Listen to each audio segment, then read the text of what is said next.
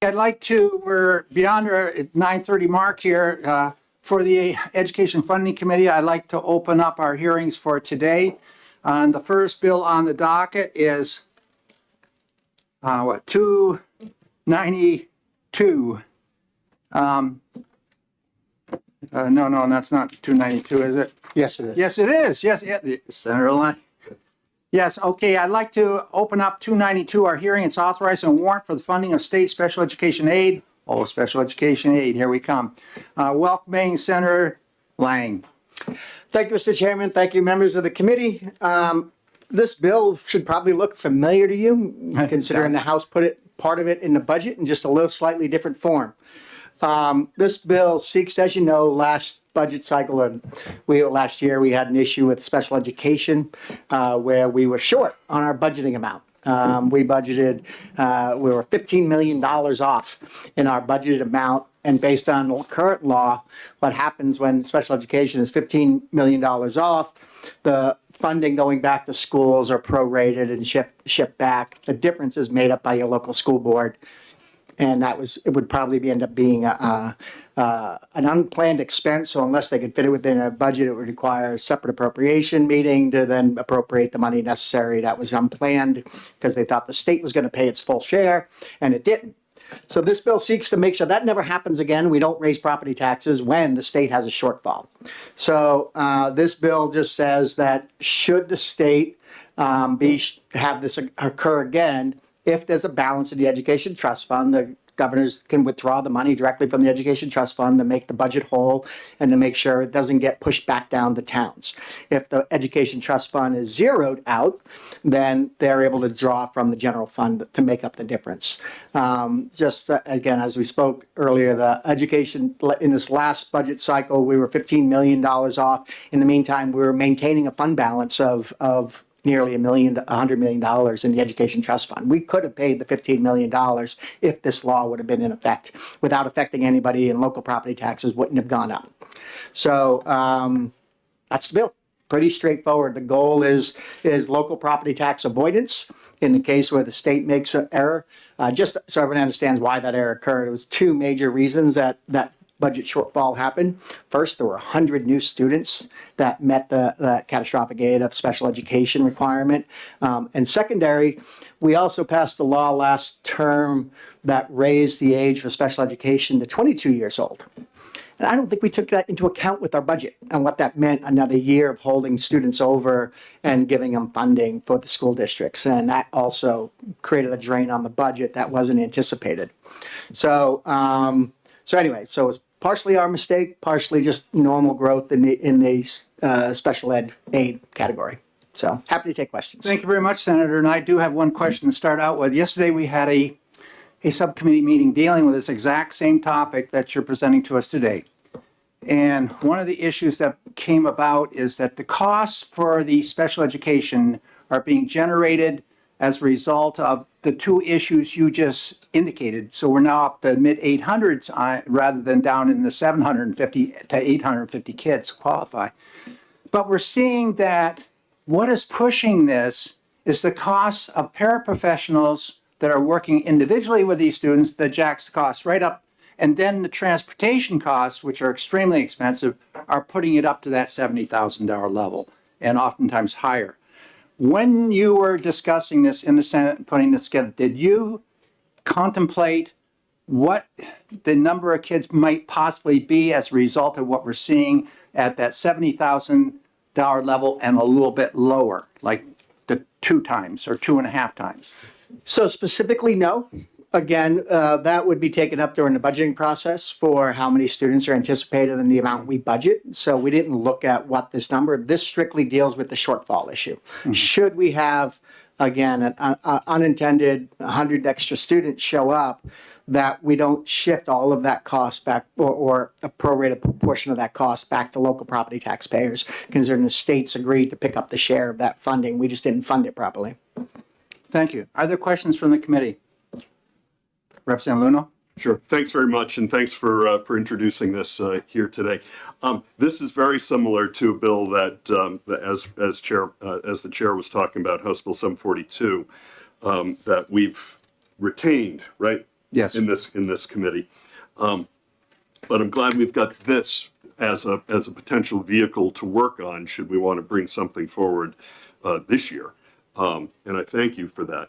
I was just wondering, I'm taking a look at House Bill 742, and the first part of 742 is, you know, almost word for word what you've got here. The second part, though, of 742 modifies the same section C:18, but paragraph 4. And paragraph 4, I think, is connected with the special education state aid paragraph, and talks about what it talks about the source of funds, and so currently that paragraph 4 talks about a state appropriation, which you're not doing here. You're doing it as a warrant, governor's warrant, Open warrant. open warrant. And paragraph 4 in 742 talks about it as an open warrant to the source of funds for payment under this section, monies from the Education Trust Fund. And is that something that you looked at, I guess, during this bill? Is it something that we should take a look at, though, potentially, to make sure that that there's no inconsistencies? So again, I haven't looked at 742, so I'm taking your word at what the bill is characterized as. But again, if you think you can make the bill better, I'm open to that conversation. Okay, all So right. if there's a merger of the two bills and something you want to bring over that you think is a good control mechanism, then that's fine. Yeah. So again, I'm open. I'm always open to making the bill better. Okay, no, that's good. Thank you very much, Senator. Okay. And Follow-up. just a quick follow-up on that. There's, because you're basically doing this as an open warrant to cover costs that are provided by the school districts, under law, consistent with the law. There really wouldn't be an excess. Sorry, I don't understand the question. There wouldn't be excess funds because the warrant would be drawn to cover the exact cost. It's up to 100%. It's not 105%. It's 100% of It's cost. 100% of cost. So starting on line 16 in Senate Bill 292, it starts talking about if there are unexpended funds appropriated. So first of all, funds are not being appropriated, and there's clearly none that are unexpended since the warrant is at 100%. House Bill 742 took care of that by eliminating that excess fund. So I think, again, thank you for the question. Yeah. So I think if you read this in its entirety, the first one talks about the special aid state. Yeah. The second part talks about placements, right? Court-ordered placement. So again, if we allocated $50 million, the cost was only $45 million. We have $5 million left over in catastrophic aid. That money could be used for placement or episode treatment. That's the way I read it. It's not about placements. It's right there. It says funds appropriated under this paragraph. At the end of the fiscal year, such funds shall be distributed for court order placements and episodes of treatment under. Right. So again, if for some reason we over budgeted, then that money could also be used for the court order placement and offset any of those costs. That's the way I read it. Right. And episodes of a treatment are oftentimes in conjunction with the special education aid because you're tying it all together as to one episode, which covers multiple areas of your IEP. No, I follow that. My concern is that without an appropriation, because it's an open warrant, you wouldn't have that condition would not exist. That's Again, there would always be an appropriation, right? We always appropriate money that used to be called Cat Aid. I don't know what we call it anymore. But the catastrophic aid, we always have a line item in the budget for catastrophic aid. That's last year's budget. I think it was $50 million and I think that was right. Was it 50 and it came in at 65 or something like that? It was 34 and it came in around 50. Came in, 30, I think it was $15 million. $16 million. So again, we have a budgeted line item for this. And the question is if we are short on that budget line item to meet this criteria, we could draw from an open warrant. okay. Representative Spilsbury. Thank you, Mr. Chairman. Good morning, Senator Ladd. Senator Lang. Getting my thoughts together. So I almost We sat answered- together on Ways and I Means answered and got very anything. familiar. Go ahead. Okay, so we've just mentioned that this committee had HB 742, which has been retained and is subject of an ongoing subcommittee to look broadly at the area of special ed. We also had a Bill 773, which passed the House and has gone your direction. And that essentially deals with the same problem, but sets an 80% floor. So it doesn't allow for the current state of, open-ended proration, but it does allow for proration subject to that floor. I think we're going to come down to a question of whether to do 100% or 80%. What's your view? No, I would agree. Again, I just remind you that 20% goes to your local property taxpayers, right? So in an argument, I think every single one of us heard in that campaign trail about how bad local property taxes are, right? So the effort of this bill is to help offset potential surprise billing.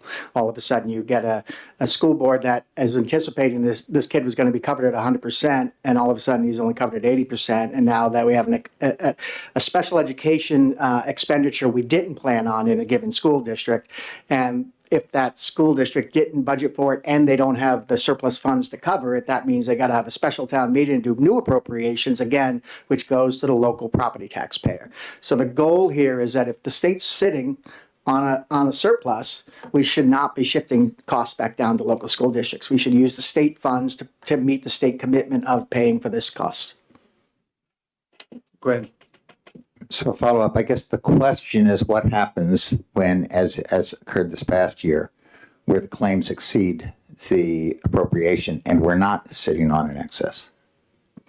So again, I don't think I've, in my legislative 9 years, ever seen where we didn't have a surplus of some sort. It may have been smaller, but we've always had surpluses in our either general fund or education trust fund. We know the education trust fund had surpluses at one point over $200 million. This year it's been over $100 million, right? So we could have paid for this if we wanted to out of surplus funds and not had the shift go back down to the local school district, which is then shifted down to the local taxpayer. Thank you. Further questions from the committee? Yes, Representative Popovich and then Representative McGuire. Thank you, Mr. Chair. My apologies for being 10 minutes late. I thought the hearing started at 10. I apologize for We not were being just here on time. singing songs. We're good.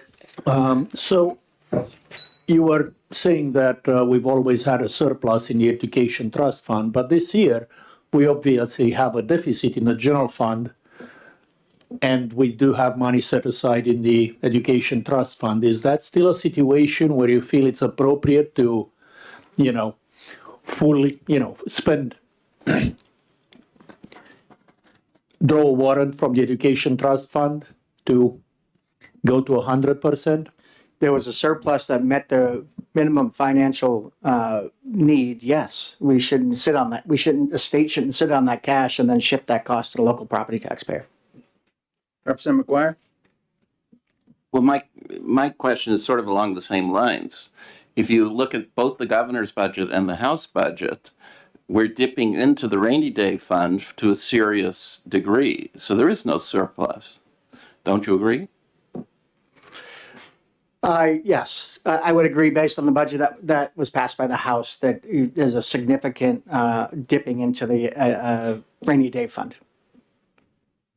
I found $11 million yesterday, so. Representative Damon? Thank you, Mr. Chair. Good morning. Thank you for bringing this forward. So I agree with the first half of the bill, and I know the taxpayers in my district would be elated to get 100% special education funding. I think I need some further explanation, starting from line 18, where it begins to talk about the state may designate up to $250,000 of the funds,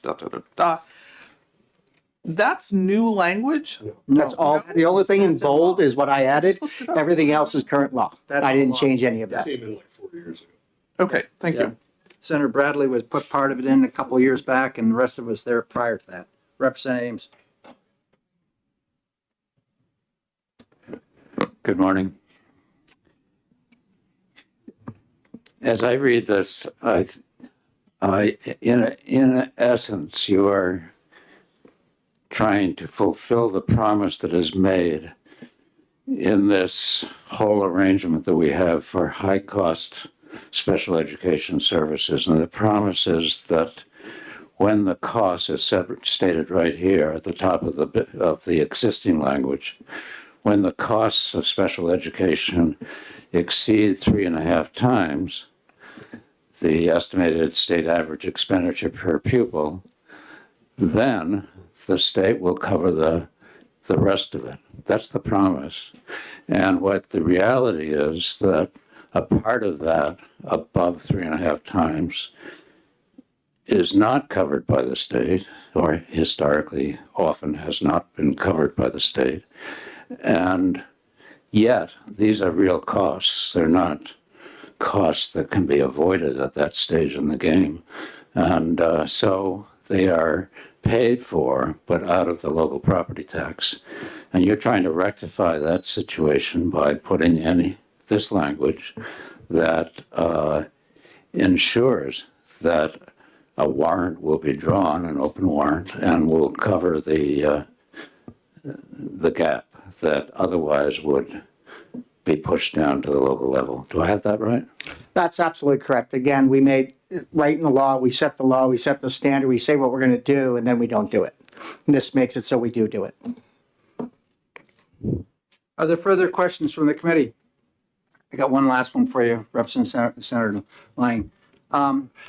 If this were to go forward, and I understand the rationale and the reasoning behind that, but do you also feel there's a need to look at the whole formula we have for catastrophic aid, special education aid, in terms of what are eligible costs, what are ineligible costs that determine and get you to that $70,000 mark, i.e. Medicaid is involved with that as well?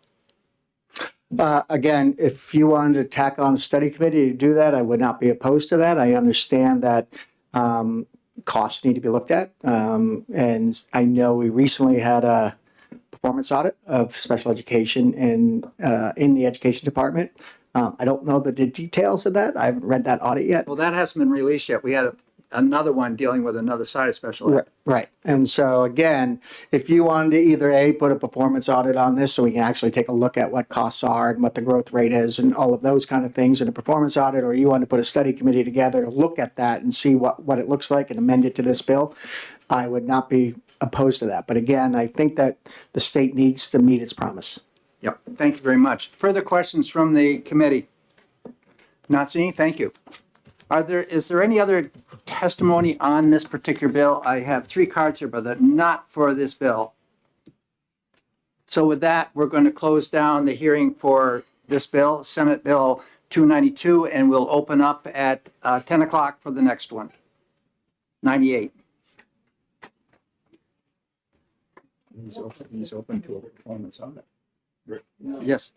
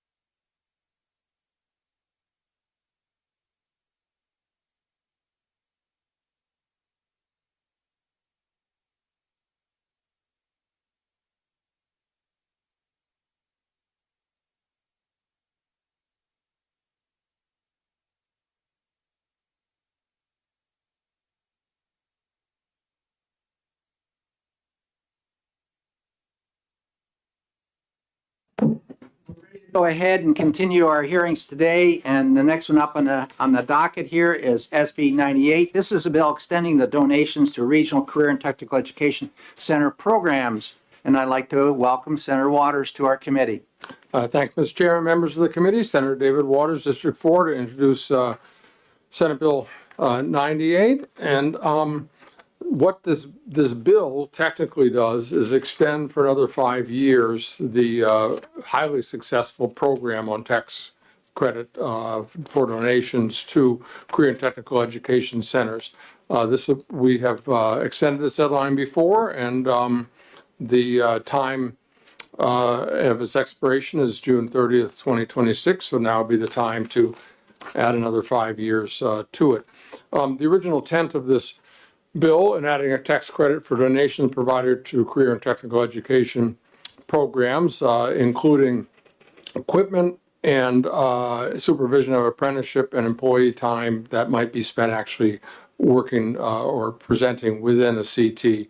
It was intended and has been highly successful in helping, yes, for the donations, but more important, I think, to forge partnerships between CTEs and in industries and other employers in their area. And that's just what it has done. We have in CTEs so-called sector partnerships where they're required to look at the job needs and work with as possible with employers in the area. And what this program has done across the state, many centers have taken very substantial advantage of it. And they can not only get the equipment into the CTE that then might be for students to be trained on, that then they might be using at a given employer if they choose to go out there for an apprenticeship or for later in employment. The program is supervised by the Department of Education and has been encouraged greatly among CTE directors. I think one shining example is down in Pinkerton, what they have done, but really across the state, particularly the most recent marine trades program that we started up in the Lakes region through Wolfboro, which is very successful and then has formed a good partnership with all the folks in the marinas up there who are really desperate for a workforce as well coming out of the Career and Technical Education Center. This let that small engine program get up and running. So been highly successful. It's time to extend it for another 5 years. And Mr. Chairman, I hope that's the way the committee will see it. Thank you very much, Senator Waters. I do have one question to maybe initiate our discussion here.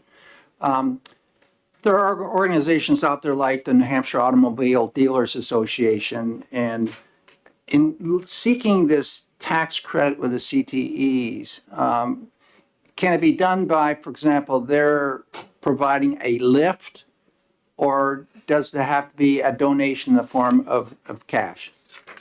Thanks for the question. It's equipment. Okay. And that's primarily, I'm not aware of a cash donation. I'm only aware of equipment donations. And New Hampshire Auto Dealers Association, I don't know if they're here today, they came in support in the Senate, and they are just a shining example of the kind of work that can be done with our CTEs, whether it's over at the special a body shop that they have in Dover, or what they've provided in terms of lifts and other kinds of equipments. The auto dealers are a particular group that has made it quite possible for students to come out to dealerships and to get on a job kind of a training through apprenticeship and other experiences as well. And one last follow-up to that. Could you please explain to the committee how Toyota, GM, Ford are working maybe individually with certain CTE centers? Yes, they have a lot of programs. One I think is particularly interesting. They provide kits for actually construction of vehicles and components of vehicles to the CTEs, and they have a program to do that. And then also they offer programs for competitions for able CTE students to go to a statewide and even a national competition in certain areas. What I like to think about in particular is that up in Conway, and I believe we visited this center together, where they are actually manufacturing parts that were used on the space shuttle. And it's just, the extraordinary precision that's required for machine-assisted production of those parts. They had received donations of that very specialized equipment, which they would not have been able to afford. And there are high school students who are manufacturing components that are used on the space station. So it's a great success across the state, and I think it's proven its worth. And so it's time to renew it for another 5 years. Thank you. Are there questions from the committee? Representative McGuire? Thank you, Mr. Chairman. Thank you, Senator, for taking my question. This program is the first time I'm aware of it, but it seems similar to me to what we had with the interest and dividends tax, where if you make a donation to the scholarship organization, you get an 85% credit for that donation. I'm personally, considering today is April 15th, I'm personally taking advantage of that because but the way I understand that one works, you make a donation of $10,000, you get an $8,500 tax credit. But am I reading this correctly that this is 100% tax credit, so that if I made a donation of $10,000, I would get a $10,000 tax credit? Well, thanks for the question. The way it's structured, if you look at this just has the date change in it. The underlying bill, if you look, that like with a lot of tax credit programs, that if there is an oversubscription for the amount that's available, then it is apportioned out. So that's the way I think it's 50% in the underlying language. I didn't bring that with me. Thank you. I'll look it up myself. I think it's 50%, but if you look at the underlying language, I think you'll see the percentages that are laid out there. Thank you. Representative Popovich? Thank you, Mr. Chair. Thank you, Senator, for being here. I was going to ask a question along the lines that Representative McGuire asked. I'm looking at the underlying RSA, the 188-E, and I still haven't found the percentage of the donation that becomes the tax credit. Now, we don't need to, the 50% that I see is that seems to be a limit on how much the school district can accept. They can accept a donation of up to 50% of the cost of the programs and salary of interns and so on and so forth. So I just wanted to give you a heads up that I do have concerns along the lines of Representative McGuire that if we are giving businesses a full tax credit for the amount they donate, that in essence is the state paying for the equipment anyway. So we'd have to look into that, and depending on what we find, we may need to see whether this program in its current form is well advised. But I understand it's working well. I think we should have something along these lines. I just would like to say that, again, if it's a 100% deduction of everything, that kind of becomes a state subsidy. Thank you. Further questions, Thanks Representative if I Phillips? may answer the question. Oh, yes, go ahead. Yeah, thanks, Representative. So as I said, the underlying language we've had in place for a number of years, and it had previously gone through Ways and Means twice before. And I'm sorry I don't have the underlying questions. I'll get answers for those. I would say that I think that there is a strong commitment to the program as it exists. And this is asking for an extension of it. So I, welcome your considerations, concerns, and I'll follow up to make sure I have the answers that you need. Representative Fellows? Yeah, thank you. So the last question covered half of what I was concerned about, the 100% versus not in the statute for this program, but I believe when a donation is made for the scholarship program, that they get 85% credit. So, and the other part of my question is, two parts. It talks about a donor, and then it gets down later in that statute and talks about the business tax credit. A donor could be, businesses get deductions for charity also. So how does a business profits tax come into play? Do they get to claim a charitable donation, and then they also get a business profits tax credit. And I do have a great concern, as was mentioned, about it being 100%. I mean, if it's 100%, why don't they just give it to them, you know, directly? Representative Damon? Thank you, Mr. Chair. I just want to read the statement that if the aggregate donations are over $500,000, it says credits claimed which exceed the total allowed shall be granted in the donor's proportional share of the maximum aggregate credit account. So if it's over $500,000, it's not 100%. And if I may say, Mr. Chairman, that's the aggregate in the program. And so the donations tend to be much less than $500,000. It's a piecemeal, but the maximum to which the state is essentially authorized is the $500,000. So it will never be more than that. So there have been, when program first started, it didn't hit that limit. More recently, it has tended to do so. But that's why the top line is the 500,000. If they have more requests than the 500,000, then they apportion it. And that's what we do with other tax credits as well. Like the proration. Yeah. The R&D. Further questions from the committee? Yes, McGuire. Thank you for taking my second question. Did the Senate consider making this permanent? Thanks for the question. You know, when I first did the bill, I don't know, nearly 10 years ago now, I thought that it was important for the legislature to be able to every 5 years revisit it and make sure that the CT directors were showing the incentive that it is asking for and that they are actually using this as a leverage to build stronger partnerships and that it was being used appropriately. So that's why I thought, you know, 5 years ago we came in and looked at it at that point and said, yeah, it's good for another 5 years. But I do think that's important to have that overview. Follow-up? Yes, go ahead. So I would think CTE centers have a very big incentive to do this because they get the whole donation, right? On top of whatever else we grant them as expenses. Right? Yeah, So, thank you. And you know, the CTE centers, as this committee knows, they're just one of our great success stories. There are thousands of students. It's the workforce development. These are jobs that people can go out in the trades and medical professions and business programs and computing and you name it. The opportunity for these young folks.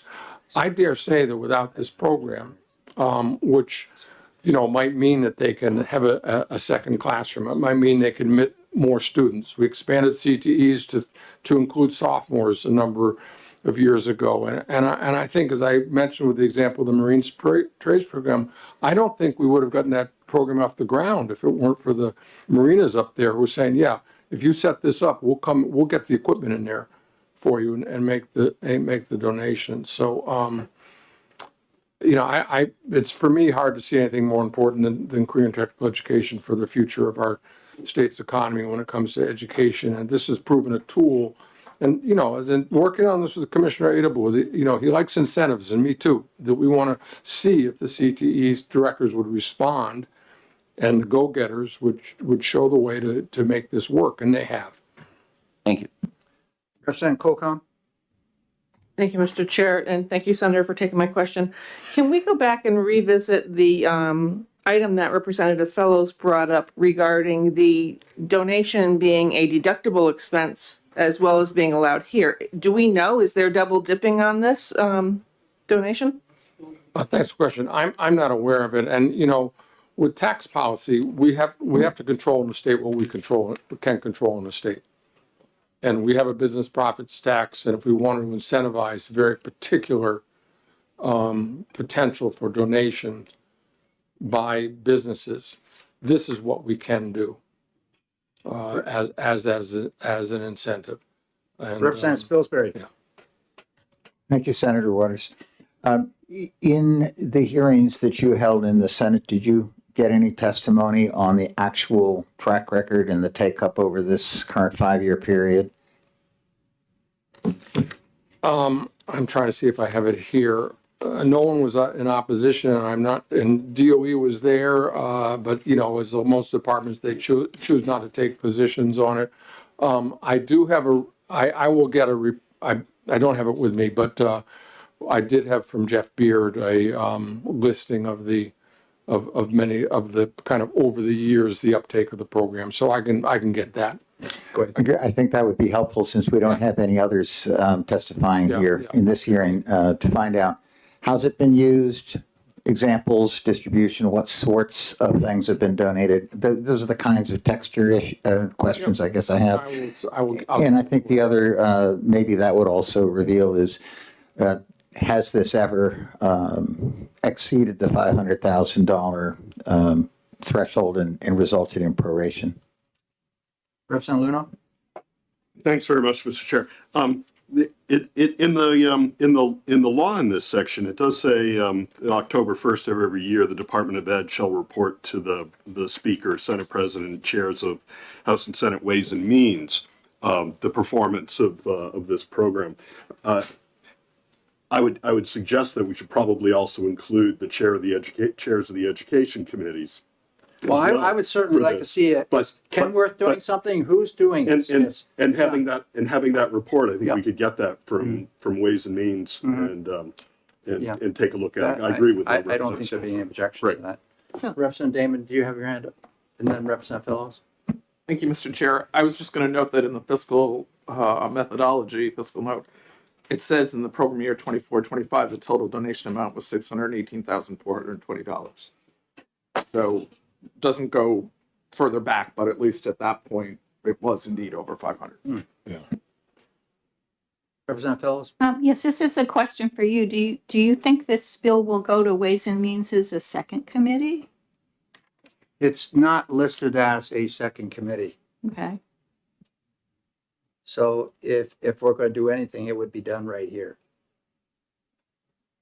There's been a lot of suggestions today. Any further questions? Yes, Representative Ames. Just to follow up on what's been said, the DRA does issue annually a tax expenditure and potential liability report, and that includes coverage of this tax credit as a tax expenditure, which is what it is. And I chaired a committee on that for several years, but far enough back that I can't remember the details. But absolutely, that should be brought forward when we're considering this. Jennifer, can you try to drag that out of DRA? It's right here, it's online. It's online, okay. Which, it's 20 pages long, but I could do an excerpt of just that tax credit, or I could email it or print it, whatever. It'd be nice if you could narrow it down for us so I don't have to spend 2 hours seeking it. That's right. Yeah. It's not that long. Okay, thanks, Dick. So I just wanted to know, will that tell us who got the tax credits? I don't know. I've not ever seen the report. The Department of Education certainly knows that because it says in the statute that they're supposed to determine the value, which is, I'm wondering how they go about doing that.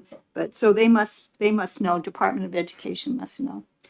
Well, I know that much of this is equipment. That's why I asked the question at the beginning. For example, if Kenworth is providing something to Concord High School, then they're going to use that to address the tax credit here. There must be somewhere where they get the value of that equipment. Depreciated? Yeah, yeah. Further questions? Mr. Chairman, it may be that again, I'll check. I think it's the DRA who handles the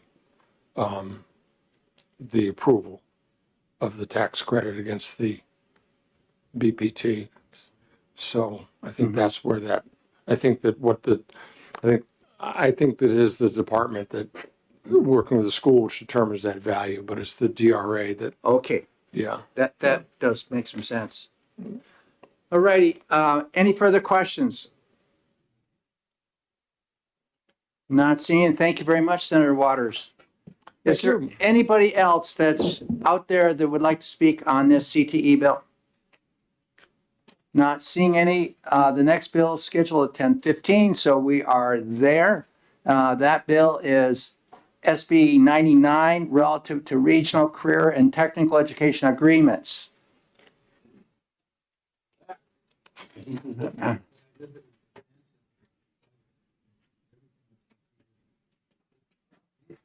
This is the first time we're using this cards, isn't it?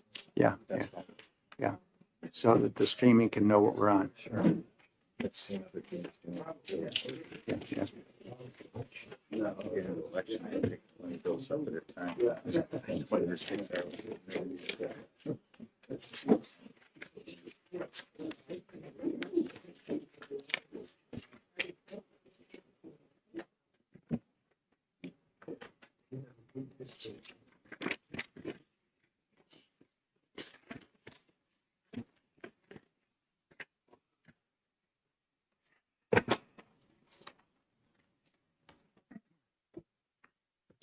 Okay, I'd like to welcome again Senator Waters. This is SB 99.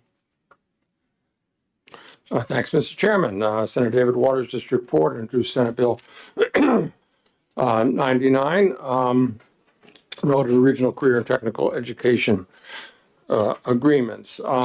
As I start, I want to thank in particular Commissioner Ada Blue and others at the Department of Education, and also the members of the Career and Technical Education Advisory Council, which all contributed to this bill. What the purpose of this bill is to continue the work that we've done over many years to increase access to career and technical education centers. Under the current system, if a school does not have a CTE program, students from that student are intended to send a 10-day CTE program. Another school, so-called receiving school, which their home school, sending school, has an agreement in place. And we have worked a lot on making that a process that will work. We have tried to increase funding for tuition and transportation so that sending schools feel that there's adequate transportation funding for those students to be sent.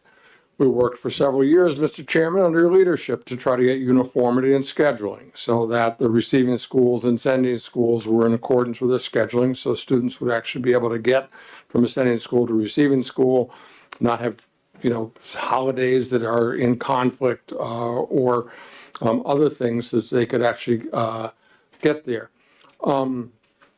We do now have many agreements with sending schools with CT programs that are far away from where the students live. This has created some issues for students being able to complete their standard requirements in their homes, the school where they are, and also get to the receiving school in time to start the class that they want to take, and then be able to finish the class without leaving it early to go back to their own school. This has created a burden for CTE students. Yet there may be schools with CTE programs that are closer to where the student may live. What this bill would then allow students to choose where they attend CTE courses, which could help mitigate the existing transportation issues and increase access to programs. What the bill then does is it lets a student, if they so choose, to have that receiving school function as their school. And you'll see the bill kind of bifurcates. If you take up to a certain number of courses, you are listed as a part-time student, or if you want to take over that number of courses, you would essentially become a full-time student at your receiving school. So a student would have an option then. Let's say they do want to get back for sports or something, or they committed to a program in another area besides CTE, they could make their choice so that if they have to take some of their adequate education requirements, that they could take at the receiving school and then have the scheduling work that they could then do their CTE.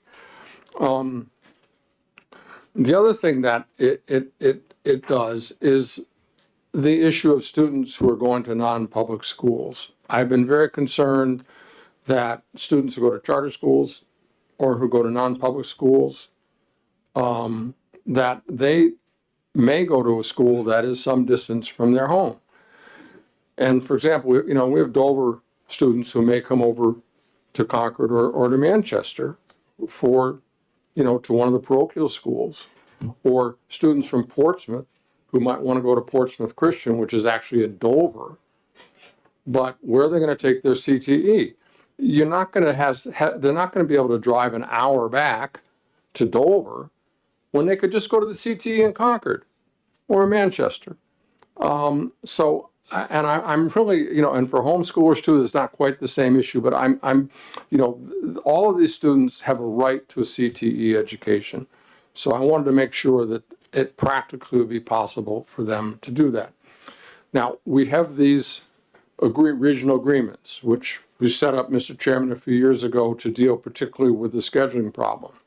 But the regional agreements are the place where it can be worked out as to how a receiving school figures out that it has capacity, that it can make it work not just in the CTE classes, but in other classes. I think the answer is that it will be able to work. This will not potentially be a lot of students, but the regional agreements is the place where the receiving schools and sending schools, so that the opportunity can follow the student here. That if the student finds a way to make this work, that's what this bill will do.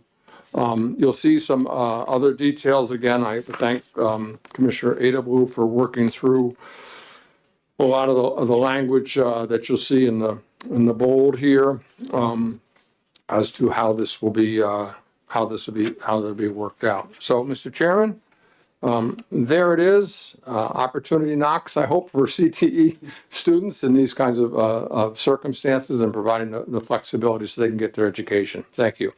Thank you very much. I'll open up by a question, then I'll go Representative Luno. As you may recall, we looked at the participation rate of students in this state that are going to CTE centers and compared it to that of Delaware years ago. And we found that we only had 17% of our students enrolling in trade schools or the CTE program in this state, of which, though, it's even a less percentage for those that are coming from the sending school. And it really drops off to a very, very low percentage of students which are participating due to the fact of the transportation costs and the non-alignment of scheduling, which that needs to be corrected according to what we have in here by July 1, 2026. All those non-aligned calendars got to be getting together, and there'll be no more waivers offered. My question then is this a key to our, in this state of New Hampshire, to get more kids into the trades than we've been able to successfully do in the past? Well, thanks for the question. I hope this will be an important component of that. As you mentioned, we have tried to deal with transportation expenses. In the last budget, we put some extra funding there that the commissioner could use to help out with sending school particular transportation issues. The schedule alignment, as I understand, is going very well. That process will be complete, and it's almost complete at this point. That the regional agreements have been formed so that the scheduling one. To me, this is the missing piece.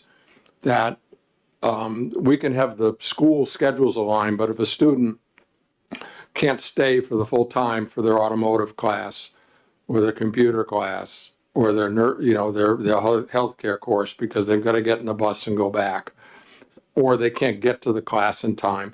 Now they could go to the receiving school, they could take some regular classes, they can do their CTE. And to me, and I also, as I said, I think I'm trying to get more statistics and data on what are the figures for the students who are taking advantage of the EFAs, and if they're going to non-public schools. I want to make sure those students can get CTE if they want it. So I think this will, really get us somewhere. As I said, I don't think it's going to be a huge number of students. I know there's been some anxiety from some of the school districts about can we handle these students and so on. But, for the most part, there is capacity in the CTEs. And from what I understand, there would be capacity in the math class or, what the English course or something that somebody would want to take at their receiving school. And one last follow-up to that. We have 5 CTE centers located in Vermont, of which the Vermont schedule for a course is an hour and a half. It's an hour on this side of the river. Will this help those students which are going from New Hampshire to Vermont for those CTEs where the scheduling just is never going to gel because of the statutory language that Vermont has opposed to New Hampshire? Yeah. Thanks for the question. I believe so, because regional agreements are in place with each of those, and through the regional agreements, I believe they're able to enact the provisions of this legislation. Thank you. Representative Luno. Thanks very much, and thanks for bringing this forward, Senator. I'm going to, I've got some questions directed to Section 2, which is a new section that introduces open enrollment language. And I want to start with a comment first that I think this is one of the things that needs to be addressed in this area, because when so much of the CTE day is occupied with transportation from a sending district to receiving district, it takes opportunity away for students to take other classes like English or world language and things like that. So I think this is good. But I want to ask about how this would be actually implemented. So in Section 2, you talk about CTE students from a sending district taking CTE classes at a receiving district. Yep.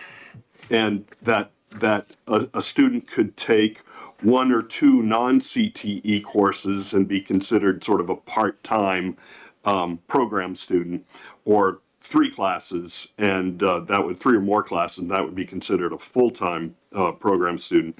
And it appears on page 2, line sort of 7 through 15. Yep. How the sending district would pay tuition to the receiving district for this. So for part-time students, and so this is page 2, lines 7 through 11, talks about 80% of that district's average cost. So there's a couple of questions stacking up here. Is that the sending district or the receiving district's average cost? That district there refers to the receiving school. To the receiving school, Yeah. okay. And I will say this language, with great care, was developed by Commissioner Adel and his staff as a way they thought this was appropriate. Okay. Yeah. So that's good, and that's actually inconsistent with the open enrollment language that was adopted by the House last month.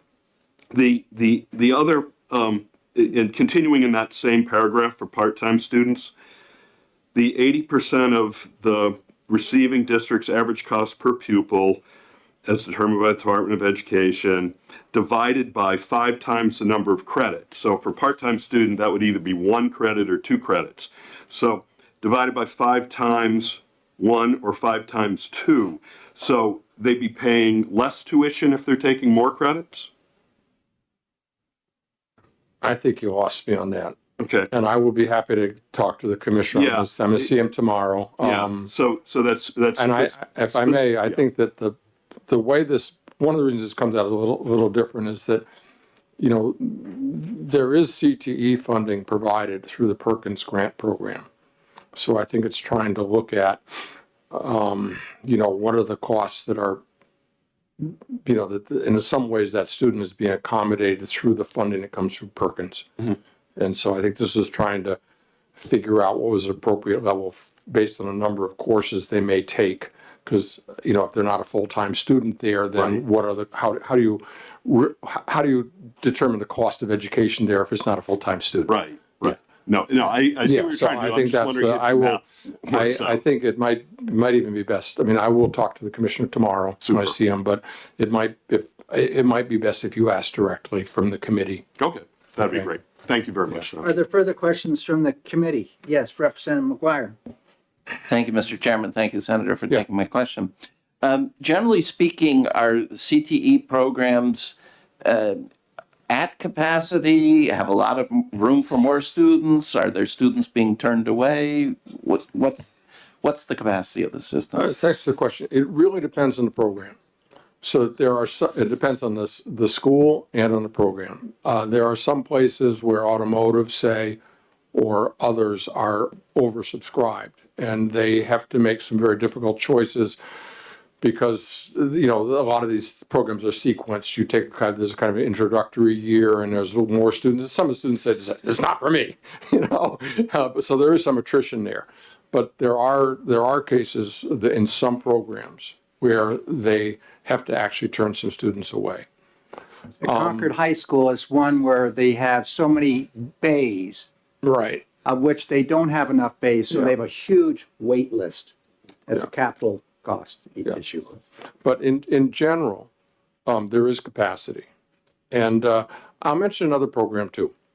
I've been working a lot with cosmetology programs because we only have 2 centers that offer a full cosmetology program where over the 3 years you can get your 12 for 1,500, I hope soon to become 1,200 hours that are required. So some other centers have cosmetology 1, which you can get 300 hours. So then they might have to go to a for-profit school and pay a lot of money for. And there are some areas of the state where all the all the cosmetology schools have closed. So there are students who are traveling from the western part of the state over an hour or almost 2 hours to Manchester or to Dover. I think that's crazy, you know. So, but this is the regional agreement here is the key because it will know, you know, those folks will know what their capacity is, what they can do, and I think in good faith they'll work it out. Representative Popovich. Thank you, Mr. Chair, and thank you, Senator. I just wanted to let you know that you pretty much had me at hello with this bill. It's one of those where the pain of the long transportation times is such a clear issue that I think anything that helps kids spend more time in the classroom and less time on a bus makes complete sense. And probably, while I acknowledge some of the concerns about, you know, some of the tuition costs being inconsistent with newly passed legislation that wasn't signed into law yet anyway, I think those are minor tweaks that we'll need to make sure we work on. But this is just changing the existing program to increase flexibility. So I would have no concern about, moving it forward and keeping an eye on the fact that we may need to work on the consistency of the various statutes that look, at open enrollment in different ways. So Yeah, thanks for that comment. And I'll follow up as well because I know you have the other bill. On this one, in my conversation with Commissioner Adelbo, it did seem to me that this is a good formula, but we'll know once it starts operating whether these are the appropriate numbers. So I think in some ways it may be hard for us to, hit the dartboard and know exactly the formula. And I thought this, we worked a lot on this. I thought this is reasonable. And to me, it's like, well, we'll find out, and we'll get, because the other thing is that, the cost of education is so various, school district to school district, right?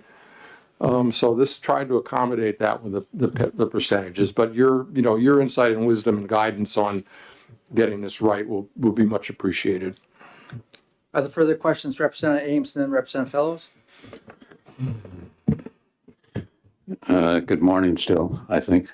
Could you clarify, and this may reflect my ignorance, the degree to which non-public students are able to participate in CTE programs, and for those who participate, how the costs are paid for, we're talking about it with non-public schools, I presume private schools as well as religious schools. Thanks for the question. So yes, currently students at non-public schools have a right to attend CTE. And I hope this will facilitate that in some ways. In terms of who pays for the cost, well, if they go to the CTE center, that is either their hometown or in a town that has a regional agreement with that CTE center, that's where they go, and the CTE funding, like any other student, takes care of that. If they want to take any other advantage of this, it would be their home district. No matter where they go to the non-public school, be their home district, which is, the case now. I mean, that's, your home district is the entity that is responsible for your education. So that's the way it would go. So yes, it is already, there are already students in modern public schools who are taking CTE. I hope this would, particularly for those who travel a long distance to their non-public school, that this would facilitate, meaning that they would actually have an option to go to a nearby CTE. But in that case, it would be their home district. Representative Fellows. I just need some understanding of what exactly is going on now in terms of tuition, because let me say what I think it might be. It might be easier. I think that the state pays for part of the cost for the sending student. They pay the receiving district some tuition fee that's, I think it's variable by program. That's set by the receiving CTE center and in that school, and it's between 20 and 40% of the average cost per pupil. So they determine that. It's oftentimes based upon the type of program. And there's also a small percentage, I think it's 3%, Dave, or a center that's used for capital improvements, but the bulk of those costs are done by the CTE, the receiving program. Tuition and transportation costs amount to each year $9 million. You subtract out of that the costs of transportation, roughly $700,000. The remainder is used for tuition. I'm sorry, I'm still confused. So this tuition and transportation program that this is state money going to the receiving district has a tuition cost that they send to the receiving district and a transportation cost that they send to the sending district, correct? And the sending district, do they also pay a tuition fee to the receiving district or not? No, currently, they pay the tuition that's set by the CTE center, that district which the CTE center's in. The state pays it. Out of that, and oftentimes it's prorated. And unfortunately, we've appropriated $9 million each year of the biennium. We pay out the transportation costs first. That's why in the previous biennium, we appropriated $4 million on top of the transportation costs. And many of the schools have now applied for that, and I think that pot is nearing empty. But the remainder of that is used for tuition, and the tuition is set by those individual centers, and you're going to see that it comes up oftentimes more. The total cost for the state is more than what's left in that $9 million pot, which is now down closer to $800 million after we've taken out the transportation. And the transportation costs are minimal. 10 cents per mile Oh, yeah, per pupil? It's a joke. yeah. So, so I guess my question is, the students that are in the charter schools, well, not so much that are in the non-public schools, is the state going to pay tuition, at least the tuition part for them also? Yeah. Or is the private school going to pay the tuition? Thanks for the question. It is where the student's residency is. so their home district. So it's as if they were going to the public school instead of to the non-public in terms of CTE. And that's the current arrangement. That doesn't, there's no change in this bill over that. So along with my other concerns, if that is what's going to happen, there needs to be changes to other parts of of our statutes that identify how to count that student. Thanks for the question. In the I think that- ADMA, ADMR, for whom, and how does that coordinate with adequacy aid? So there's some unaddressed issues, for sure. Thanks for, I don't believe that this bill changes anything about the way that is currently done. It simply means that in this case, somebody might go to a different CTE, but that would not change the funding responsibility of the home district when it comes to going to CTE. And the formula here would potentially play out the way it does. But, as I said earlier, currently students at a non-public school have a right to and do participate in CTE education. What this bill does is says that they have an option to go to a CTE closer to the non-public school that they're going to. Further questions from the committee? Representative Luno. Thank you very much, Mr. Chair. Thanks for taking my question, Senator. So I want to go back to transportation for a second, and still in the open enrollment part in section 2. Talks about so this is page 2, lines 18 and 19, that sending districts, so Hopkinton, let's say, sending districts of part-time or full-time program students shall provide transportation to and from receiving districts. So like Hopkinton to Concord. So let's say I'm a student at Hopkinton. I'm a CTE student. I live in Hopkinton. I go to Hopkinton High School. I'm taking CTE programs at Concord.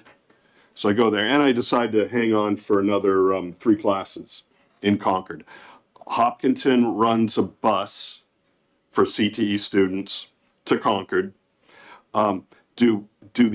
Is the intention here that the bus would remain in Concord until I'm done my 3 non-CTE related classes in order to return all of the CTE students, including the ones that were just there for CTE program and not there for anything else? One run there, one run back. Yeah, thanks for the question. Again, the regional agreements figure these things out. And again, I don't think that this bill essentially would change any of the kind of ways in which they do that already. And some CTE programs in the morning, some are in the afternoon. So the end of the day is the end of the day. And so, yes, there's a responsibility here, but this is what's already done. So I think that accommodation is not something in itself that changes much in this bill. Representative Fellows? Yeah, I'm just wondering if you can tell us why we don't have more explicit information in terms of the fiscal impact statement, because essentially they just wrote, what does this bill do? And they didn't give any, they say indeterminable. Oh, I didn't read the back part. I'm sorry. But they didn't even know numbers at all in terms of the cost. Mr. Chairman, did you receive a updated? I don't have it FN. updated. I just have the 2 pages, which, it's, January 30, 2025 fiscal note. That's all we've got. Yeah, and it's largely indeterminate. We don't know how many students would participate. And to increase our tuition transportation, then we're dealing with maintenance of effort too, which has been always a rationale used by the department for not going beyond the $9 million. Several years ago, we asked for $11.5 million. And that was put back to 9 but the extra 4 was put in, so he brought it up to 11. Transportation's always been an issue.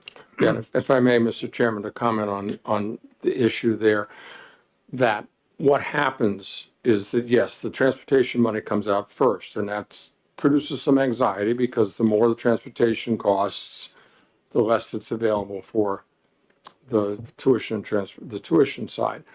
What has been the practice about forever is that this ends up, the money they have is the money they have. So that the amount that they can, that they can then reimburse and send is what they have. The maintenance of effort conversation has been renewed.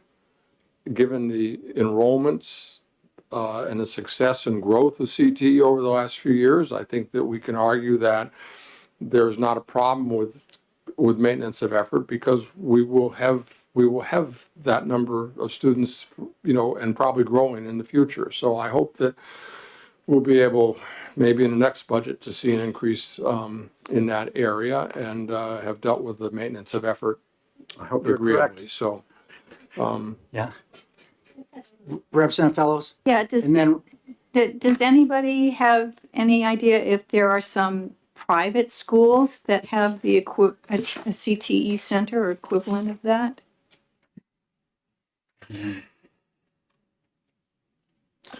I'm not aware. I would say that, having visited some private schools, some of them have very good labs and, courses in various areas. But the thing about CTE is that they are directed towards credentialing students in an area where they can then go on to community college, or they can go into apprenticeships, or they can get licensure right away. So the CTE education is a kind of focus that I don't believe you would ever find in a private school, because the programs are shaped, and the people who teach them are credentialed particularly for meeting the standards in a given industry or trade. Representative. Thank you, Mr. Chair, and thank you, Senator, for taking my question. So I just want to follow up on the transportation question.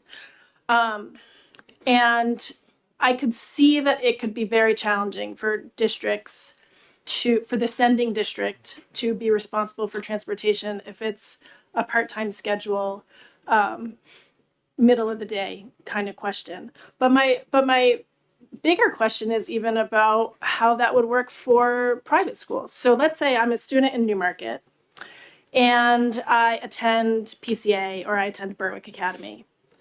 But I want to take classes at the CTE in Dover.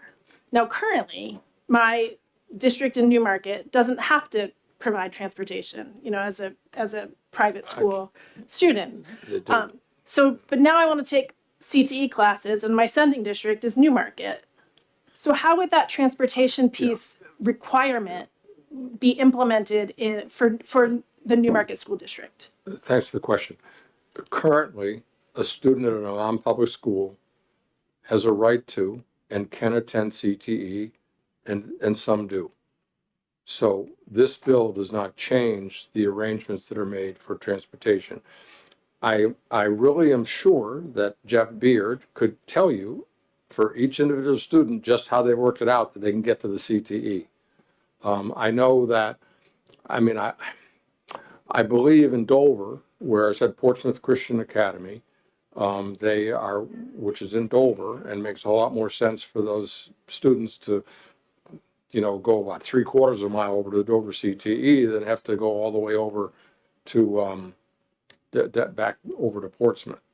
And so they make the arrangement that they can get transported there. So, again, I can't give you every detail, but it is done already because the Senator non-public Waters, school can you students have a talk right into the to it. mic a little bit more? Yeah, I'm sorry. It is done already. And this bill doesn't, it just assures that under these circumstances about being able to become a part-time or full-time.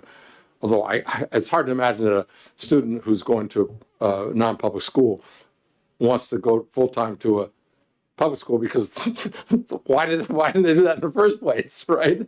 But if there was one course they wanted to take, maybe that would work out for them. But the real key here is for the closer to be able to go to the closer school, and that closer CTE would work out the transportation with that private school. Mr. Chair. This is what we're doing already. Can I just follow up? Yes. But the sending school district would be responsible for that transportation? If I'm following Yeah, that thanks for the question. I think the financing under the funding that Senator Ladd mentioned is what covers it. Okay. There's also a dollar amount, you can drive your own vehicle as well. Yeah. But Yeah. and that whole transportation formula has changed around. I think it's another year or so. We can have vans, we can have, it's based upon the number of trips, the mileage, and the type of vehicle versus the 66 passenger bus we do today, which is very expensive. Yes, so, Representative Ames. Yeah. I begin with the fiscal note itself, which states towards the end of the note, it is not possible to determine the cost to the state for tuition and transportation for students attending charter and non-public schools, as that number is unknown. So my suggestion is, because I think our excellent witness here has told us what he knows and has suggested that we call in the Department of Education. We really need that to have context. These items aren't necessarily changed by this bill, as has been pointed out, but it is the world that we need to understand in order to act on this. So I hope that we can have the best. Ames, we will get that information. We'll call them in. But Ask for that information. and thank you, Mr. Chairman. I from all the conversation over the last year around this, nobody thinks it's going to be a lot of students. So, I mean, that's why the fiscal note, which the Department of Education put together, is what it is, because it is impossible. Of course, it's impossible to tell how many. And your first year, and then second year, some other students hear about it, and the third year, some more do, or whatever. But it's not anticipated this is going to be a flood of students.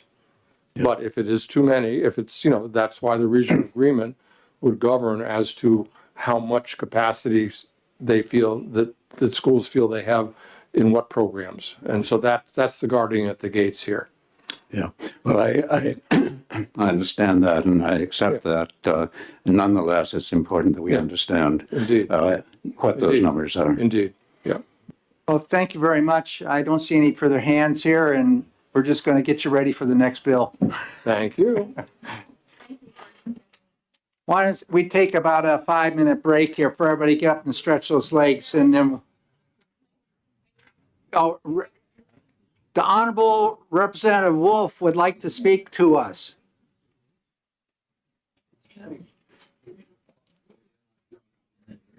Okay, so we're still on 99.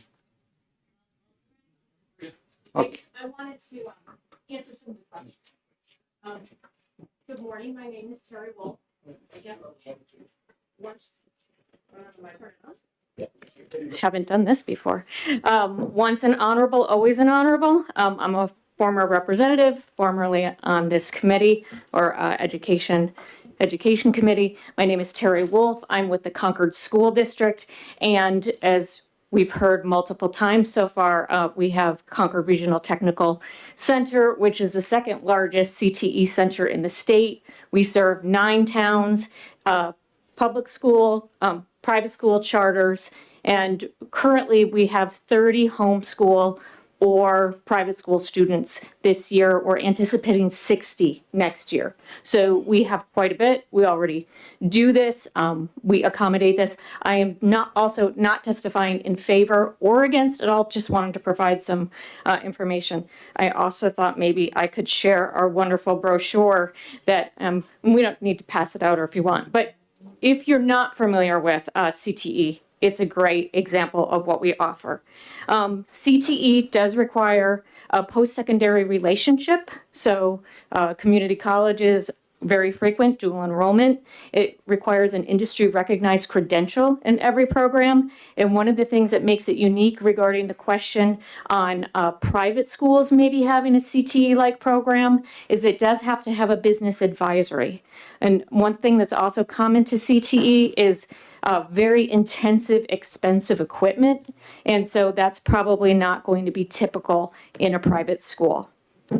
Regarding the tuition and how it's paid now, we know this quite well is we just billed all of our sending schools unanticipated bills that they were not expecting. The formula currently is Concord High School, we take 40% of Concord High School's tuition is the CRTC tuition rate. The sending district is responsible for 25% of that payment, and then the state is responsible for 75% of that balance. But this year, because of the enrollment in CTE, they have funded 56%. So that difference was billed to our sending schools in February, which was not appreciated. And I believe Hopkinton received a bill, was it about $200,000? Yeah, so a surprise bill about a year in arrears because of the way adequate the average daily membership is calculated. And so we are hearing John Stark let us know just this week that they will be sending 35 kids instead of 70. So we'll have students that won't be able to get into the program. And I think the other Representative McGuire had asked if communities, if our programs are at capacity. We have several that are capacity. Construction trades is a very popular one. We are able to offer in health sciences 2 full programs because we have 2 teachers, but that's not always common. We have great demand because we have a relationship with Concord Hospital. And also we have a high demand for welding and we don't have the facility for it. But we might have an opportunity we're looking into in the next year. We also are talking with NHTI to see if there's any type of partnership. But as you know, these things kind of take a little while. And I think that was the outstanding questions. Well, you have Representative Wolf here. Are there any questions for her? Representative Luno. Thanks very much, Mr. Chair. Thanks very much, Terry, for joining us this morning. When we had our breakfast meeting in Concord a month and a half ago, I think is when the chair of the Concord School Board made people aware that sending districts to the Concord CRTC would be receiving these sort of surprise bills. And that's as a result of the state prorating its share. So this isn't just happening for Concord CRTC. This is CTE centers across the state are sending these bills to their sending districts. Is that correct? Yes, thank you for the question. It is correct. I think there might be a little bit of a difference in that our ratio of our local school is 40% students with 60% sending students. That's actually not as common. The ratio is often reversed, so we have a little bit of a bigger impact on that. And it's also not a new thing. It has been going on for several years. The percentage just hasn't been as stark. Okay. And can I do a follow-up on that yes. too? So thanks very much, Mr. Chair. So, and I want to go back to transportation for a second as well. And you know, for students, and let's just stick with the Hopkinton sending to Concord model. How many days a week, and what's the length of the CTE day for the Hopkinton students? Well, I don't know for the Hopkinton School. I can tell you for CRTC. Yes, for CRTC. And so the way our program is structured is you have, so it's a 2-year program. Yeah. So year 1 comes in the first block, year 2 comes in the second block, and year 1 again comes in the third block. And so we have many more year 1 students than we do year 2. roughly double. And again, it depends on the program, it depends on the demand. And that's often because maybe students find out that that's not the program they want to stick with. They find that going back and forth from their home, district to, the ride doesn't work out for their schedules. They want to take advanced placement. There's all sorts of reasons. And also, students finding out that they're not interested in a program is just as good as them finding out they are interested in a program. So that's the schedule. And the buses, they have it down to a science, where they bring one group and drop off another group. Okay, great, thank you. Any further questions? Well, thank you very much, Representative Fellows. What is your thought about the part on page 1, line 9, that says the students from the sending district shall have equal access if there's not enough room in the program? You said that you have a lot of sending students in your Yes. programs, but I just wondered how a district would feel if they had to not let in some of their resident students because a sending district is, can fill some of those slots. I will try, thank you for the question. I will try to give you, I think that's a very big philosophical question.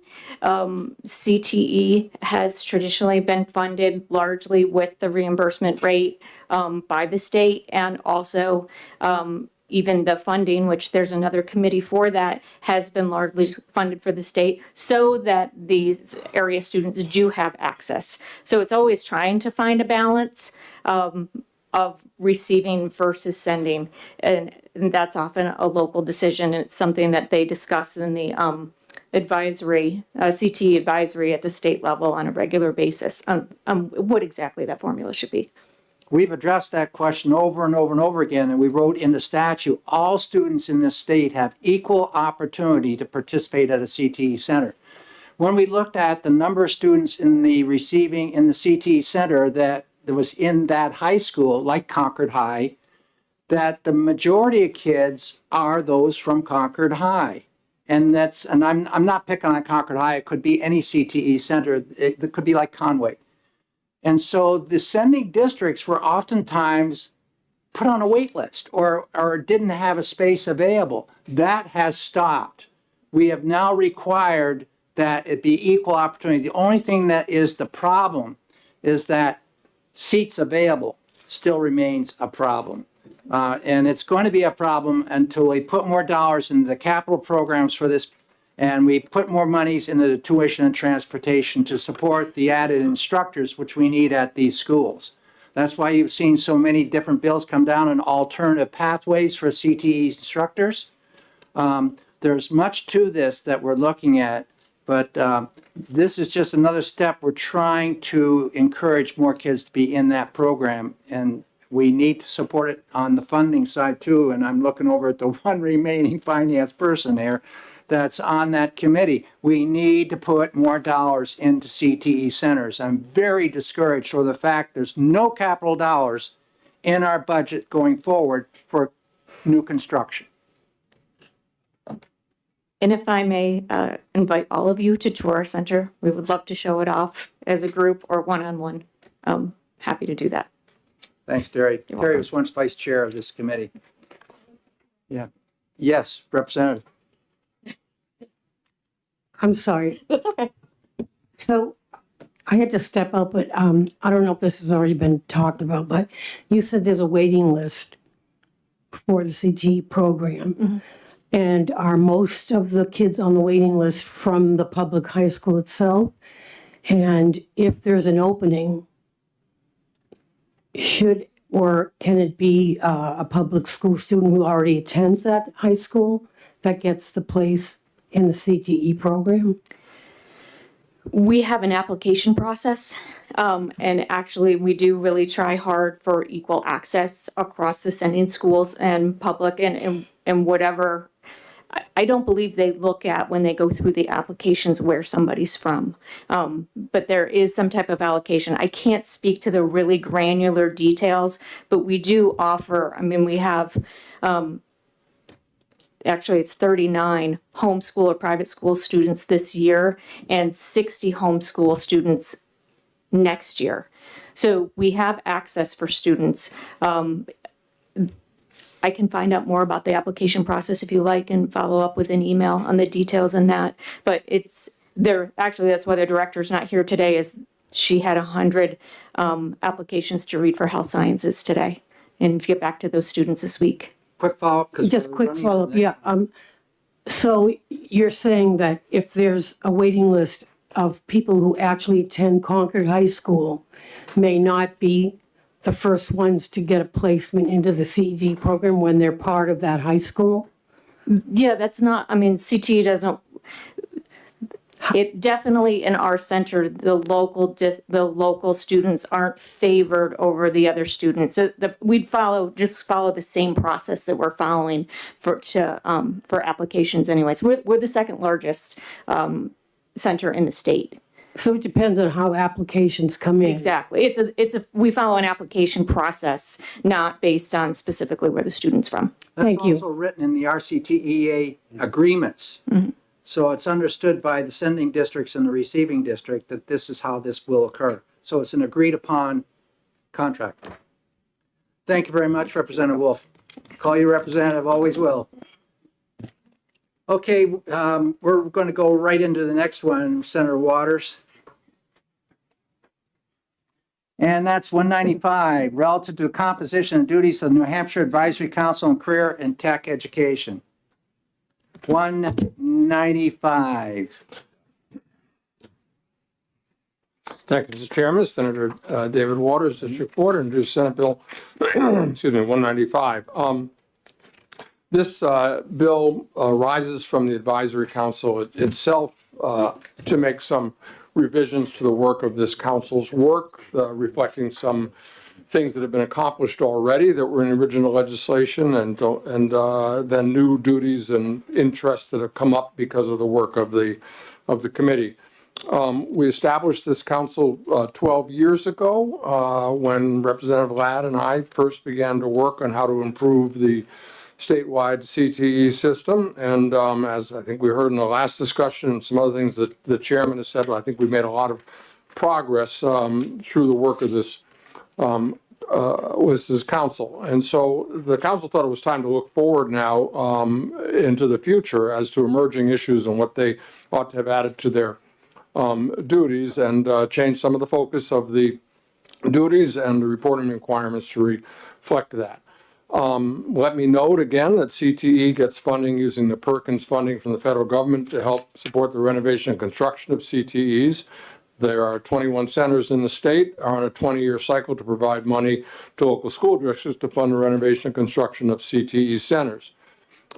He said, this makes it possible to respond to market needs and develop spaces for new programs, or maybe decide that some should close, and also to renovate and improve what often are very worn out facilities by the time they come up for their funding. Now, there's been a lot of discussion over the last few years, including legislation established especially a special committee a couple of years ago to look at this whole funding issue. Do we really want to go in and fund a whole school renovation, or should it be more targeted? Should we be able, instead of being on a 20-year cycle, to say, here are emerging industry needs, and let's see if there's a CTE center, if they had some renovation money or expansion money, they could address that particular need in their region.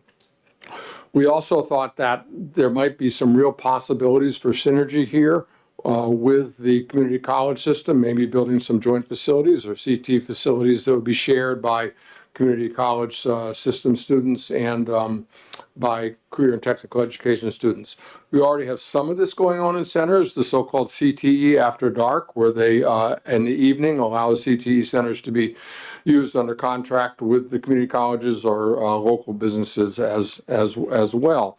So that study committee is going to be reporting in May, and so this bill accommodates the fact that the duties of that study committee for ongoing work on the issues of the renovation, construction, expansion of centers and those programs will be folded in here as well.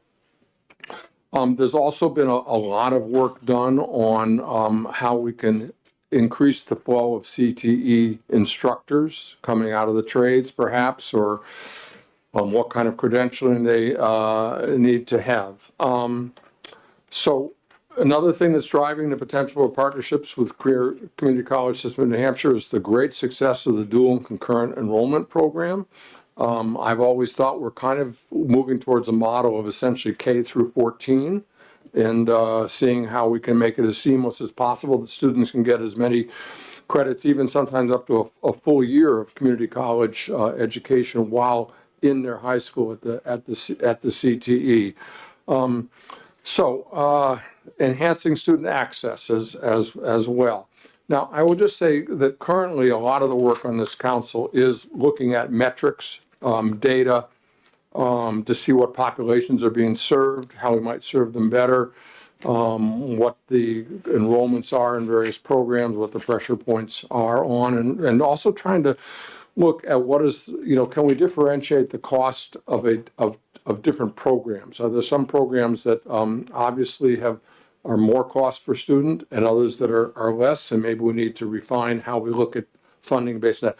So this is to say there's a lot of good work going on, but it was felt it was time, as you'll see here, particularly on page 2, some of the things that are directed towards us that I said.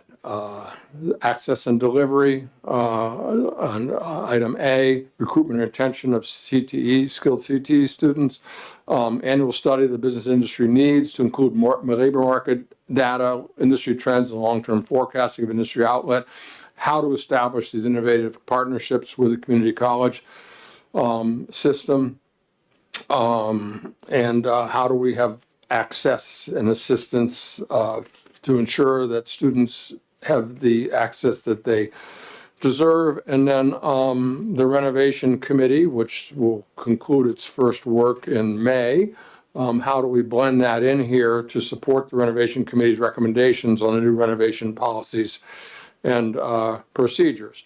And then, as I mentioned, the metrics and data collection this group is doing, so lines 12 through 15, you have the metrics and goals that we could really get a handle on having these numbers, which surprisingly in some cases we haven't before, so that you all in the legislature and we on this council will know just what the data is supporting the decision that we tried to make.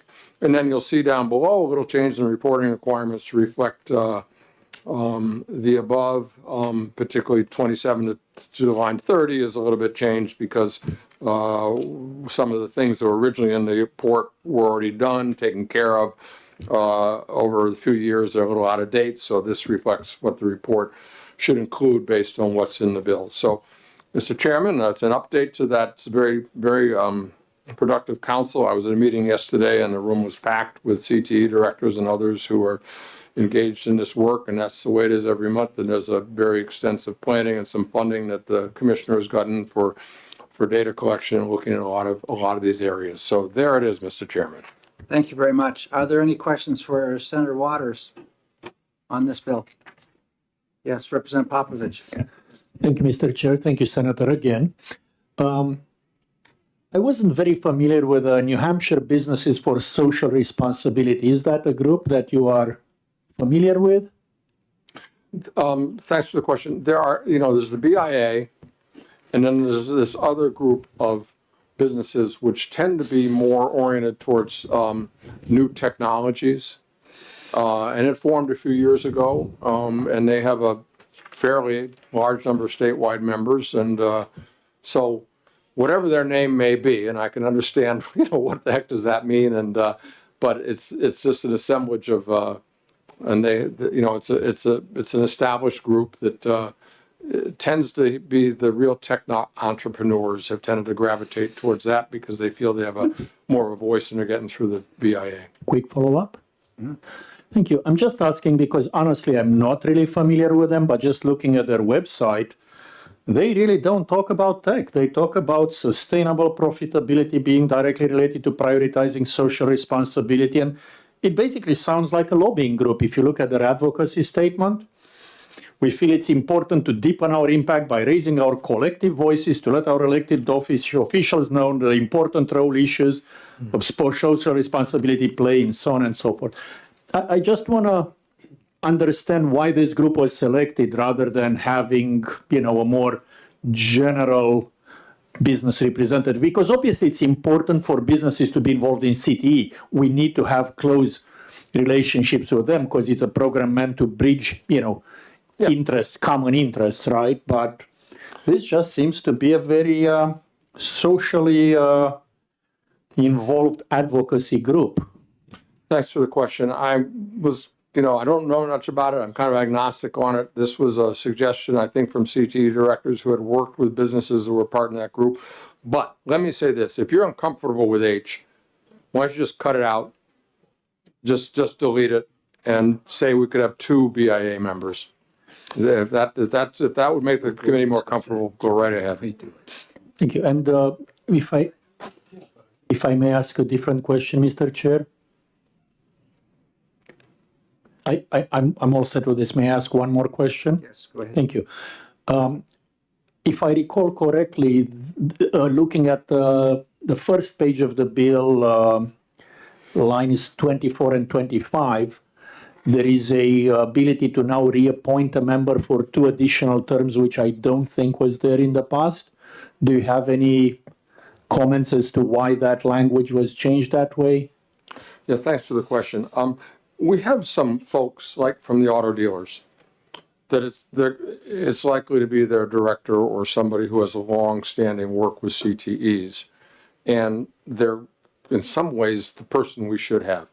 I would say for the restaurants, the restaurant and hospitality industry, ever since this started, it's been the head of that that industry, and they're an extraordinary participant in CTEs. They provide a lot of funding for the culinary program. So this was meant to reflect that, that sometimes there really isn't somebody else, and that an artificial limit to 3 years was, we thought in some cases, was not appropriate. So the previous language was interpreted to be a term limit where the same person couldn't be appointed to consecutive terms? Yeah. Because I was reading it more as of there is no need to even look for a candidate. You can just stick to that person for 3 full terms. I'm just trying to understand again, this is not an area of the law that I'm very familiar with. So, Thanks for the question, and I think it's just as I explained that that we felt that that might create some difficulties in having the appropriate person be there if we could not have a reappointment. And as I said, these tend to be people with whom the career and technical education centers have established, really enduring relationships with in that particular trade. Thank you. Further question, Representative Luno. Thanks very much. Thanks very much, Mr. Chair and Senator, for taking my question. I want to go back to the New Hampshire Businesses for Social Responsibility because I too was looking at the list of companies. It strikes me as it may be one of the largest organizations with the largest number of members with companies across New Hampshire, and just looking at their membership list. And I'll be honest, I've only been able to get to 5 or 6 pages of it, and I'm still on the C's right now. I think it's got a substantial list. But CNS Wholesale Grocers, Business New Hampshire, Business and Industry Association, there's a number of banks. I saw Bangor on there because I was in the B's. I didn't get past A, B, and C on their Anthem. And so I think it's a number of would you agree that this organization not only is representing businesses, but in the title, obviously, social responsibility, which is important too. But in terms of the businesses that it's representing, these are businesses that not only are throughout our state, but also engage with students coming out of our CTE programs. Thanks for the question. And let me just be very clear about it. The purpose of this council is to have participation from businesses across the states. I think that a lot of the folks you mentioned that are members of this other group are also members of the BIA. But I understand the potential kind of concern about the way in which the group itself presents itself as having a policy agenda.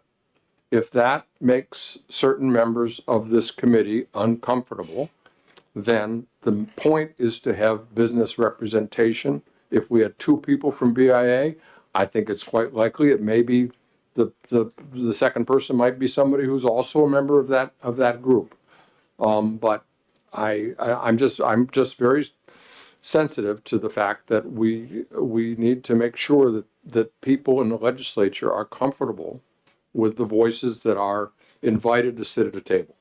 So that's why I'll leave it up to the wisdom of the committee. I think the Senate will be happy with the wisdom as the committee expresses it. Representative Fellows? Thank you. I'm concerned that the representation, you have a lot of people here, but there's not a stronger focus on the different career areas. So the only one that really addresses that is number I, 5 representatives, skilled trades or businesses. I think we should be identifying the employment categories, which would be things like manufacturing, repair, something that covers engines, which would be the auto and small engines, and then we should have something, maybe computers and cybersecurity. The representation should include people from those primary sectors where the jobs are, or the jobs we're having the greatest problem filling those jobs. Well, thanks for Let me cut in here a little bit. Yeah. The list that I just heard Representative Luno read off, one of the companies was CNS Wholesalers, second largest wholesalers in the country, owning Albertsons and some of the others. I heard Bangor Savings Bank. So Bangor Savings Bank's a financial institution which I banked at for over 50 years. And when I went to Bangor to University of Maine, I still have that account. So you have financial people there, you have financial people working at CNS, and I heard others too, which I'm familiar with. I'd get beyond the title and get down into the content. And it seems to me that that organization has a wide scope of not just trades, but also of the finance industry, the wholesaler, which is food. I would just look at each one of these categories very carefully. And, I'm looking at the group that we've had there. We've had, like Peter McNamara, who has come out of the Automobile Dealers Association, which had a wonderful understanding of all the dealerships, one manufacturer versus another. Val Vanchek, who is a savvy manufacturer and does a lot of die casting and small manufacturing, outstanding down in the Peterborough, Keene area. So I think the group that's there right now, I have never heard on that council, whether you're a Republican or a Democrat, it's always been on the content of the job, the trades, CTEs, how can we strengthen them? It's a totally bipartisan group that doesn't bring politics into it at all. We're just primarily engaged in how do we make our state produce more people that are prepared for our workforce. Mr. Chairman, if I could address Representative Fellows' question, which is a good one. And I think that the way that has functioned over the last years, and then what is meant to be there in in 18 and 19 is to do just what you're saying, to make sure that we have representation there on the areas that are most important to CTE. And what the being 5 there means we have a good array, but the selection of those, it would be, Jeffrey Beard and the commissioner looking around at what are the programs and what are the industries that we most need at the table here. And also it's the CTE directors that, that related to CTE programs. Well, okay, so the CTE directors here and Jeff Beard, who's the statewide head of them, I'd say, okay, do we want to make sure we have somebody from this industry or that industry? So I think the flexibility here to accomplish what you're mentioning is what we've done. And if you look at the composition of the council, but Well, I'm going to try to, a quick follow-up. I'd like to get on to the next bill, That it please. says appointed by the governor. It doesn't say appointed by the CTE directors. thank you. And of course, in the process on a lot of these councils is that recommendations are made to the governor from the appropriate areas, or there are occasions where the governor may feel that there's somebody they think is important to have there. So this has worked. This is the way it's been done, and we've had a very good council, so. Not seeing any other questions. I want to thank you very much. Are there any other folks that would like to speak on 195? Not seeing any. We're going to move on to the next bill, which is SB 294, relative to the lab fees for career and technical education courses. And I'd like to welcome Senator Altschuler. Welcome to our committee. Thank you very much, Chairman Ladd. Good morning, committee members. For the record, my name is Senator Deborah Altschuler, representing District 24, the towns of Exeter, Greenland, Rye, Stratham, Hampton Falls, and Northampton. And Senate Bill 294 comes to you through a constituent request of mine, as one of my constituents has actually put together a very small group of local business owners who periodically when needed, reach out to their networks to put together small amounts of money. And by small amounts of money, I mean, a couple of $100, maybe a little less than $1,000 at any one given time, strictly for the purpose of covering lab fees for students who are enrolled in career and technical education courses. We have had as you may know, the founder of Bring Back the Trades is a member of my district from the town of Rye, and we have a big push in our community to encourage students and to explore alternative what once was not alternative, but now has become alternative career and technical education. And what we don't want is there to be a barrier for any student to be taking these courses. Were you to take a course that had labs in a traditional high school, those lab fees are covered. We do not charge students lab fees. But if you go to the career and technical education courses, depending on where you are, a lab fee could be $25 all the way up to $110 in different places across the state for different types of classes. And so what we don't want, we want kids who are interested in pursuing the veterinary track that we have available. And I'm speaking for my SST in my district. We want them pursuing automotive education. We want them pursuing electrical engineering. We want them looking towards programs that will bring them into advanced manufacturing. And what we don't want is for them to not choose the class because they can't afford the lab fee. And also, they may not know, that there might be help available. And it's our responsibility to pay for the kids who want to take these classes. So pretty simple is that if you take a class that has a lab fee, it's covered under your education. Thank you very much. Are there questions for the senator? Yeah, Representative Fellows? I'm just wondering if you could give you have a little more information on how much these lab fees are for the different programs and who pays it now, the student? The student. So yeah, the reason one of my constituents started reaching out to his friends and business associates in the small business communities within my district is that a friend of a friend had a student who was came home with a lab fee bill. And when you have if you have a couple of kids and one kid goes to a CTE program and comes home with a lab fee bill, and across the state, they range from no less than $25, and I have not found one that's more than $110. So it's a range, depending on the program. It might be different for the vet tech than it is for the automotive, than it is for the advanced manufacturing. They're different. But nonetheless, a child who takes chemistry at at the public high school or biology at the public high school doesn't pay a lab fee for their materials, but a child at the CTE program may come home with a bill, and some do. And we just want to include those lab fees the same way that we pay for, the kits in biology class or in chemistry class. Senator, I have a question for you. Yes. We only have $9 million in that tuition transportation account.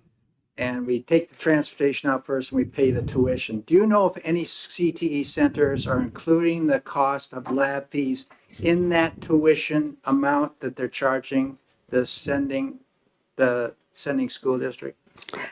So I would like to be able to answer your question specifically as to this program isn't. But what I can tell you is that some students are having to pay a lab fee to participate in a CTE program at the high school level.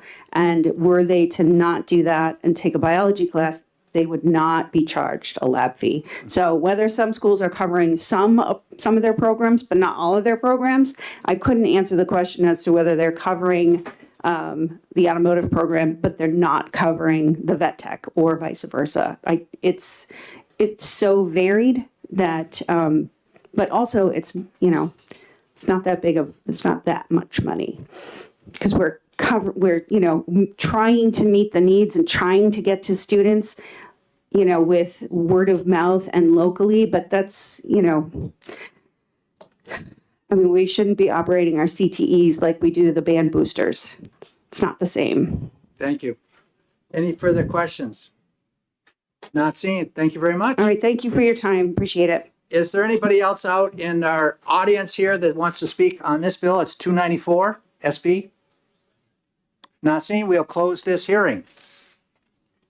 And we are now going into SB 209, requiring schools to engage an owner's project manager for construction of school building aid projects at the time of application. 294. No, excuse me. 209. Okay. And what's this one right here? That was Deborah. Well, let's catch up. Time goes. Yeah, so we have 10 minutes. We're down 10 minutes now.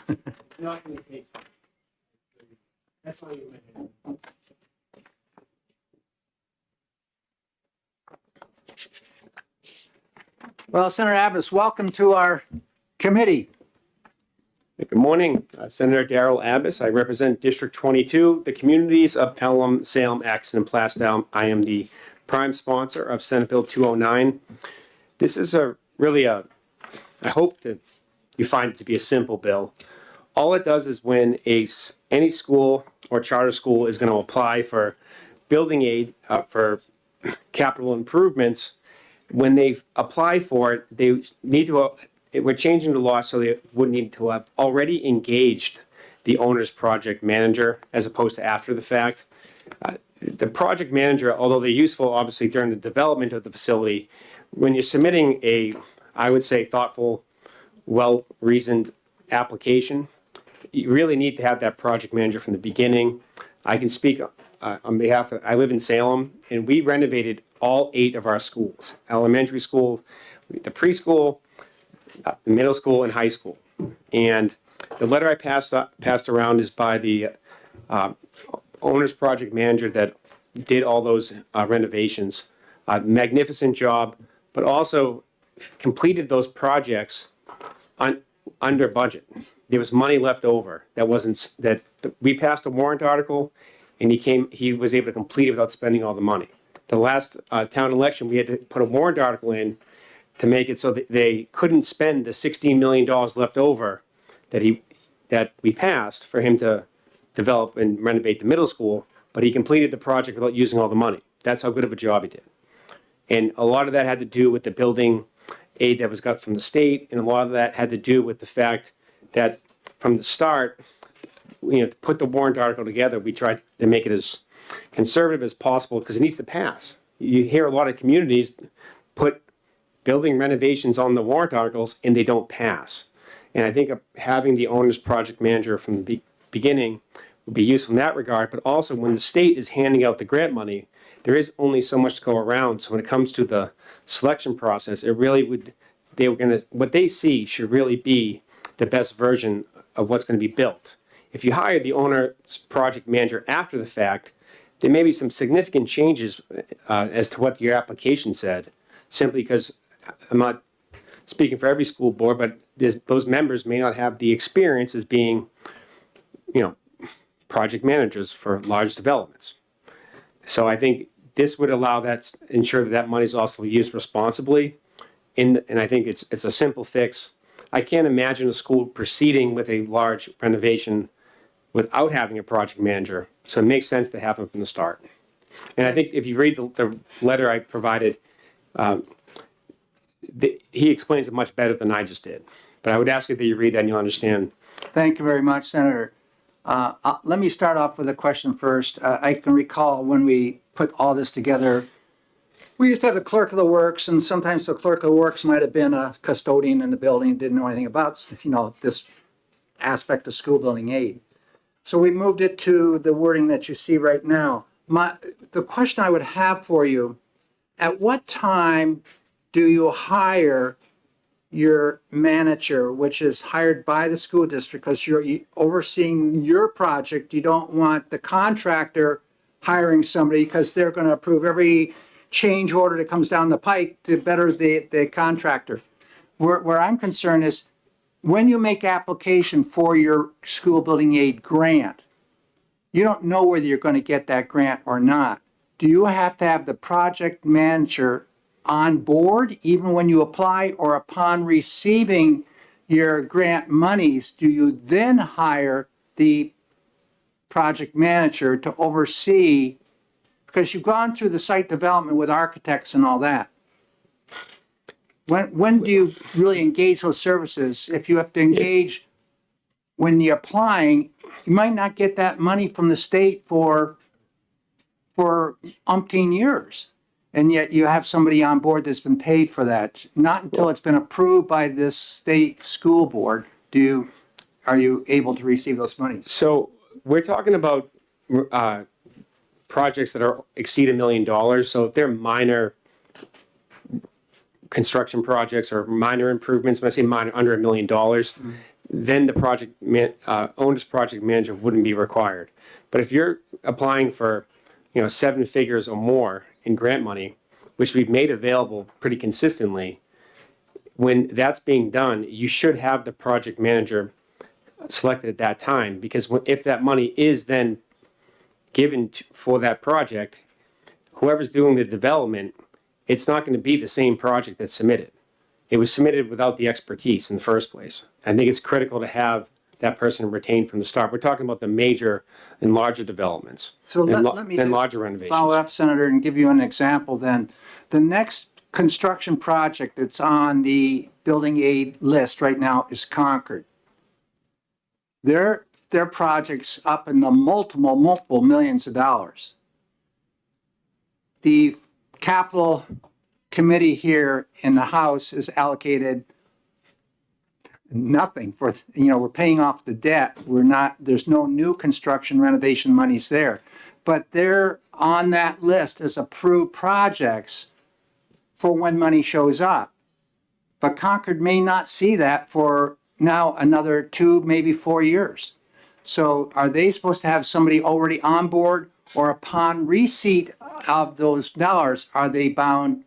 Then I can see when you step in and start paying somebody to oversee the project. So in the example you gave, they already applied for it, so this wouldn't, I think, retroactively require them to get one because they already applied for it. And under the current law, what they did is acceptable. But think of it this way: if you have a contractor for a house, but you need to get a variance, that you're not paying them to build anything because they haven't done anything. But it's quite often that you have a builder in mind when you're building a new development. And the point I'm making is you're going to the state asking for grant money and building aid money to make these capital improvements to your schools. You want to make sure, one, when you apply for it, you want to make sure your application's actually ready for prime time, but also with what was submitted is what's actually going to be built. I think without the project manager from being involved in that process, I don't think the best application is being submitted, but also it ensures that the money being distributed by the state is being allocated to viable projects that actually can be completed, and the numbers that are stated therein are going to be hopefully pretty close to what is actually built. You hear about developments all the time where it goes way over budget, and that's either a sign of a bad project manager or lack thereof. So the idea is when you're applying for it, you're not going to be paying them to do all this work, because if you're not going to start building till you get the grant money, they're not doing anything. But you do normally get them, they'll be hired on some type of retainer, but you're not going to be paying them regularly to just be on standby. That's not how that Thank you. works. Representative Luna? Thanks very much, Mr. Chair. So have you examined some of the school building aid applications, and what have you seen from looking at those? Well, I can tell you in the district that I represent and where I live, I can tell that having a project manager from the start, we received a tremendous amount of grant money from the state to build these renovations. And if you ever in Salem, I recommend you look at and see how it was done. It's magnificent. The high school was a $75 million project. The middle school was a $65 million project. It came under budget, as I said, but that's what we passed. And we did all the elementary schools. And all of those, we had the benefit of a project manager from the start, and we were able to stay within the numbers that we stayed within budget on all of them, but also we were able to get all of those approved, and we came pretty close to what we initially proposed. There was no major shifts in the direction we went, and that's how projects can kind of run afoul. So if the state's handing out money for renovations or in building aid for any projects over $1 million, you want to make sure that that investment's protected by a professional. I can't imagine any institution doing a significant renovation or building a new building without having a project manager being retained. So I think it makes sense to have that from the start to know. So follow up, Mr. Chair. I guess I'm trying to see where the problem is here, because we just completed a project in Hopkinton a few years ago, much smaller project than what you did in Salem, but on the order of $9, $10, $11, $12 million type project. Came in, we had an engineering firm do all the upfront work. We then once it passed, once we were able to pass a bond for it in the Hopkins School District, hired a project manager to oversee it. It came in almost $1 million under budget, which the school board had the authority to actually use to help outfit biology labs and things like that. So I guess I'm trying to understand where the problem is in terms of the order of the process and sequence here, where during the design and application stage, you work with an engineering firm. Once that application has been approved for building aid and you receive your bond approval from your local voters, that you then hire a project manager and a construction firm to complete the project. I'm trying to understand where the problem is in the current process and sequence as you see it. So I don't know if problem's the right word, because I think particularly in my district, whether the project manager was hired before or after, I think those projects all were successful. It sounds like the one that you described in your district was also successful. What I'm getting at is when you get these applications in, I think to have that person retained from the beginning, I think it protects the investment better, because you know that it's going to ultimately be someone that's going to be hired at some point. They should be involved in putting the numbers together when submitting the application. If you go to a developer and say, hey, I have $20 million to build this, show me what you can do, that's not what you should be doing, because most people and most contractors will find a way to spend the $20 million. The idea is if you can get that number lower, that's going to save the local taxpayer money, and obviously it gives more building aid to go around. And the idea is if they're there from the beginning, you can try to stay on target better, and hopefully some of these other towns that can't seem to pass their renovations that they're trying to do in their schools would be able to do it. And also they'll help. A lot of them are familiar with the grant process, so they'll help the school during that process as well. They're essentially in partnership, not legally speaking, but they're acting in that capacity. Okay, there's three people that had their hands up, Representative Spilsbury, Representative Peoples, and Representative Fellows. So I'll go in that order. Representative Spilsbury? Thank you, Mr. Chair. I like the spirit and purpose of the bill to bring expertise in at an earlier stage and maintain continuity. Perhaps that would improve the quality of the applications, and that would be better. That's my hope. Not just locally, but in terms of how the state's money is being allocated. But I'm intrigued by the letter that you've circulated from Trident Management. And at the bottom of the first page, there's a paragraph that reads, in recent experience, it appears that school districts and school boards, after receiving state aid awards, have chosen solely for fee dollars and not by experience, depth of staff, or criteria that's stated in a proper selection process. It goes on to characterize that as a check-the-box basis. But if that concern is that perhaps even after receiving state aid awards, the process isn't being treated seriously, I see that this advocate is recommending even further legislation. So he says, I urge that a further bill be introduced to detail the OPM selection process. Well, is that a necessary corollary to this bill? As you can see, this bill was not amended in the Senate. So I think having the state be involved with who you select as your owner's project manager, I think that's going a little too far for me. I think the concern that my conversations with Trident was that sometimes applications were being considered in part because of the number that was, the dollar amount was being proposed, not so much necessarily the quality or the viability of the project, whether that can actually be completed for that amount and it was realistic to come in and complete it for what was being represented in the application. So the idea was you don't want it to be money to be dispersed that way. That was his perception. Representative Peoples? Thank you, Chairman. Thank you, Senator, for taking my question. I just want to clarify something. I've served on a couple of school building committees. I'm currently serving on one right now. And the normal process to date for me, and I do come from the construction industry, is that you put your committee together, you design your building, you work with your architect, you get your project all planned out, you estimate that project, you put it out to bid to your subcontractors and whatnot, and you get a firm estimate for the cost of that project. You take that project, you add contingency, and whatever you might need to make that a viable plan, that's what you submit to the state.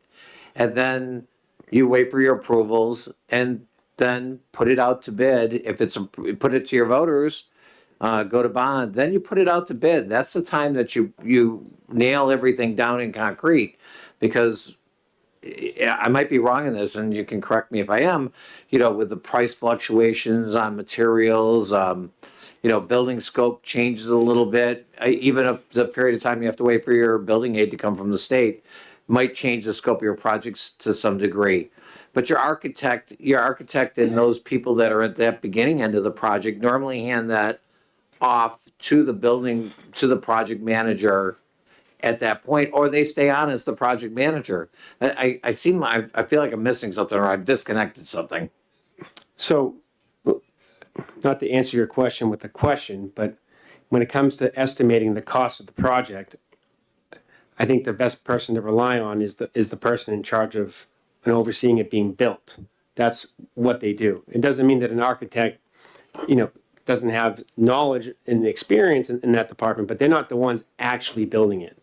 And when it comes time to putting that application in, if you submit a project that's now $15 million and it turns out to be 20, now there's a lot of things in the world that can change, inflation, whatever's going on in the world, wars, tariffs, all things can change the price of materials. That can happen, right? But you'll see that, you'll know that when you see it. What I'm saying is, I've seen and heard of whether capital projects involving schools, whether it's, apartment complex, public housing, where they have, a plan for 5 buildings, they put funding for 5 buildings, they build 3 and they run out of money.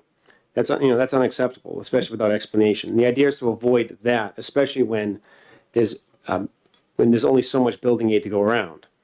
And I think the idea is you want to make sure the price being submitted is as close as possible. And I think the project manager is the best person to do that. Rep, do you have a follow-up? Yes, thank you, Chairman.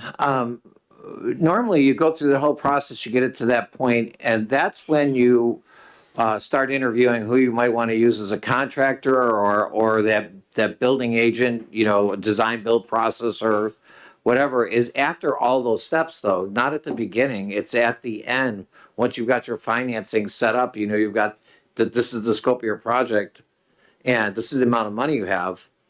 That's usually the time you put it out to bid or interview 3 or 4 different design build or construction companies to choose a builder and to put the last tack in the project, so to say. So I'm just not sure how that process would work with this. If we had to hire these people up front, it means we'd have to go through our due diligence and screen those builders ahead of time and get estimates and because they're all different. They all charge a little bit different amount on the work, and so I'm just not sure how this works at the beginning of the project. Well, what I can say is this: when you live in a town where you have a warrant article for over $60 million and that project's completed with $16 million left over, I think you have a lot of that was the building aid, but also that was those applications. The builder was involved in that process as well, working with the school and trying to get this to the next level. And I think if you want to get a head start and have successful projects like that, I think having the project manager retained from the beginning is beneficial. Now, if that's not the way everyone's doing it, sometimes it may work out just fine. But I think if you're trying to evaluate what it's going to cost to build it and you haven't hired a builder yet, I think that estimate's not going to hold up as well. Thank you. Further questions, Representative I Fellows? think the point I'm making is you're asking for building aid, but you haven't even got estimates on what it's going to cost to build. So I think you should know if you're giving someone building aid, I don't think you're really giving a strong of a representation that it's going to actually come in at the price being represented until you put it out for bid, and then because now you've retained the person. So then when the building aid's being allocated, I think that's, what that money's being used for and what the cost of the project is. So, All set, Representative Fellows. yeah, thank you. I understand what your problem is that you're trying to solve. My recollection from very old experience is that when you have a contract, when you contract with a builder, first you get the architectural plans and then you have the contractor is going to make a bid, give you a bid for what they can build the whatever it is for a certain, and it can be a fixed amount. There are other ways to have a building contract. I think it's called design build, that will allow you to negotiate with the builder on changes in the middle of the projects. And some of them could be to save money, but that's one part of the process. And my understanding of what a project manager does is they are on site during the construction, and their job is to they're a person who needs to know building codes. So they need to know is the electricity being installed properly?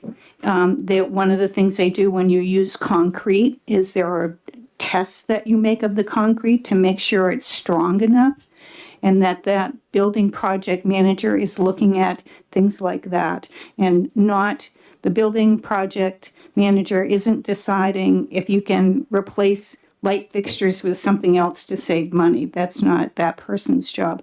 They're responsible for following codes and making sure that building's going to be safe when it's finished. So I'm not a real expert, but that's my very old recollection of what it was like when I was involved with a very small project. So I think that what you want, I understand what you need. I don't think that the project manager skills are what you need when you're looking at getting somebody, when you're designing your project or contracting with the builder. The project manager's job comes in later on. So when I first read this legislation, the existing law, and I saw owner's project manager, I was confused. One, why is it owner's project manager? And I was thinking the same thing as you. It's just someone kind of overseeing the construction site. Under the law, and particularly this chapter, the owner's project manager is the developer who's developing the whole project, whether it's a full renovation or new construction, under this law. But so that I think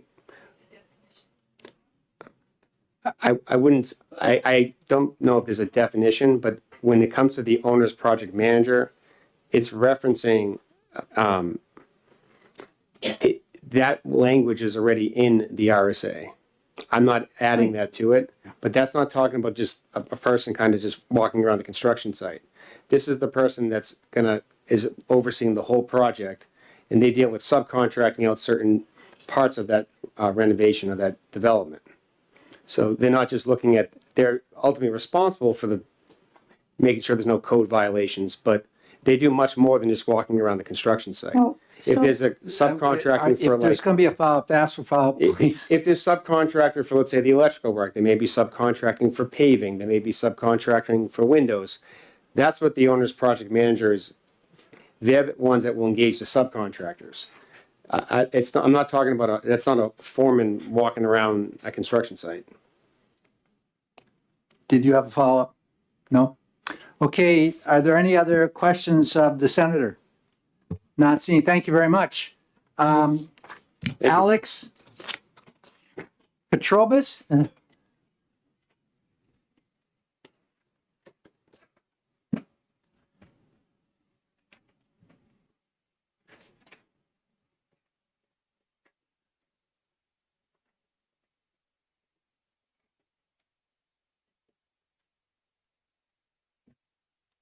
Good morning, Mr. Chair, members of the committee.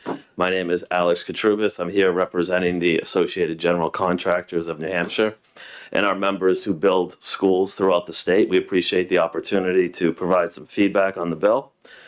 We do fully support responsible oversight of school constructions, but we do oppose Senate Bill 209 because we believe it creates an unnecessary financial and administrative burden on school districts.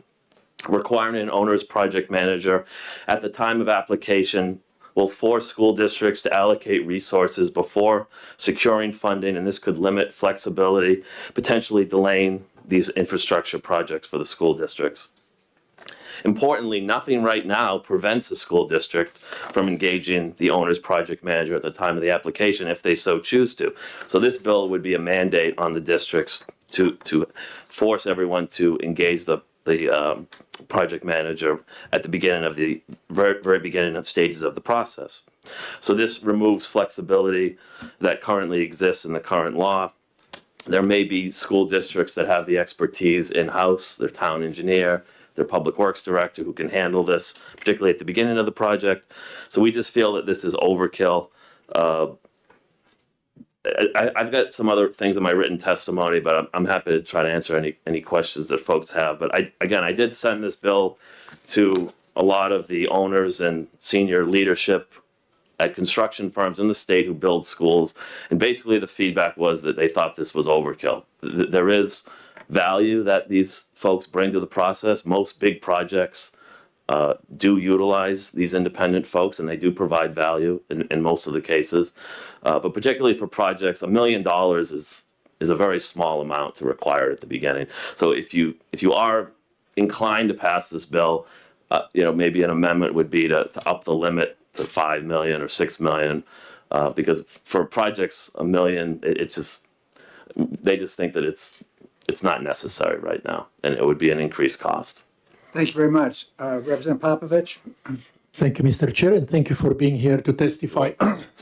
First, that change to 1 million would require us to change current law. Current law requires an owner project manager for any project that gets school aid if it reaches 1 million. So this bill wouldn't change that. So that would be a separate issue, to be fair. But my question is, in your letter, you are saying that requiring an owner's project manager before aid approval forces districts to allocate funds prematurely.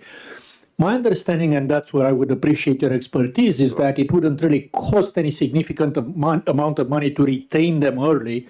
They'd have to be paid once they start doing work. Could you clarify what do you mean by that part of your letter? Well, you'd have to, they're going to be paid to work with the district to review the application. So there would be, I agree, it would be a minimal cost, but there would be some costs. They're not going to engage for free. Clarification, if I may. Go ahead, sir. So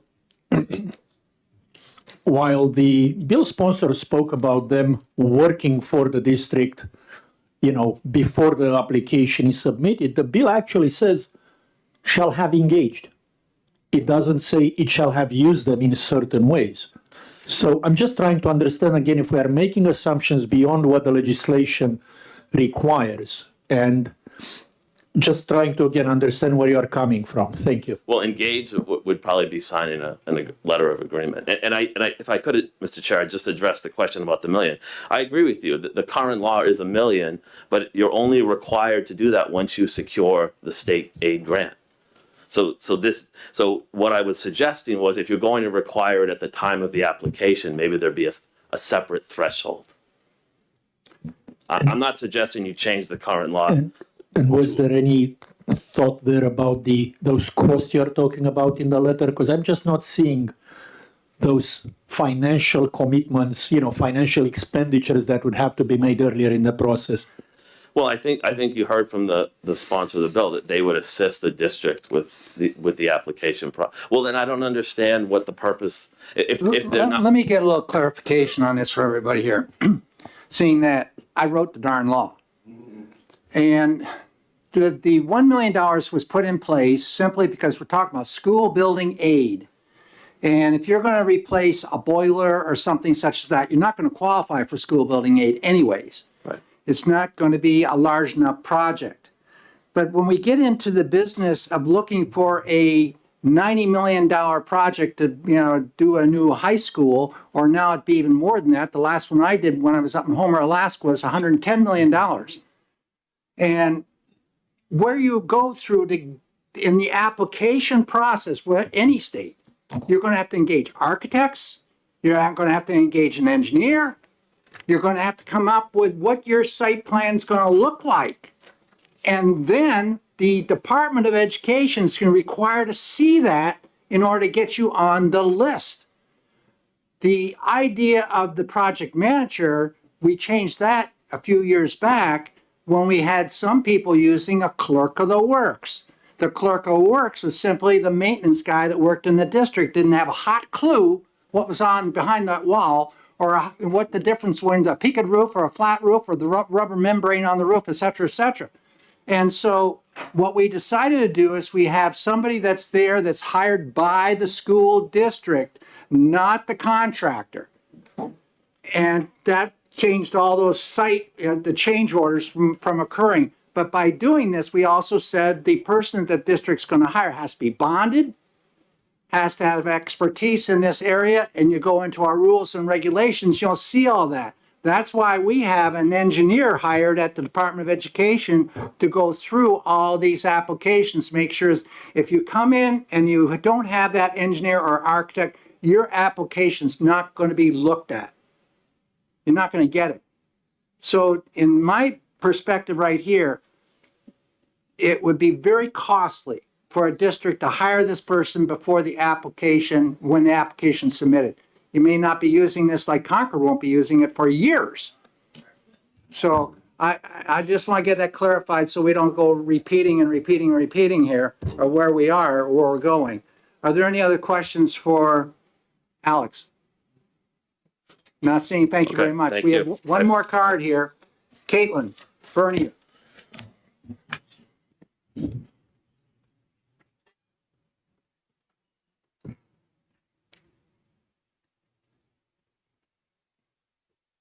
I think it's still morning, so good morning, Chairman and members of the committee. Thank you for taking the time to listen to my testimony.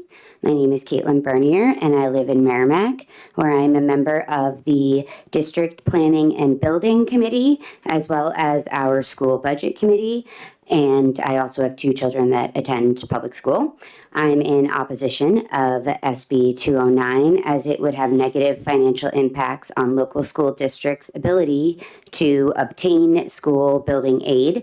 This bill would require school districts to retain an OPM at a minimum of 10,000 to 50,000 with no guarantee that they would even receive state building aid. I personally believe that an OPM should be retained in order to be awarded the aid, but not just to be able to apply and find out how much they would be eligible for.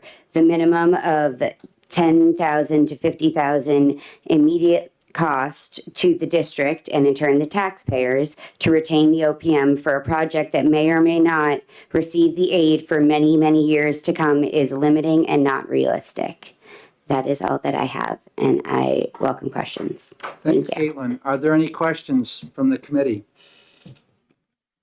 I think we got the message. Thank you very much. Are there any other cards? Becky? No? So, yes, Representative. Yeah, just before we conclude, Mr. Chair, if I could just take a minute for personal privilege. Make it quick because we are on our lunch break. No, I understand. Representative Cordelli was sitting in here wearing a pink armband with 2 X's on it, and it was making it very visible. I just want to point out, in case people were not aware, that the U.S. District Court in Concord, a judge at the U.S. District Court in Concord, ruled yesterday that in fact decisions that were made by the school board in Bow were entirely reasonable, and he went on to say that this specific symbol with the pink armband with 2 X's on it was worn by parents at an athletic event and during that it would poison the educational atmosphere. Now, we're not. We're in the education committee here. I think we do have an educational atmosphere, but we're also a public forum. And so I'm not, the judge did go on to say that, to make it clear that plaintiffs are free to display their symbols and signage in any public forum. And I do believe that we're in a public forum here.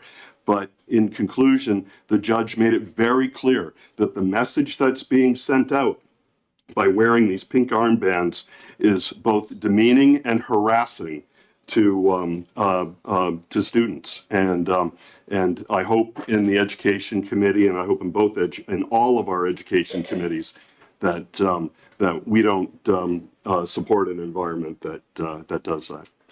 Thank you. Thank you, Mr. Chair. I personally didn't even see it. If I may. And I've always been very cautious to make sure that nobody wears a yellow scarf in here. We don't want pins or badges and that type of thing when they're testifying. So I think we've been very cautious. Briefly. Extremely briefly. Thank you, Mr. Chairman. I appreciate it. I just wanted to correct the facts on the statements just made. The judge did not rule that what Bow did was appropriate. They merely refused to sustain a preliminary injunction, which requires a very high threshold. They did not say that what was done was right. They just said that there may be a conceivable reason why the actions may be appropriate. So we are very, very far from those decisions being made. And also, in respect for the committee's time, I will refrain here. There would be more things that could be corrected in my colleague's statement. Let's call it quits right there. Yeah, Okay. Yeah. In fact, the order was very clear, where Judge McAuliffe said the context was entirely reasonable. Thank you.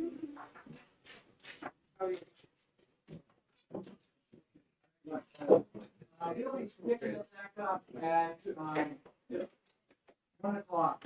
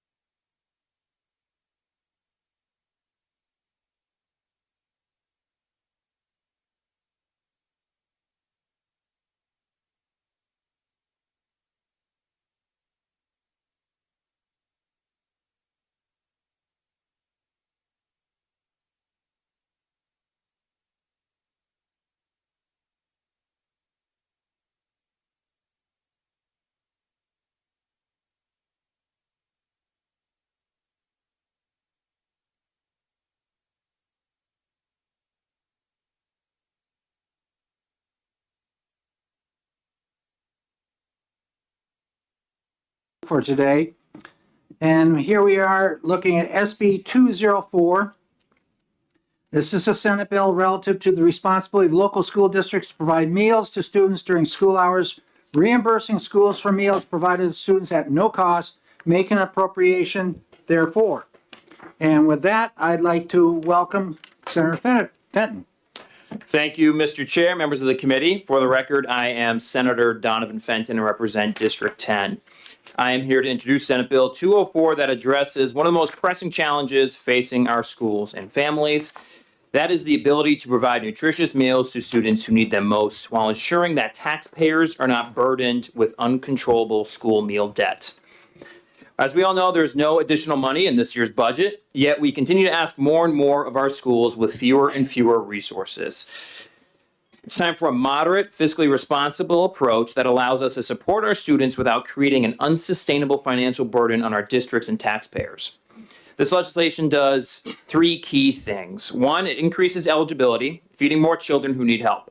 By raising the threshold to 200% of the federal poverty line level, we ensure that families struggling just above the current cutoff can access meals for their children, reducing food insecurity and improving student performance in the classroom. Two, it makes it easier to certify and apply for assistance. Families who qualify should not have to jump through unnecessary bureaucratic hoops, and school districts should have the tools to streamline these applications. This bill supports online application systems and provides partial reimbursement to the districts that implement these improvements. And three, it strengthens personal responsibility for those who do not qualify. While we are committed to feeding children in need, we also recognize that unpaid meal debt creates a financial strain on our schools and local taxpayers. This bill ensures that those who can pay do so, preventing the accumulation of debt that would otherwise be shouldered in our communities. This is not a mandate. This is an opt-in program that allows communities to decide what is best for their students while offering a cost-sharing structure that ensures neither the state nor local school districts bear the full financial weight. By eliminating the growing problem of unpaid school meal debt, we can make sure that our resources go to where they are needed most, and that is feeding children, not chasing down debt. Colleagues, we want to ensure that no child goes hungry in school. We recognize that well-nourished students are better learners and that investing in them today leads to a stronger workforce and economy tomorrow. This bill presents a pragmatic and balanced way to expand access to meals while maintaining fiscal responsibility. You're going to hear some testimony today about the struggles about not being able to collect school meal debt and how it gets passed on. We are asking more and more of our schools while offering less and less.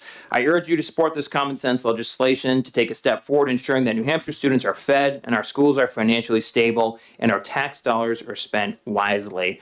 I will say that there was an accident and a lot of our people can't be here to testify on this bill. So if there's an opportunity for a work session on this bill for input, that'd be greatly appreciated as well, or just pass it as is. That's cool too. But I want to thank you all for the time. I'm happy to take any questions. Thank you. Thank you very much, Senator Fenton. Are there questions from the committee? Yes, Representative Popovich. Thank you, Mr. Chairman, and thank you, Senator, for being here and for working to, help the situation. My question shouldn't really be a surprise. I've been asking it for a few terms. Could you talk about specific situations that you are aware of where children are not fed in schools because of their inability to pay?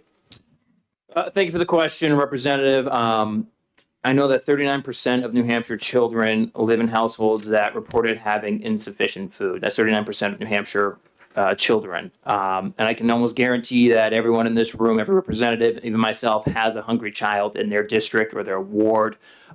We have learned that from school administrators, teachers, parents, things like that.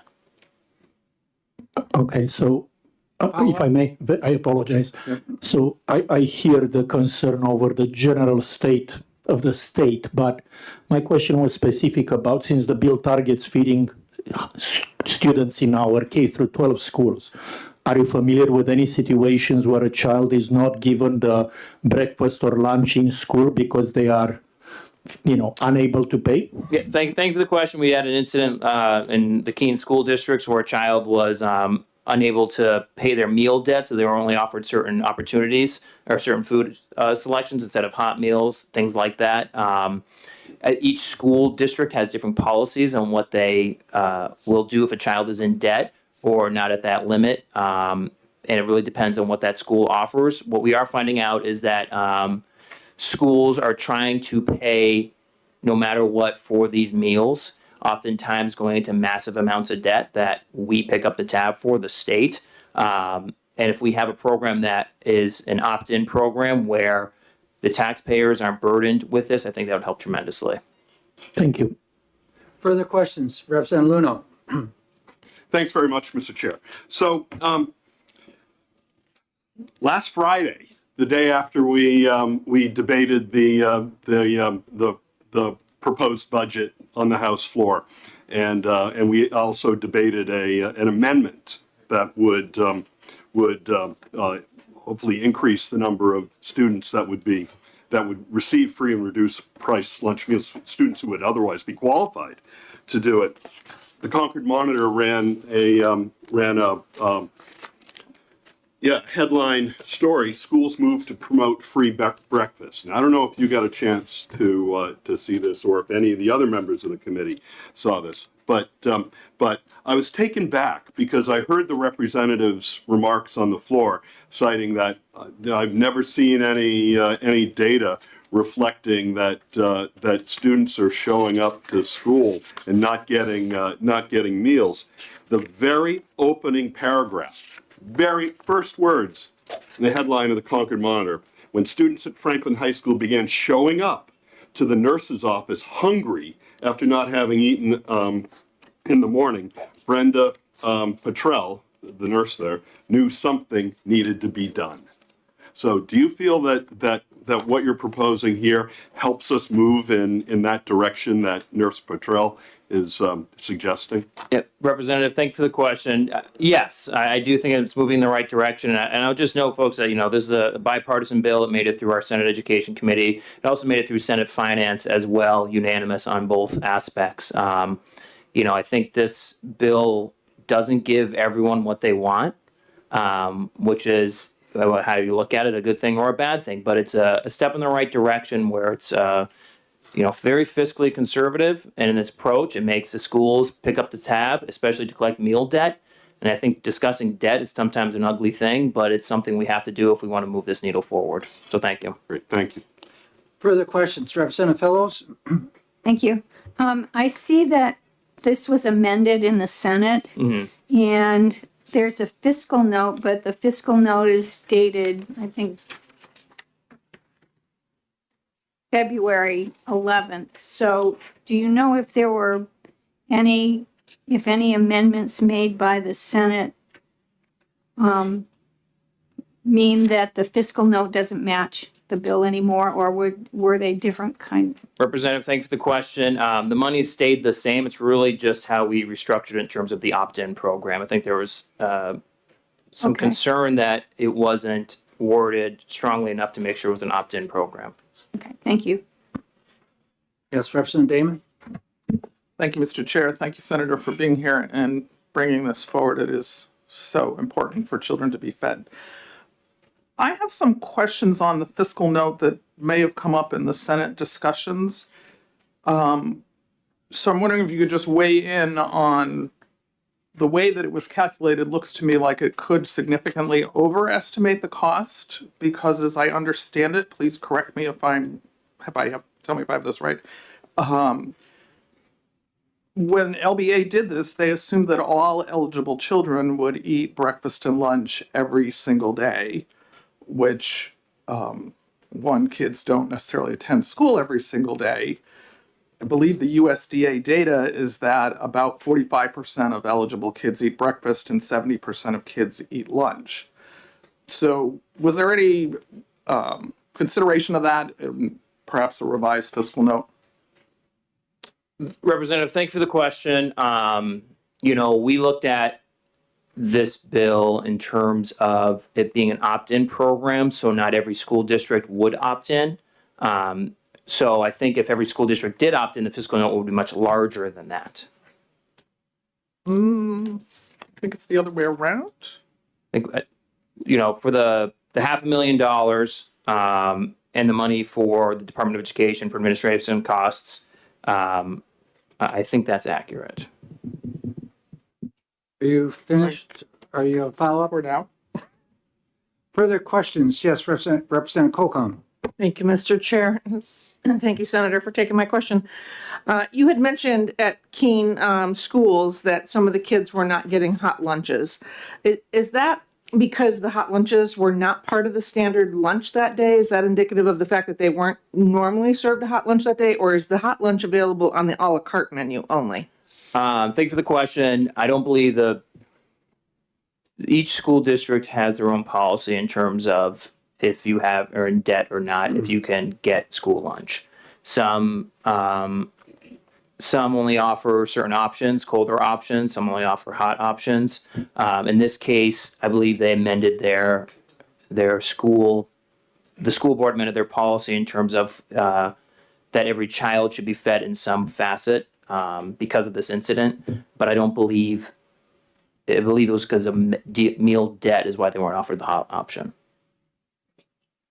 Further questions? Yes, Representative McGuire.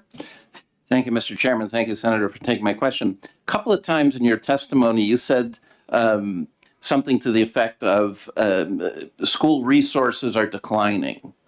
Now, to my knowledge, they are not. What we just passed in our House budget was more money, not just per pupil, but total dollars for education than ever before. And I mean, for K through 12.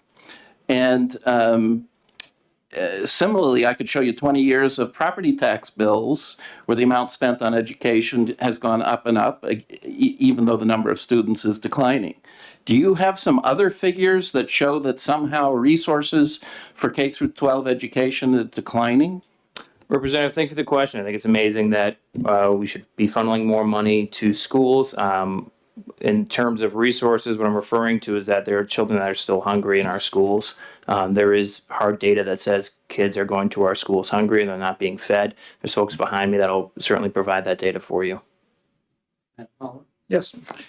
But my question is, you said it's declining. So in some sense, you're saying they were being fed at one time and they are not being fed today. Is that true?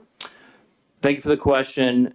I think schools have changed a lot. We're asking more and more of our schools, of our teachers, things like that. I don't think it was ever the intent that children or our schools had to feed our children, but now that we're asking them to feed our children, and this bill takes a step into helping more people be fed.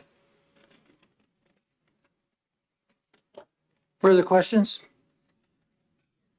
Yes, Representative Cocom. Thank you, Mr. Chairman. So who's asking the schools to feed our children? Is that something that's written in law that maybe I'm not as knowledgeable about as I should be? Well, thank you for the question. Imagine you have children in public schools and they're not being fed at schools. Would you be upset they're not being fed? Well, I understand the part about lunch, but I don't understand the part about breakfast. I've always been fed breakfast before or eaten breakfast before I left the house. So as a child, I had breakfast before school started. Well, thank you for the statement. I think that's amazing that you had breakfast. The problem here is that a lot of children aren't having those meals. And right now we're at 185% because we know that those children need to be fed. And this bill will bump it up to 200%, which makes more children eligible, which is a very good thing. Yes. So just going back to your statement where you're saying we're asking more of the schools, is that something that we've legislated, that we've required the schools to give them breakfast also? Or is this something that we are asking to do, that we're providing them breakfast? I understand the part about lunch, but the breakfast part, I don't believe we've legislated. When we're asking more and more schools, you know, I would assume, especially in this committee, you folks have passed a lot of bills that require our teachers to do things, our administrators to do things, our school districts to do things. That's what I meant in terms of we're asking more and more of our teachers, our administrators to do things. You're welcome. Representative Luno? So thanks very much. Again, going back to the Concord Monitor story from April 11th, day after our last House session. It begins when students at Franklin High School began showing up to the nurse's office hungry after not having eaten in the morning. So there's evidence here, and I just want to take it sort of at face value right now, that there are students showing up in the morning to school having, on an empty stomach. And I guess my question, Senator Fenton, is if there are classes in the morning at school and there are classes in the afternoon at school, would a student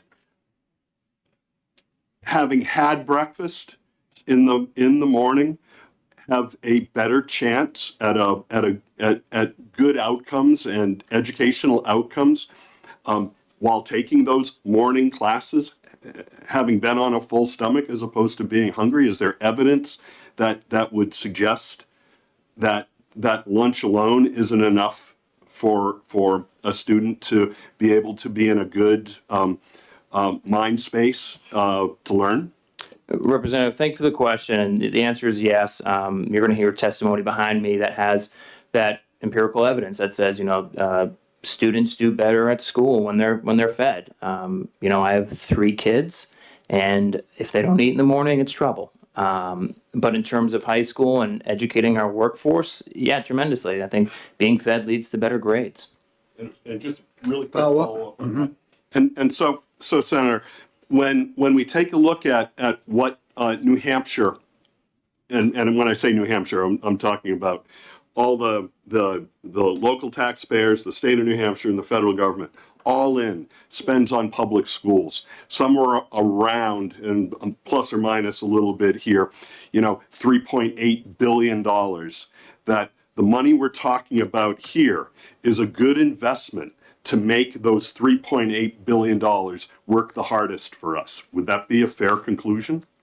Representative, I think that'd be a very fair conclusion. And I think it's a very cost-effective, cost-sharing program that we're pitching here. Thank you. Further questions from the committee? Not seeing. Thank you very much, Senator. Thank you, sir. All righty. The next card down for this bill is Riona Kaur.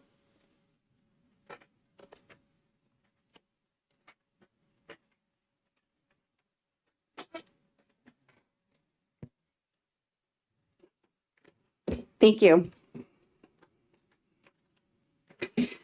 Chairman Ladd and members of the committee, I'm here on behalf of New Hampshire Hunger Solutions. We're a nonpartisan policy and advocacy group. I work and oversee all the child nutrition. I have seen your face here before on other bills and testimonies. I do want to first begin by stating that I appreciate all the feedback from your personal life and your personal experiences. But today, our kids are hungry, and we're listening to the constituents within the schools and hearing what they need. We're not here to ask for solutions. We actually do have a solution. So the solution comes from evidence-based approach by increasing the federal poverty level to 200%. In the written testimony that I will pass around afterwards, I do have those numbers as well. I do want to state that there also is overblown in the fiscal note. You can assume that 45% and 70% will be eating lunch and breakfast. We also want to say that the fiscal note states 180 days. So every child going to school for the 180 days. If you do have a child in school, you know that they miss appointments, they miss school for appointments, they miss school for dentist visits. Kids get sick. My kids have been sick this year more than any other year. So they will miss school. So that's why it is overblown. I also want to mention that, thank you, Representative, that was my project, that Concord Monitor article. Thank you very much. So we do policy change at the local level. And while I'm in there talking to the school nurses, that is the number one thing that we hear, is that they are paying out of pocket for snacks, trying to get high protein snacks into the kids. When I go in and I ask them these questions, my first question is, do you work with the food service director? How can you sign these kids up for free and reduced lunch if they don't have food at home? That's the first change that we do. We hear of the stigma there just in the school nurses. So I wish Representative Popovici was here, because I do have numbers. After last time I testified on the hunger bills, I went to the schools. I now am setting up 11 food pantries within the schools. I'm working with food service directors to then get the kids signed up for free and reduced meals, but then the food pantry can be used at home. I was at Somersworth Middle School. I popped into the nurse and I asked her if she was tracking hunger visits. It was 9:30 in the morning. I asked her how many kids came in because they were hungry. There was 9. The school starts at 8:20. 9 children came into her office. That was one school. I popped into the high school, Somersworth High School. I asked the nurse how many. She had 15 children come in for food that morning. There are hungry kids. It is very hard to get the data. A lot of kids are not standing in line for breakfast and lunch. I speak not only as an advocate, but I also have personal experience. I am a single mom of 3 children. They are all in public school.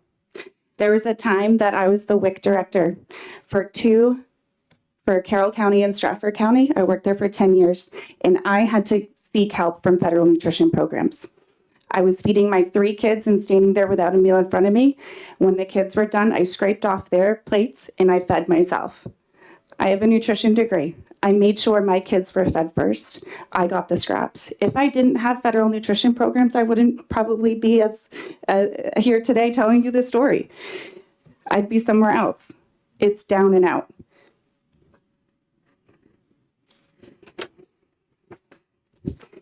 When we say hunger and hungry children, I do want to have you think about one thing.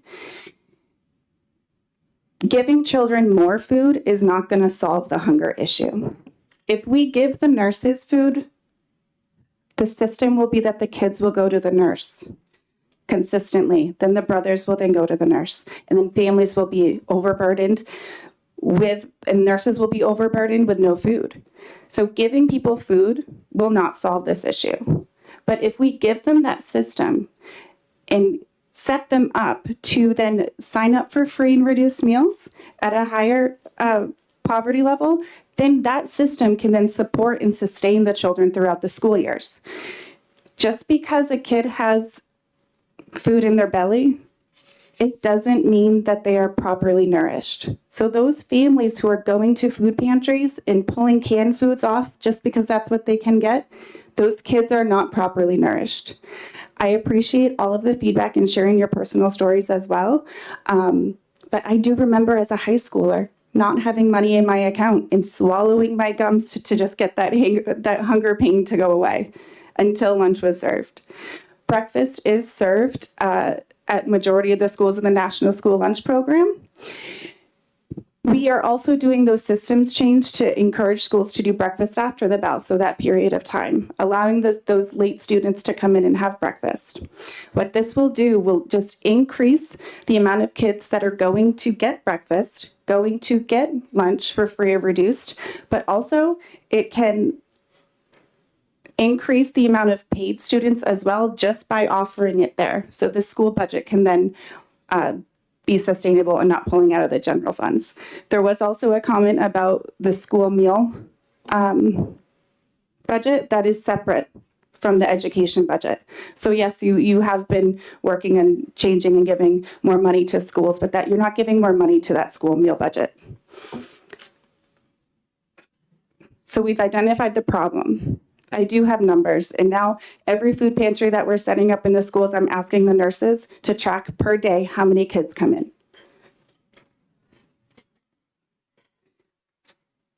And I urge you ought to pass on Senate Bill 204, and I am open to questions. Thank you very much. Are there any questions from the committee? Yes, Representative Damon. Thank you, Mr. Chair. Thank you so much for being here and for your work on childhood hunger. Could you comment about students who are in fact going to school because it is the only reliable place for them to get fed? Does that situation indeed exist? Thank you for your question. From the schools that I work with, it's really hard to get an accurate number because of privacy.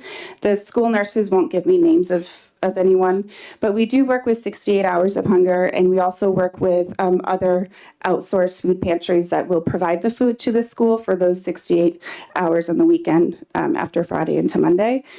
We do know that there is stigma around everything, but we do know that the kids that are free and reduced there's certain barriers in place for them to not even go into the line. So some kids are just refusing to even stand in line because that they're embarrassed. And again, I'm not asking for the solutions. We already have a solution. We want to do a policy change here. We need a higher level system change rather than these tiny little minuscule changes that could just have 1 or 2 kids. This could feed a lot more children throughout the day. Yes, go ahead. Thank you. So just to confirm, what you are supporting in this bill is a system change so that we would resourcefully feed kids up to 200% of federal poverty level instead of a patchwork of kind teachers and nurses and individuals who out of their own pocket find food for kids. You're looking for a system change. Correct. Further questions from the committee? Not seeing. Thank you very much. Thank you. I'd like to invite David Trumbull.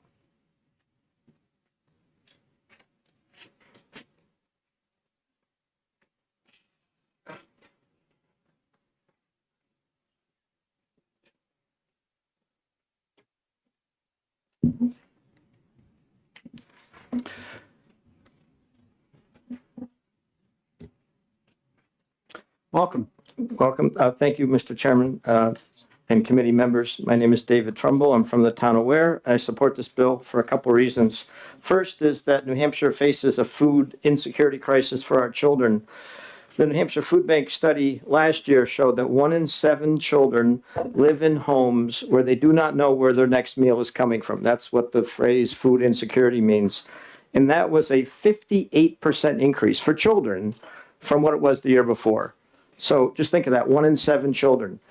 They broke it down by county. In Belknap County, it's almost 1 in 6 children. In Sullivan County, it's more than 1 in 6 children. In Carroll County, it's more than 1 in 6 children. And in Coas County, it's more than 1 in 5 children. So just think about that with a group of 18 representatives. If you applied those ratios from Coas County here, 4 of you would go home tonight and have no idea if there would be any food for you. And you wouldn't have enough money to stop on the way home and get something to eat. That's the level of food insecurity we face in the state.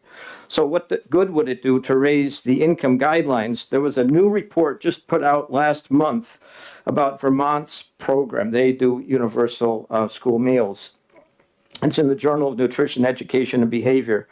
And they said that the current income threshold is less than half of the estimated need to have what you need. National trends paint a similar picture. Quote, between 1/4 and 1/3 of American children who face food insecurity do not qualify for free or reduced price school meals. So amongst these children, the 1 in 5 in Coas County, the 1 in 6 in Sullivan County, 1/3 of them don't qualify right now. If you increase the level, you'll be having more children be eligible. They'll be able to get a meal at school. And also childhood hunger is going to get worse. The Congress just passed a budget that will reduce the agriculture budget, a huge portion of which is SNAP. Another new report from the Century Foundation last month says that in New Hampshire, over 32,000 children their families will lose SNAP benefits. So these are children who are hungry. They don't know where their next meal is coming from. They're going to lose SNAP benefits, so their family won't have food at home. This bill is really crucial. And I'm sorry I didn't bring it today. I didn't realize the questioning was going to be on this vein, but from what I've been reading, the best meal that these children get all day long is the one that they get at school. So the second issue is, can you learn when you're hungry? And the answer is no. School meals are one of the best ways to improve education. So I'll give you a few studies here. One is from the Food Research and Action Center. This was developed the community eligibility program, but basically the same thing. In counties with high rates of food insecurity, so we're talking Coas County, Sullivan County, Belknap County, Carroll County, in our state, you reduce out-of-school suspensions by 25% if you feed children. Another study, math and reading scores go up 10 to 15% consistently, and this is in Vermont, a report that was presented by the Rockefeller Center for Public Policy to your corresponding group, the Vermont House Committee on Education. Math and reading scores going up 10 to 15% with the universal school meals. This is not universal school meals, but basically the point is if children are fed, they do better. They also found back in that 2025 study, did focus groups with parents, and 90% of parents, teachers, and school nutrition professionals identified better educational outcomes, improved social climate, and decreased behavioral issues because of it, and they want to adopt it permanently. It works. If you feed children, they do better in school. And I think last time I was here, I gave you a source about how hungry children are more than twice as likely to receive special ed and twice as likely to repeat a grade. So even if you don't care if children go to bed hungry, even if you don't care if they learn better, if all you think about is how much does this cost us, if you reduce special ed, if you reduce repeating grades, this bill will save the state a lot of money, as well as being humanitarianly correct and also good educational policy. So for those reasons, I would hope you would pass this bill. Thank you. Thank you very much. Are there questions of David? Not seeing. Thank you very much. Thank you. Caitlin Bernier?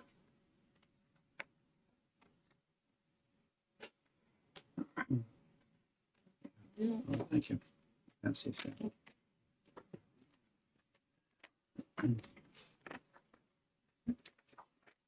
Good afternoon, Chairman and members of the Education Committee. Thank you for listening to my testimony. My name is Caitlin Bernier, and I live in Merrimack, and I am in support of SB 204 and what it offers to our children. Currently, the Merrimack School District has been piloting a breakfast program at our middle school level. We already have one in our high school since they start earlier. We've been piloting it at a middle school level, and it has been so successful, have had so many students that are utilizing it, and they have seen a lot more engagement and focus and improvement in scores, that we are going to be implementing it at our upper elementary and our elementary in the future years.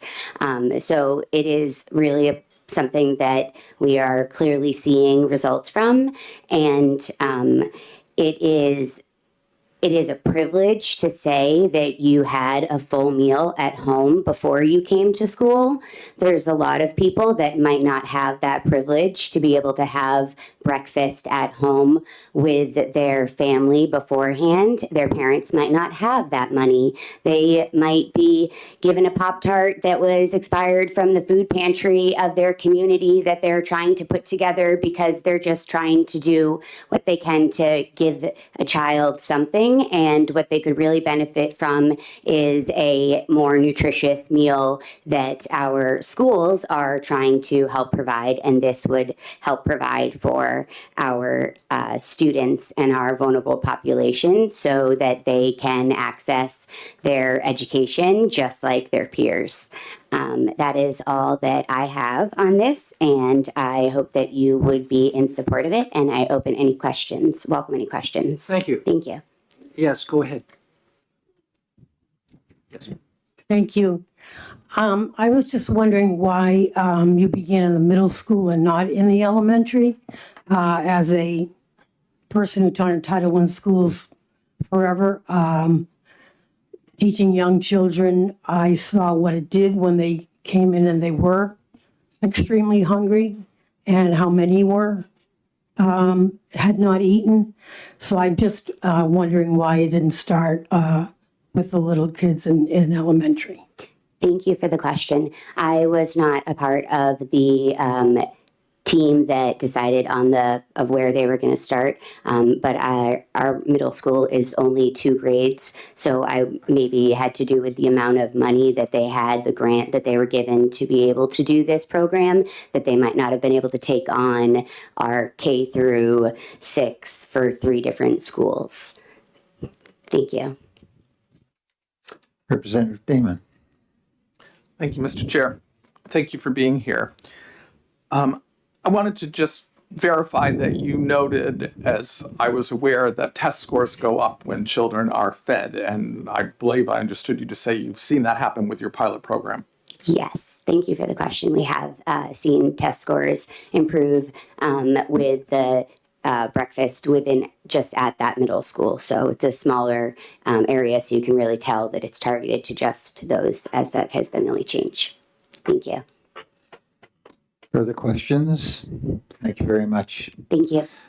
Next, I'm going to call Representative Timothy Hargan.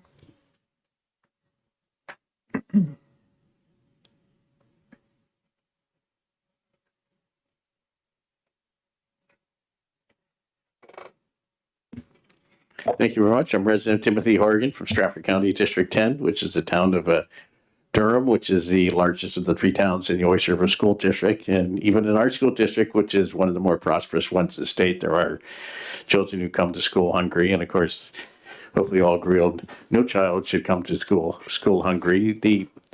This is a fairly small step in increasing the number of students who can get free school meals. I personally, obviously, it's probably not going to happen with the current budget situation. I would probably not be against just giving all 125,000 children in our public schools both a free breakfast and lunch every day. And you can actually kind of estimate what the cost of that would be from the fiscal note, even though, like a lot of fiscal notes, it's kind of not very informative. It's lengthier than most, at least. But anyway, this is actually, I guess this is a local opt-in program, so each school district can decide whether or not it wants to do this. I probably think they all should. Even if the parents have money, children don't have any money of their own. So, somebody's buying them their breakfast and lunch anywhere. And also, the issue came up of supposedly kids and probably should be eating breakfast before they get on the school bus or walk to school, but not all of them are able to do so. And even if there are, I don't think I'm not particularly, maybe this is just me, maybe my heart is, maybe I'm like an old softie, but I don't see anything wrong with the kid. Some kids get both a breakfast and a little bit something extra at breakfast time. But there are a lot of kids who rely on the school breakfast to get started, and we shouldn't be charging these families who meet this rather modest 200% of poverty level guideline. We shouldn't be. I think it's fair not to expect them to pay it. So one philosophical thing is, the federal funding is a lot less reliable, and I don't necessarily think in general that means we should be providing fewer services to our citizens, including our young citizens at school. I think it may mean we're going to have to kick in more money and rely less on federal funding, and that's just a fact of life, and that's way beyond the scope of this committee. So we may need to do some, so we may need to consider some things that perhaps we're not normally willing to consider, and certainly making children go to school hungry is not something we should be considering.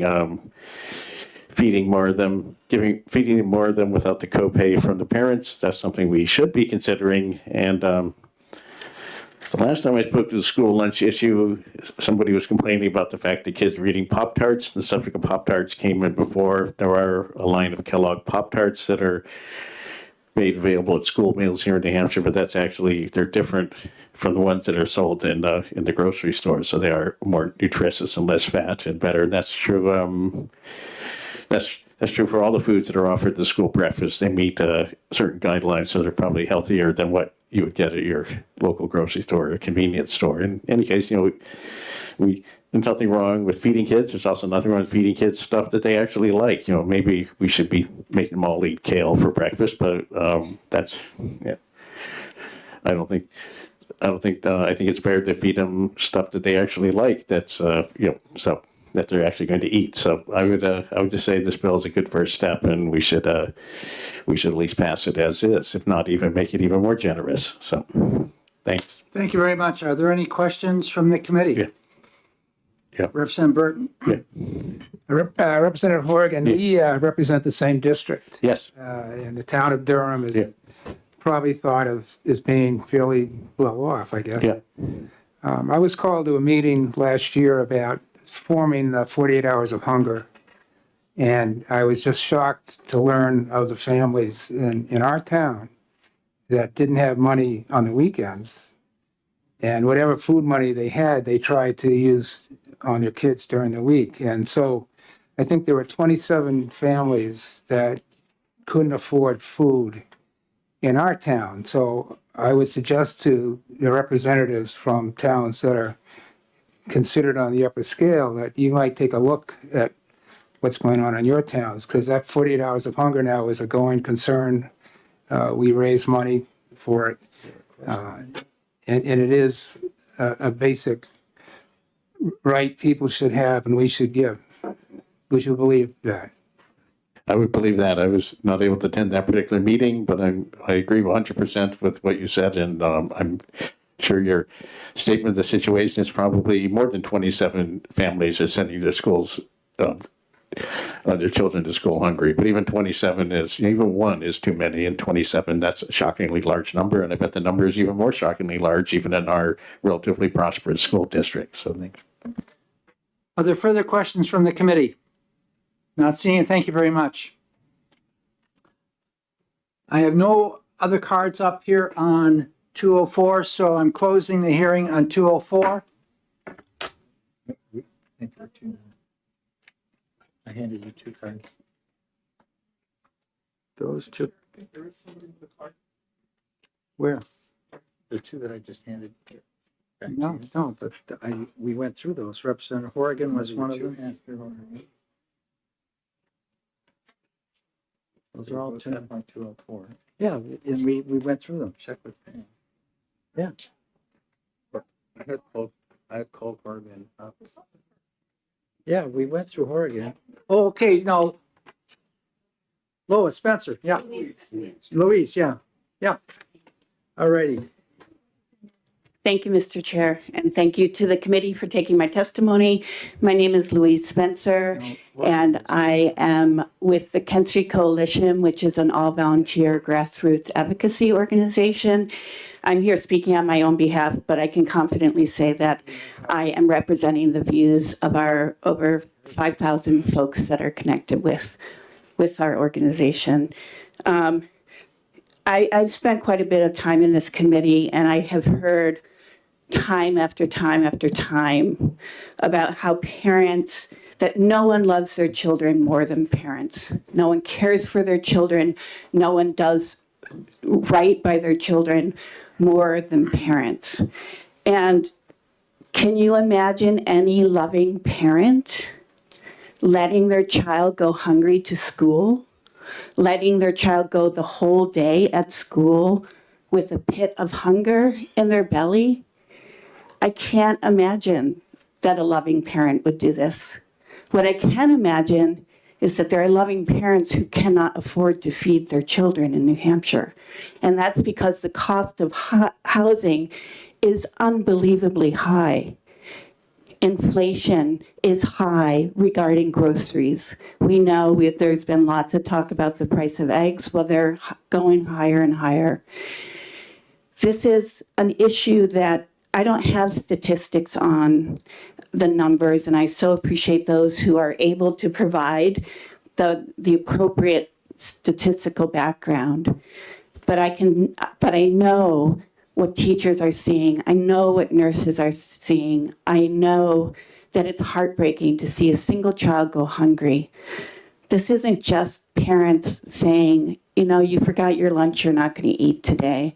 Or, I didn't like your attitude, so you're fending for yourself today. These are kids showing up day after day, week after week, month after month, hungry at school. We have a responsibility to these kids. This is the idea that we could be considering, with the next bill, giving out money for families that don't need that money. And then we have kids whose families really need it. Please, please, this is a very simple opt-in basic bill. I just urge you to please support this bill. And also please recognize that there are loving parents in this state trying to do best by their children, and this bill helps them do that. Thank you. Thank you very much. Are there any questions from the committee? Not seeing any. Thank you very much. Are there any other cards out there on 204? Okay, for the second time, we're going to close this hearing. All righty.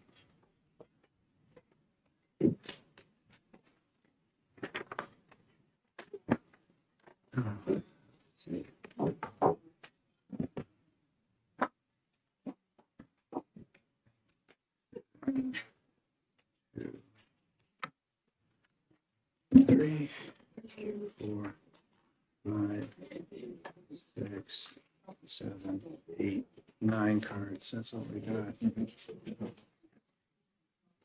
And they're all but one opposed. I don't have the sponsors. Here's Victoria.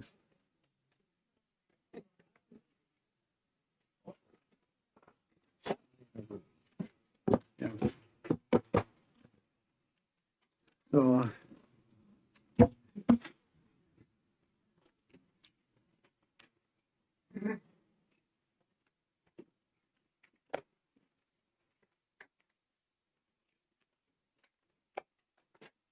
okay. Okay, we're ready to go into the last hearing for this afternoon. Excuse me. It's SB 295 relative to education freedom accounts, and I welcome Victoria Sullivan. Senator Sullivan. Thank you, Mr. Chairman. It's good to be back in this committee. My name is Senator Victoria Sullivan. I represent Senate District 18, which includes the south end of Manchester and the town of Litchfield. I'm here today to introduce Senate Bill 295FN, which simply removes the income cap on education freedom accounts. First, I find that the term education freedom accounts and the term vouchers are used interchangeably during these discussions. I want to clarify that vouchers are given directly to parents or guardians to use. Education freedom accounts, also referred to as education savings accounts in other states, are funds that are placed in an account that is monitored by and controlled by an organization. I provided a handout that also outlines the differences. Using proper terminology is important to have an educated conversation on this matter. New Hampshire taxpayers and voters have made it clear that they support the efforts to expand education freedom accounts. The current EFA law has been very successful. I have families come to me all the time with their stories of how well their children are doing because they had the option to leave a school or a school environment that was not suited for them and chose one where they are thriving. Families that are currently using EFAs, and those that will use them in the future deserve stability and confidence that they will be able to continue using the program until graduation. Just a few weeks ago in the Senate Education Committee, we heard a bill that would have required families to undergo income qualifications each year. I've seen families who qualified for the Children's Scholarship Fund program who lost their funding because their family's income increased by only $50. Families using these funds should not be subjected to education insecurity, worried that their children's education is only secure from one legislative cycle to the next legislative cycle. There will be undoubtedly opponents that state that wealthy families will be able to use these funds. The fact is, children of wealthy families currently attend traditional public schools at a taxpayer cost of approximately $21,000 per year. No one seems to have a problem with that. However, this bill has the potential to actually reduce the taxpayer dollars used by wealthy families, since only the state portion of the funds, approximately $5,000, will follow the child. I would like to remind the committee that these funds can be used by a family that would like to transfer a child from one public school to an out-of-district public school. They can also be used to support a multitude of education opportunities, including tutoring. This is not just about using funds for private schools. However, this bill does right or wrong that is a blight on our education history. At their inception, public schools were funded by taxpayers in order to provide a moral education. Part of that education was reading the Bible. In fact, Bibles were still in many American public schools until the 1960s. So from the beginning, taxpayer-funded public schools were Protestant in nature. When Catholics began to migrate to America and their children attended public schools, they faced bigotry and discrimination. This was fueled by anti-Catholic rhetoric. This forced Catholics to form their own schools. The Blaine Amendment was proposed to ensure that Catholic schools did not receive any taxpayer funds. Although it failed on the federal level, many states adopted similar amendments. It's time to end the discrimination, the bigotry, and the segregation of our school system and create a new pathway that truly allows education freedom for all of New Hampshire's children. Polling has shown that this is what voters want. There is no bigger statement made than the election of Governor Kelly Ayotte. While her opponent ran on ending education freedom accounts, Governor Ayotte ran on implementing universal education freedom. The voters have made their choices heard, and I ask that you support this important piece of legislation, and I'm happy to take any questions. Thank you. Thank you very much, Senator. Are there any questions from the committee? Representative McGuire. Thank you, Mr. Chairman. Thank you, Senator, for coming. This bill puts a limit of 10,000 students. Do you have any information about whether you think it's likely that limit will be hit, and if so, or short, or whatever? Thank you for the question. So there's also in the packet that I handed out, there is a proposed amendment that I would be grateful if a member of the committee put their name on to present. And it basically clarifies in one part of the bill about the cap. And it says that it replaces and meets the priority guidelines when applicants exceed the enrollment cap with, when applicants exceed the enrollment cap in any given fiscal year, the scholarship organization shall first approve applicants for eligible students who meet the priority guidelines as listed in RSA, and it goes on. But it also adds the language for the fiscal year when we're talking about that cap. And so what happens is when they meet that cap of 10,000, there's a trigger. There's a trigger when it gets to 90% that it will increase by 25%. So that trigger keeps the enrollment rolling, and it's a perpetual enrollment. So it's not an actual, like, we don't see that we're going to reach that cap anytime soon. We're currently at about 5,000 students. And so the cap doesn't go into effect until 10,000, but at 90% of that 10,000, the enrollment increases by another 25% for that fiscal year. So we don't see that it's going to double in the next year or even the next two. And I think it gives us the time to be able to implement this program in a way that is also, we're able to judge it fiscally as well. Thank you very much. Are there further questions? Representative Luno? Thank you very much, Mr. Chair, and thank you very much, Senator, for joining us this afternoon. So according to the Department of Education's 2024 EFA phase-in grants, so these are the, phase-out grants, these are the grants that go to public schools for students that leave public schools. About 200 students left their public schools last year and this is statewide, to take the EFAs. So I'm just wondering, of the 10,000 student cap, where are the other 9,800 students going to be coming from, potentially? Thank you for the question. So I also handed out from the Josiah Bartlett Center some background on what they did to find the funding and what it would cost us over the first 2 years of doing it. And in there, they actually line out where those students would be coming from. So 200 came in. Follow-up question? Yep. 200 came in 2024. Just wondering where the other students are going to be coming from under this expansion. yeah, they could be coming from homeschools into private schools. They could be coming in from public schools into other schools. They could be coming, that some of them are students that are in private schools already that will now qualify for this. Okay, thank you. Further questions? Not seeing any. Thank you very much. Thank you very much. Representative Tim Horrigan?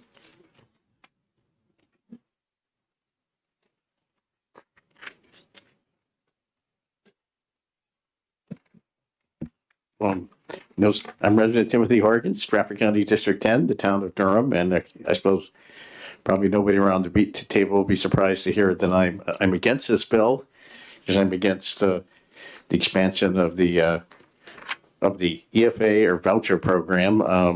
I mean, the senator from Manchester tried to explain why it's not a voucher program. I'm not sure if that distinction means it's not a voucher program. It certainly isn't a savings account either. So, if a family has money left over when the child graduates or ages out of the school system, they don't get the money back with interest. It goes back into the program. Because a few things I'll bring up just while I'm sitting here. One is, we're in a budget crisis. We cut back a lot of programs or eliminated them because we felt the private sector, at least the majority of the committee, felt the private sector could do them. Probably financing parochial schools and Christian academies, which is the main purpose of this program. Functioning those schools is also something that maybe the private sector should be left to do. I think first of all, this program, I think it's poorly designed. It's not very well administered. It was given to a small nonprofit organization based in New York City, or to put it another way, an out-of-state NGO to administer, and they didn't really have a whole lot of experience administering the program. It's been designed so you can't really audit it, but there are, even though I think they're making an effort to administer it honestly, there's I think there's just a lot of issues with how it was run. It's certainly there's a very small group of people overseeing it compared to example like who oversees SNAP, food program and other entitlement programs. It's a very small group of people, most of whom aren't directly accountable to elected officials like ourselves. So that's just a big problem with the program. Also, I feel fairly confident stating that it's unconstitutional under the state constitution. We heard about the so-called Blaine Amendment. Senator Blaine died 150 years ago, so I'm not sure what his motivations really matter now. But anyway, the state constitution still has a prohibition on funding religious schools with tax dollars, and that's exactly what this program is intended to do. There is data which I mentioned earlier. About 90% of the schools that receive tuition are either parochial schools or so-called Christian academies. Some of the secular schools receive the money also, I think, have at least a somewhat religious agenda. And it'd be one thing if this program just supported homeschoolers and maybe from private schools, but in my mind, it hasn't been definitively tested in the state Supreme Court. It's my mind, and I don't think I'm the only person who believes it. It's a blatant violation of the New Hampshire state constitution. And that seemed to be one of the reasons why they thought it was a good idea to launder the money through this so-called scholarship organizations. Somehow then it wouldn't be public funds anymore, but of course they are. And I've also come in a number of times to testify on charter schools. When the charter school program was developed 30 years ago, they specifically left religious schools out of that, and I think that was the right choice with this. And if you wanted to create this new funding mechanism, religious schools probably should be left out of that, and especially during this budget cycle when, private education has a lot of fundraising potential, and even if families do bring a voucher into their school, it's not enough usually to pay for the tuition anyway, so there's private funds coming in anyway. So why not just have more private funds coming in and at least either, and that would mean a total rewrite of the bill and rewriting in a way that obviously the sponsors would be comfortable with, but I think it would be a good call to cut the religious schools out of it altogether and also fix some of the structural problems with the program. I don't expect you to do that, but that's something you could consider. I'm not, so I think anyway, I think this bill is a bad idea, just especially given the budget crisis. We should be either cutting it back or at least leaving it as is, and certainly not this radical expansion, because I know if this program had existed when I was a kid. I went to private school for my last 2 years of high school, and I'm sure my parents, they didn't like to leave money on the table, even though they were relatively affluent. I think they would have happily taken this voucher program, and that was, not, that certainly, they managed to send me and my sisters to the private schools for part of our education, and, so they were able to do that anyway, so I would probably... So anyway, I just say this bill should either be ITL'd or used as a vehicle for a pretty radical reform of the program. So, and I'll be surprised if either of those things happen. The ITL is probably like a little bit more realistic possibility. So anyway, that's my testimony, and I suppose I'd be happy to try to answer any questions if anybody wants to ask me any. Thank you very much, Representative People. Yeah. Thank you, Chairman. Yeah. Thank you, Representative Corrigan, for taking my question. Actually, it's a multi-part question. Oh, boy. We have approximately 160,000 students in the state of New Hampshire that we need to educate. Yeah. The Department of Education has said all education that's funded with public money is public education. So whether you're in a public school, a public charter school, homeschool, or an EFA program, they are all public schools. Now, why would you want to discriminate from one class of child to another because that's the choice they choose for their education. Our job here, as I see it, is to educate them all. And in the most economical and best ways for each of those children. So why would you want to single out one particular group of children and cut them out of that equation? It just seems a little cruel to me. I don't know.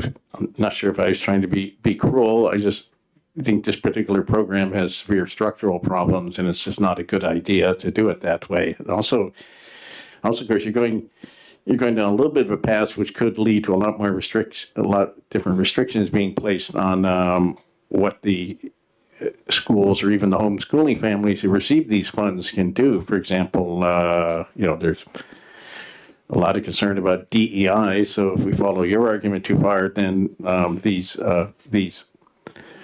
private schools who may have like some of these private schools who may want to teach DEI, a lot of them do value diversity, equity and inclusion. They might be prevented from doing so if they have families in there whose parents are taking the EFA vouchers. And I'm not even sure the way the program is set up, if they can prevent a family once their children have been to the school, whether they can prevent them from using that as a funding source. So anyway, I just don't think it's cruel. I just sort of think this particular program has severe problems. It's badly designed, also unconstitutional, and that's just my opinion. Obviously, you don't share it, so thanks. Are there further questions?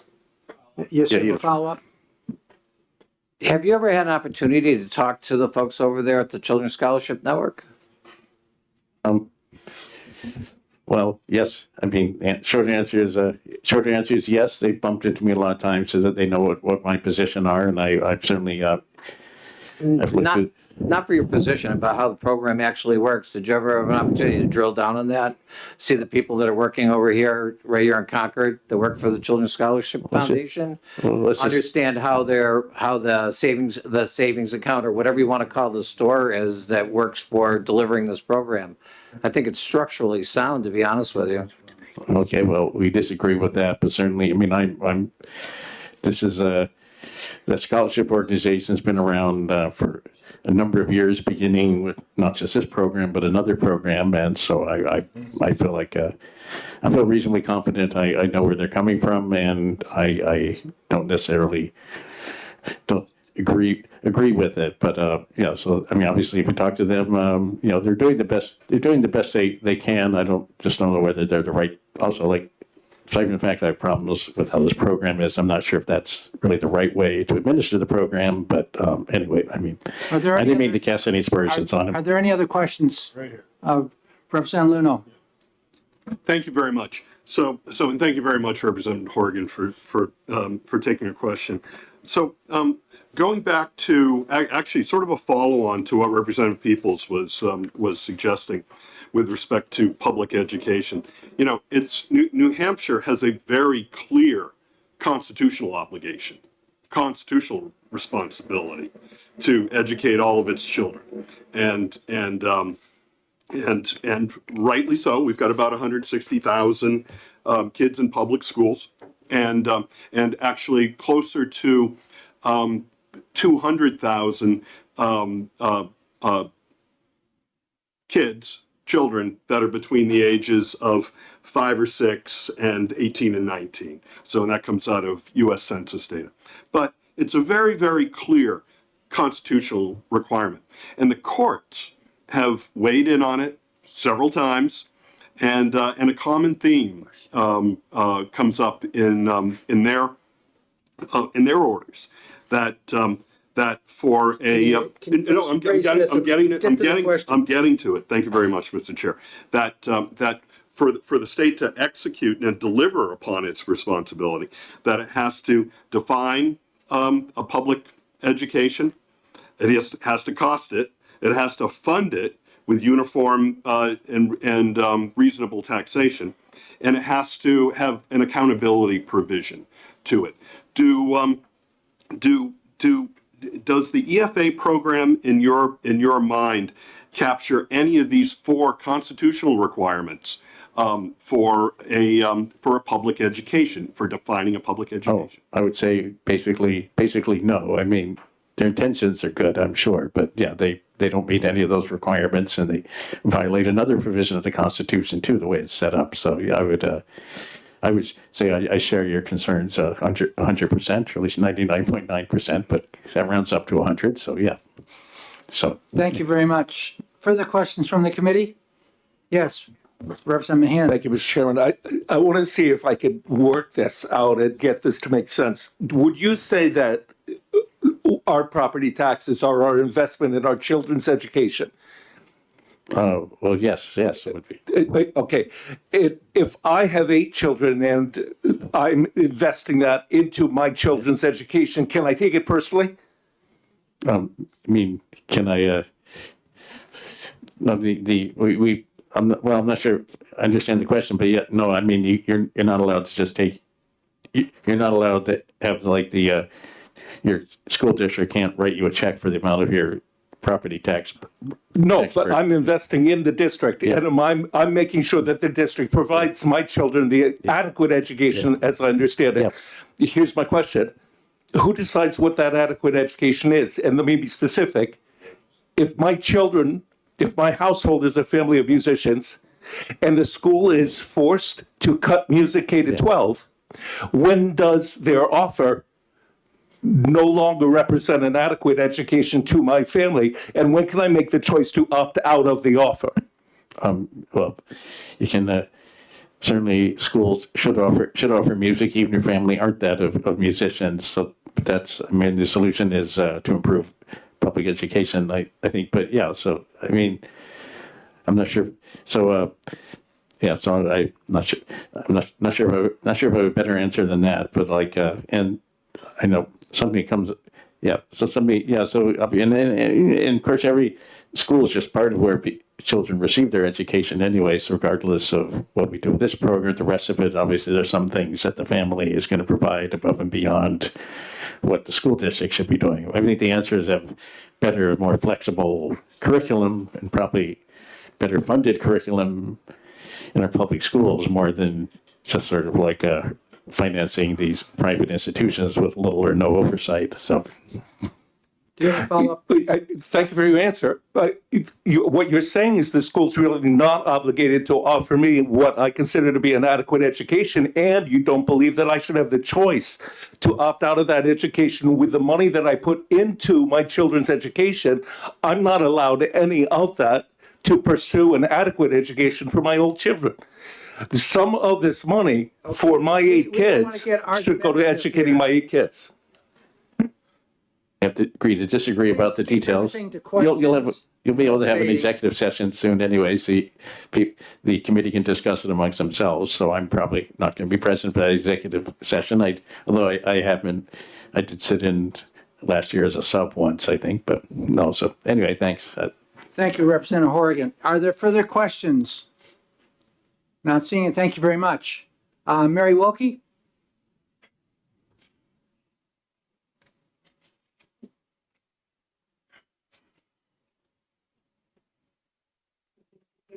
Welcome. On. Thank you, Mr. Chair and members of the committee. I'm Mary Wilkie from Concord, a retired public school teacher. I oppose this bill. Members of this committee have heard me speak many times in opposition to school voucher bills, and based on my disagreement with the values and policies underlying them, and I'm not going to repeat those concerns now, though I still definitely have them. What I would like to address is the House majority's seemingly cavalier attitude toward its fiduciary duty to ensure the appropriate and lawful use of public funds, a duty that should apply regardless of one's enthusiasm for the underlying program. For instance, is the majority who seem to be in favor of school vouchers really comfortable expanding the program when right now the scholarship organization is withholding basic information about where the money is going? By December of each of the first 2 years of the program, CFS posted a list of the vendor and category spending so that we could see which vendors received voucher money and how much they received, how much each vendor received. That's how we learned about some of the particularly controversial spending, for instance, public funds used for ski passes and summer camp. But for the school year that ended last June, which was the third year of the program, CFS has not yet published that list. They used to do it in December. I was told in December that the posting was delayed because an employee of CSF was on leave. We, the state, paid CSF nearly $2 million for administering that program that year, which ended last June, 10 months ago. And yet, 10 months later, they still can't provide that data. They've got to have it. They're the ones that spent the money. Shouldn't you all and the public be allowed to see where the $20 million spent that year went before you decide whether to expand the program? Maybe trips to Disneyland? Maybe Caribbean cruises? It's anybody's guess. We don't know. Meanwhile, the only time a third party has reviewed how CSF has managed EFAs was when the DOE did a compliance review of eligibility determinations, and they chose 50 random cases out of the first 2 years of the program. As I'm sure you all know, 12 of those 50 cases, it turned out the CSF had not used adequate data to make its determination. And in 2 of those cases, the families were actually not eligible. That's 4% of the cases reviewed. If you extrapolate from that, we'd expect about 186 of the students participating in the first 2 years were wrongly paid. At about $5,000 a student, that would be more than $900,000. I'm assuming that CSF repaid that amount, but my point is that if that review hadn't happened, who would have ever caught that error? How does CSF, for instance, determine which supplies and services are reimbursable and which are beyond the scope of the statute? Is anybody watching that? Looking at data from the first 2 years, which is all we have, I have personally found money that was paid for something that is beyond what's allowed by statute. It seems reckless to me to consider passing this bill, which would open the state to tens of millions of extra dollars of liability beyond what you're already liable for, without having any performance audit of the program. I just don't understand why the members of this legislature who keep pushing for expansion of this program are willing to close their eyes to these basic questions.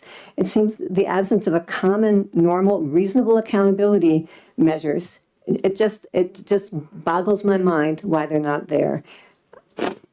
And I guess for those reasons, as well as all the reasons other people have said, and I'm sure will say, I oppose this bill. Thank you. Thank you. Are there any questions from the committee? Not seeing, thank you. Thank you. Kathleen Silver?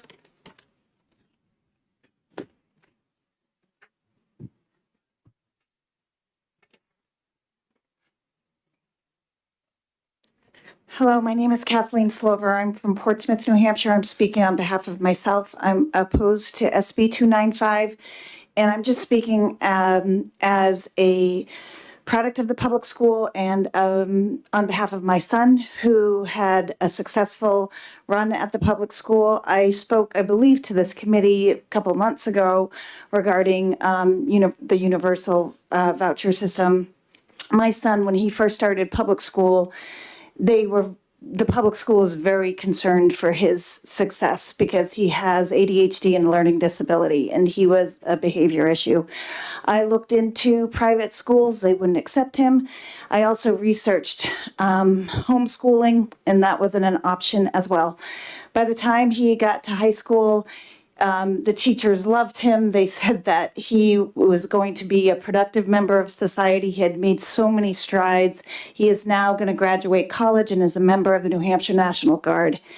When I was here last time listening to public comment, there were this idea and a talking point that schools is a matter of priority. It's kid, parent, school, or school, kid, parent. And I can't tell you how wrong that is. It's not that I believe it's wrong. It is wrong. Schools are like this. You have the parent, you have the child, and you have the school. And we all lean into each other. And that's how it works. And the public school, that paradigm is federally required of the public school. And if I didn't have the public school, I probably would have homeschooled my kid, and I probably would have I'm a snowplow parent. I probably would have made it too easy for him. He needed the challenges that public school provided, but he also needed the support that the public school provided and private school didn't. And I was there to support him as well. And I was brought to the table and I was part of the conversation. And now our community is stronger, I believe, because everybody put that effort in. This costs money. And if you if you separate it out and you pull in a voucher, you pull out of that system, everybody fails. One thing that I would like to also mention is when he was getting services, there were other kids pulled in. He wasn't alone. For example, in middle school, he had to get extra services for math and for executive functioning. That class was offered to everybody.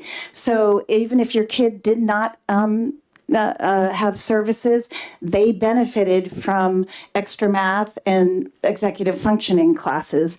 They also provided that class in high school, and kids were pulled in all the time when they needed extra help.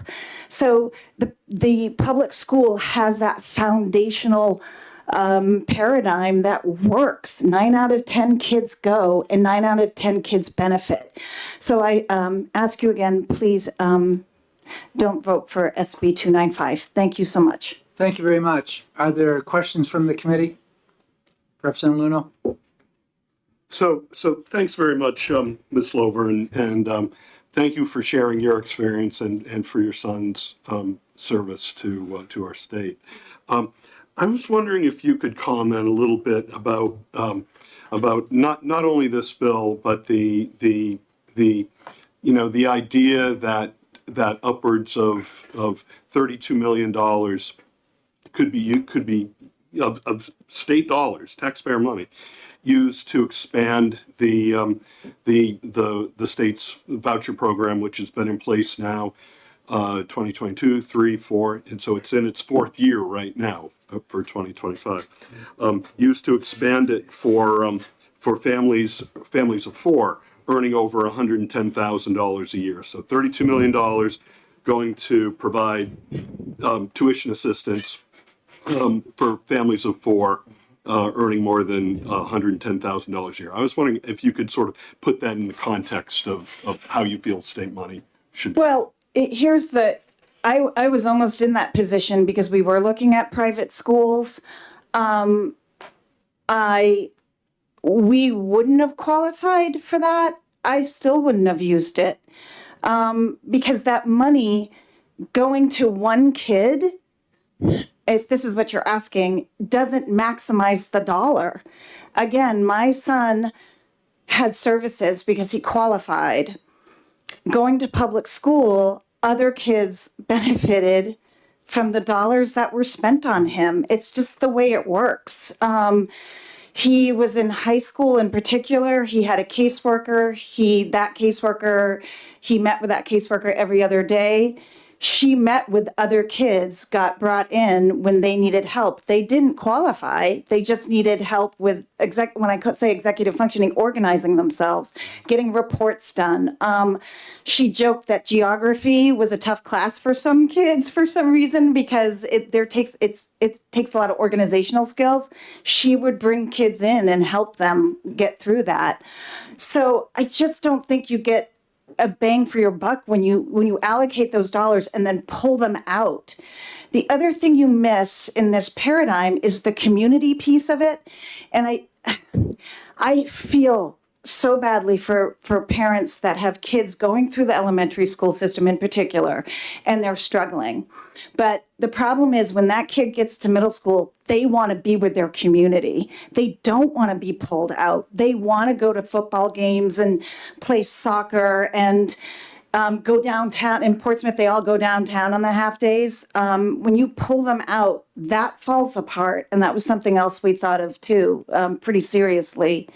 So I just don't think you get the bang for your buck when you start splintering these dollars out, especially when it comes to kids that need help, because everybody benefits from that. And I wish I I wanted to bring my son here because he can tell his story, but he's at Colby Sawyer right now getting ready for his capstone. I mean, he's busy. I wanted to reach out to, I came running in here because I wanted to reach out to his caseworkers so they could tell their stories about how I would suggest to parents, go talk to this caseworker, and the principal would kind of get mad at me for doing that because she's busy, but she would help other students that had problems with math, had problems with organizational, had problems getting reports done. And it was just, you get more bang for your buck when you keep it within one building and one system, if that answers your question. It does. Okay. Thank you very much. Thank you. Are there further questions from the committee? Not seeing any. Thank you very much. Patrick Graff?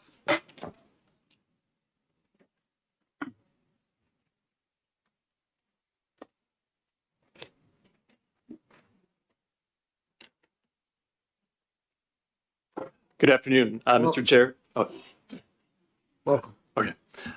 Good afternoon, Mr. Chair and members of the committee.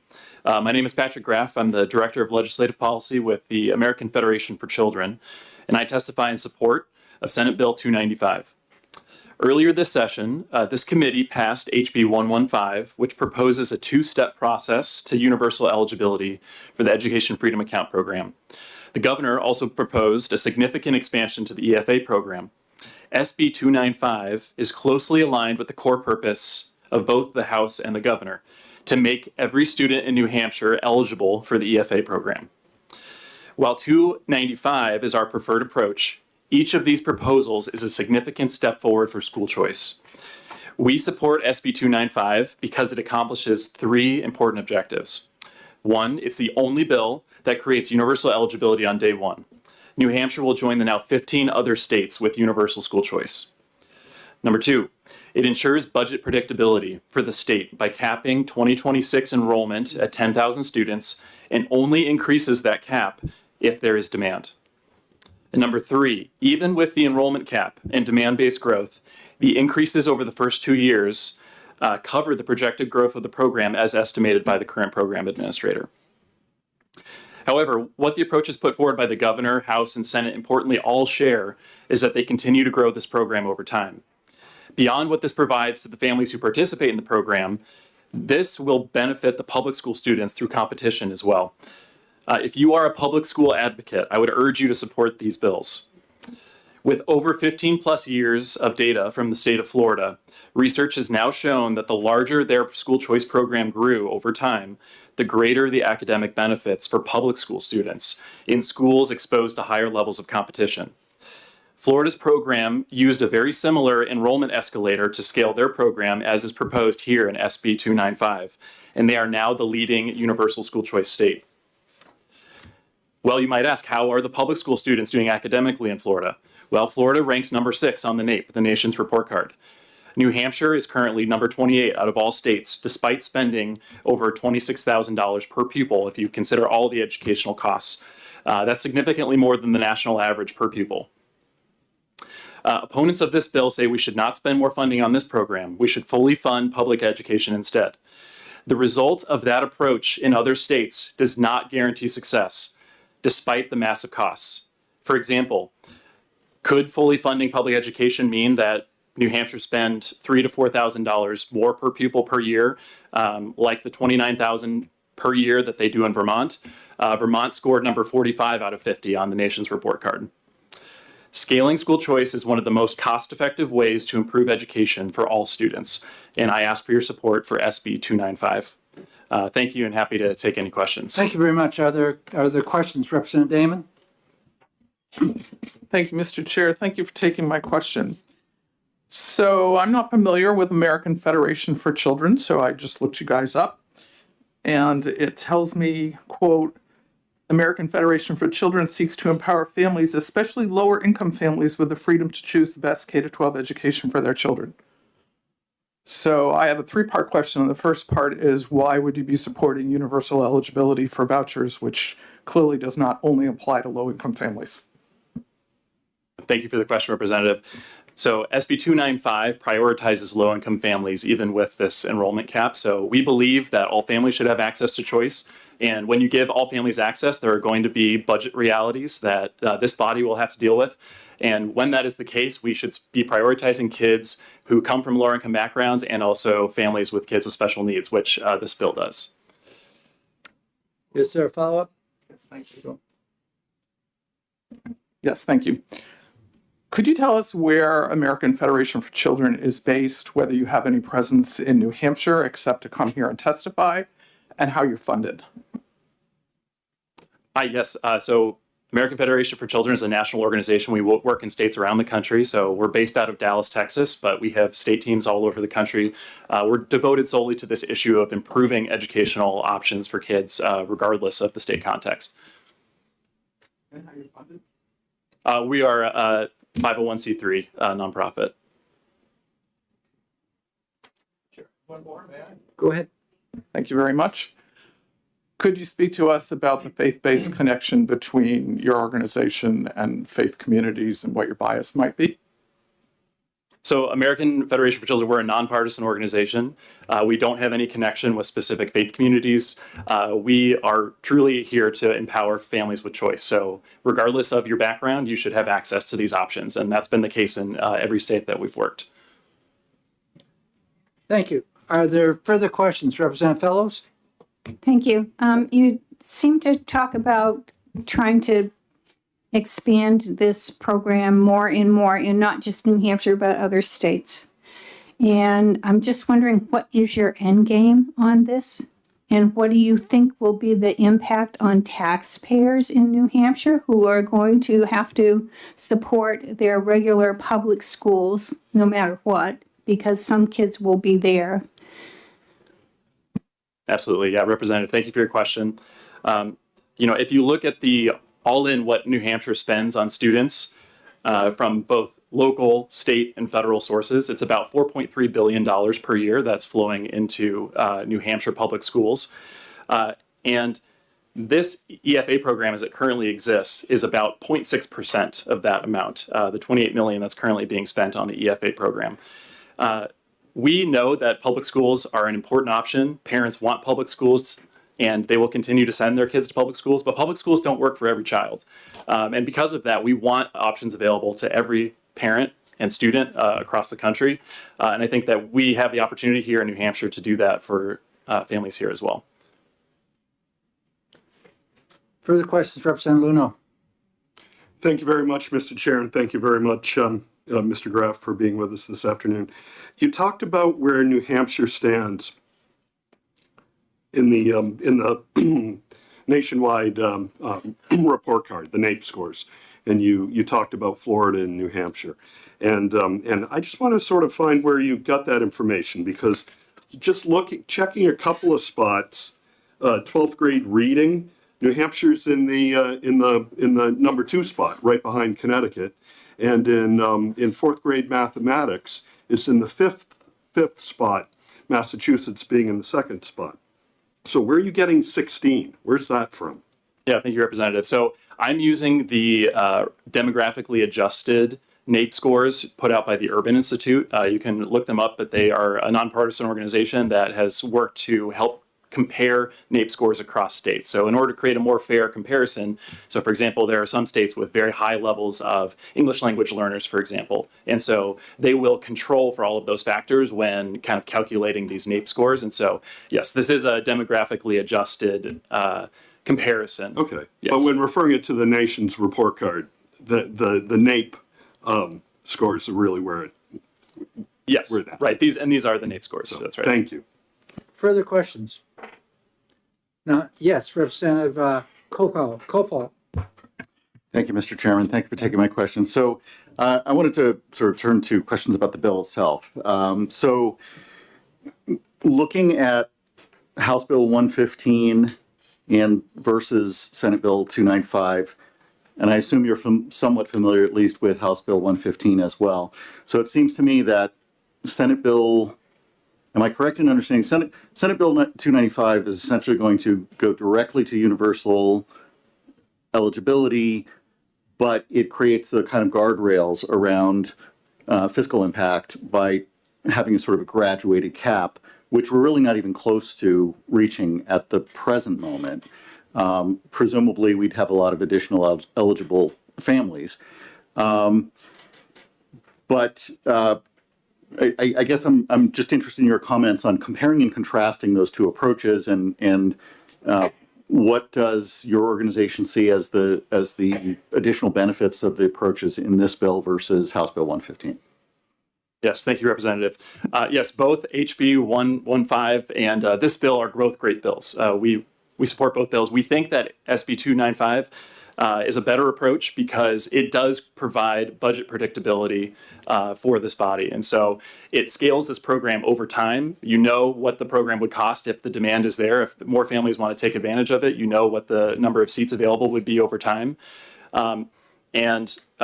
You know, what we have seen in other places like Florida that have had a program since the early 2000s, that as that program has continued to grow, the benefits continue to accrue, not just for the families who can use it, but also for the public school students who are exposed to it. So I think, you know, one temptation of stopping the program growth right now is actually you're cutting off some of both those fiscal and academic benefits to the whole system by stopping the growth now. So creating this growth over time, I think, is an important piece of program success. Representative McGuire? Thank you, Mr. Chairman. Thank you for taking my question. I wanted to get more into you talked about school choice improving public schools through competition. And the way I've read about, I think that's likely true, but the way I've read about it in the past is that it sort of takes a certain amount of competition for it to have an effect rather than, you know, if 10 kids were doing it, it wouldn't affect public schools, but if 10,000 are, maybe it does, right? So do you see kind of an increasing effect as more and more students choose non-public school options? Yeah, thank you, Representative. It's a really insightful question.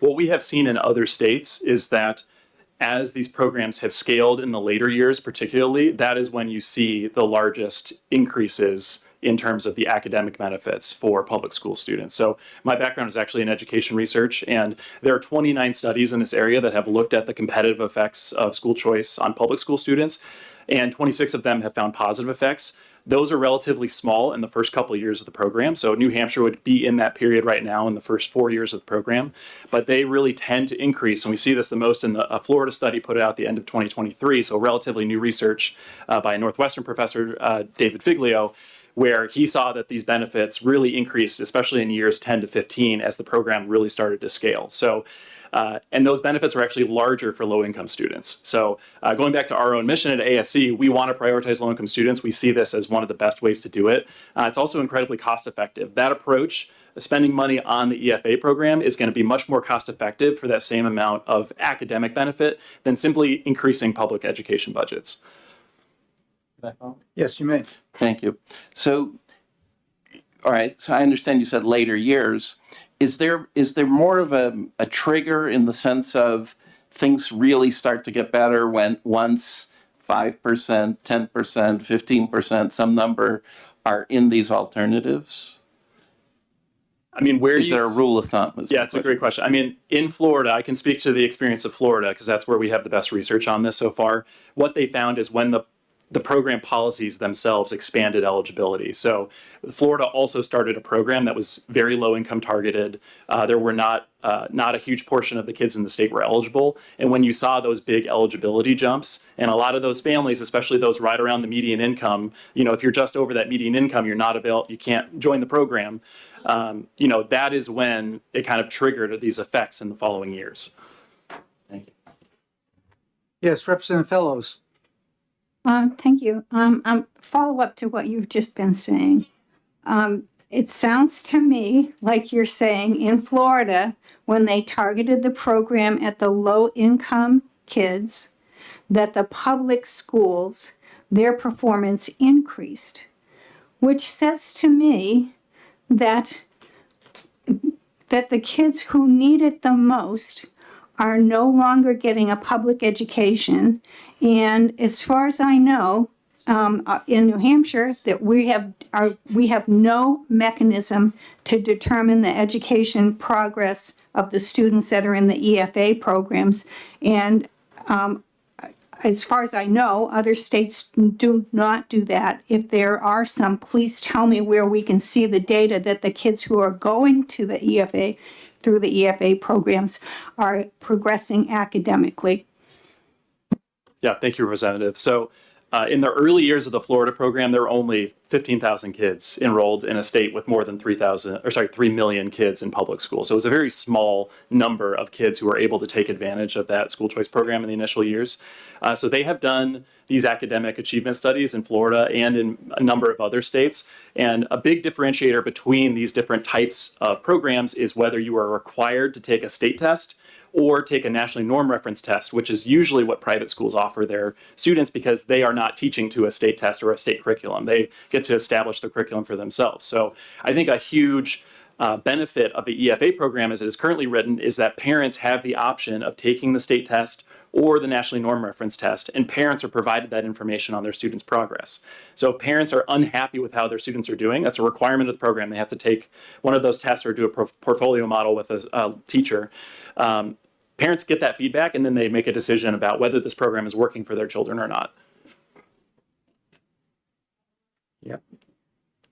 So giving the information to the parents and letting them decide whether or not that was an improvement or if it's on track compared to the national norm is that to me does not sound like any sort of way to measure really how well those students are doing. If you're not, I don't get that at all. And the portfolios, those are highly subjective, and we don't know what kind of standards they're setting for each student. They probably have individual standards. So I'm wondering if there's some maybe national SAT or something like that, that we really know is a reasonable measure and has good standards. Is there any data that shows the EFA students are doing well on that? No, thank you, Representative. So we believe that parents should be the ones making the decision first about what the academic outcomes that they want for their children. So the EFA program itself mandates that schools teach the subjects that we expect all schools to teach of their students. And they give parents a way to assess that learning through these tests. And so especially for our homeschool parents, many of them will take a nationally norm reference test that many of us are used to, right? The SAT would be an example of a norm reference test. So that is a possibility for the high school students to take that test. But they also might choose a portfolio option because the kind of education that they're customizing for their student would fit that kind of assessment modality. So I think there is a benefit of the freedom that you give parents here in New Hampshire to choose between those different options.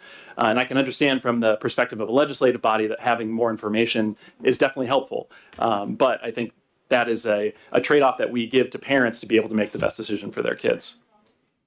Tiny one. So what states are publishing any kind of information about their EFA programs that shows us information about how the academic performance of those students? No, thank you, Representative. So it is a few number of states that are able to do it. One challenge that many states have had is because of the disruption due to COVID, there has also been a disruption to testing. And so that is both for public schools and for a lot of private schools participating in these ESA type programs around the country. So states like Indiana, Ohio, as well as Florida have reported for a long time. So some of those are big voucher program states. Florida is now a big ESA program state. Those have reported out information, and they do have that those kinds of pieces of the law, but not all of them are able to because nationally norm reference tests are different in terms of the state tests. You can tell us how to get that data. That would be Representative great. Fellows, we need to be recognized. We're going to move. Are there any other folks who would like to ask a question? Representative Luno? Thank you very much, Mr. Chair. Thanks for taking another question.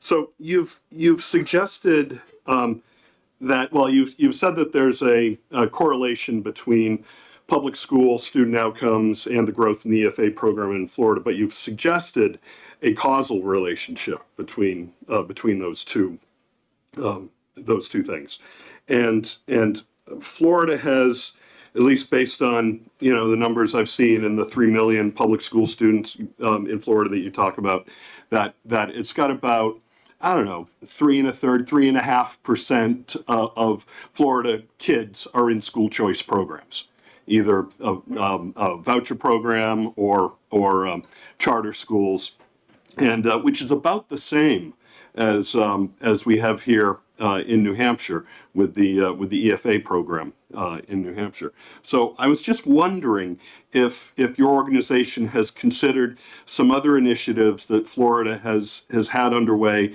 for decades now, specifically directed to improving public school student outcomes, such as accountability and assessment, investments in reading and instruction, and improvements in teacher pay and support, and whether you think that that causal relationship could exist through some of these other intentioned school performance, student outcome programs. Yep. Thank you, Representative. Yeah, just to speak to the methods of the Florida study that I referenced. So it is not an experimental study, but it is what we would call a quasi-experimental study.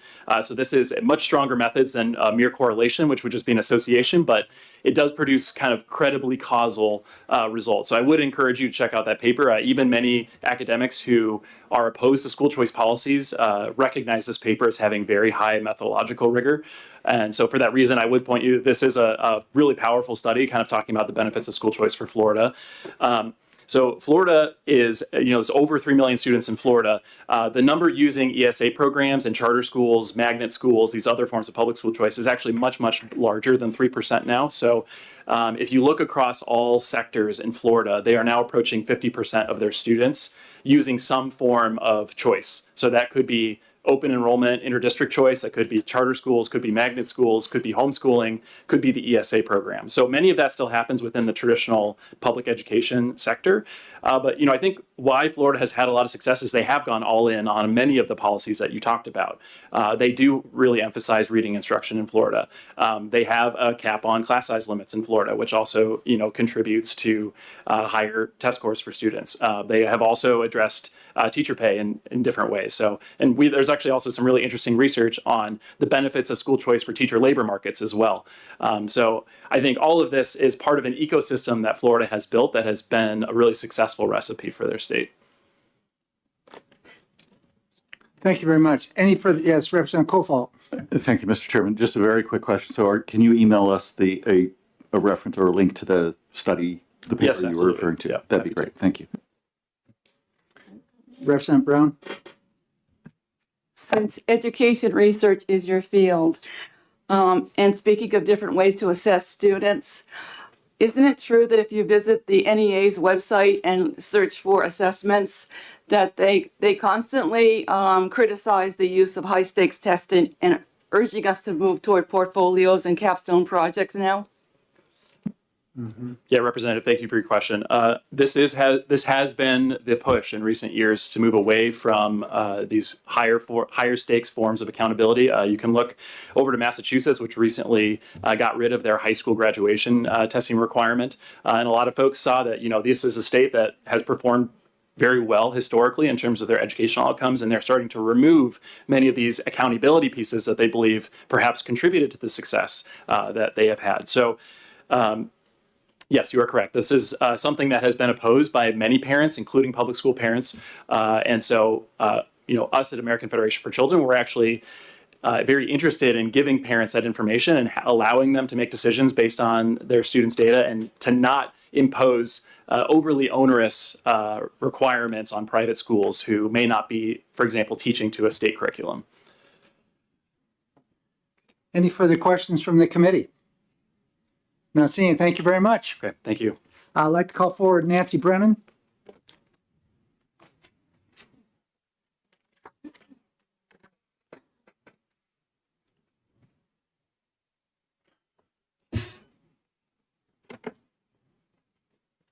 Hi, Nancy Brennan. I'm from Ware. I am a retired educator, and I have a very different view of what these vouchers are all about. We talk about choice with these vouchers. We have for years, and choice implies that each child can find the best educational fit. But students don't have the freedom to choose if they have disabilities, if they're LGBTQ, if even with scholarship money, they can't afford their choice. So it isn't really choice for everybody.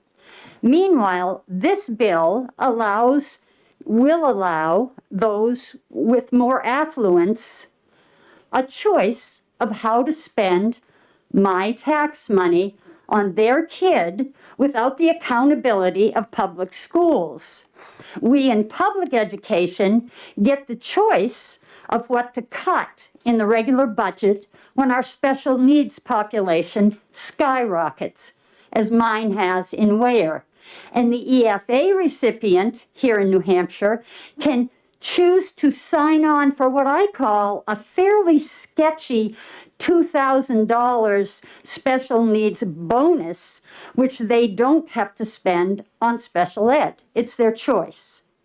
This bill pays for the choice to teach that being gay is a sin or white is superior. We in public ed have the choice to water down Black history, or if everything had passed the way it was going to, maybe lose our jobs, to support the gay kid, or maybe lose our jobs. The EFA parent can choose to take their kid to an art museum, while public school teachers can choose to use their own money to buy art supplies. I never kept track of everything I paid for as a public school teacher, but it was a lot. I keep hearing that school choice will lead to competition and improve public education. And yet, this legislature recently made the choice to reject our town referendums, to impose a tax cap on our town school budgets, to take away our Arts Council grants, to not feed more kids at school, to reject a budget amendment that would have helped 93 towns, including mine, with low property values and high tax rates, to ignore the overwhelming public sentiment against vouchers, the choice to spend state money to keep fighting fair school funding in the courts, the choice to eliminate state taxes for the wealthy, the same wealthy who will now benefit from SB 295, the choice to pay millions to an out-of-state company that oversees what I consider a boondoggle. And public schools are supposed to compete. My representative from Ware posted on social media, and I can show it to you if you want to see it, that his choice would be to shutter all public schools. And that scares the heck out of me. I urge you not to vote for this until there's more of a handle on what is happening with funding here in New Hampshire. And I would like to add to what I've heard about some of the other successes, and you may have read, that the state of Arizona, which is universal voucher all the way, is dealing with bankruptcy over what they've spent. Thank you. Thank you. Are there any questions from the committee? Not seeing it. Thank you very much. I'd like to invite Councilor Karen Hill.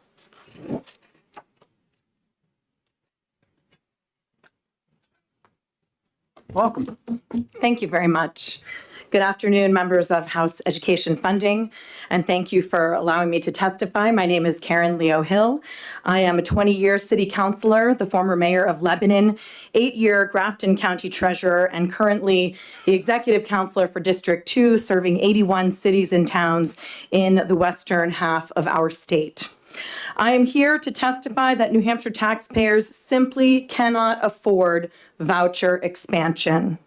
I am not here to say that vouchers are good or bad. Other people are making those arguments. I am here to advocate for the taxpayers of our state who are facing crushing housing costs, including property taxes. The cost of housing is the most pressing issue facing our state, and education taxes are the majority of tax bills. It is unreasonable to be discussing expanding an existing program when we are looking at such deep cuts to other programs throughout our state budget. Budgets are choices, and voucher expansion comes at the expense of our colleges and universities. In my district, Keene State College and Plymouth State University would be impacted severely by the current budget. Voucher expansion comes at the expense of working families who in this budget will be forced to pay a % of their income for basic health care. And voucher expansion comes at the expense of disabled people who will now be put on wait lists in order to receive services. Voucher expansion comes at the expense of cities and towns who are looking at less funding in rooms and meals and other sources of state funding. Simply put, expanding vouchers requires working people to subsidize the tuition of families who are already fortunate enough to send their kids to elite prep schools. And in the current economic environment, Granite Staters just can't afford the higher property taxes that will be forced onto taxpayers to pay for voucher expansion. Please vote ITL on SB 295. Thank you. Thank you very much, Counselor. Are there any questions from the committee? Not seeing. Thank you very much. Thank you. Have a pleasant drive back to Lebanon. Sandra Cannon?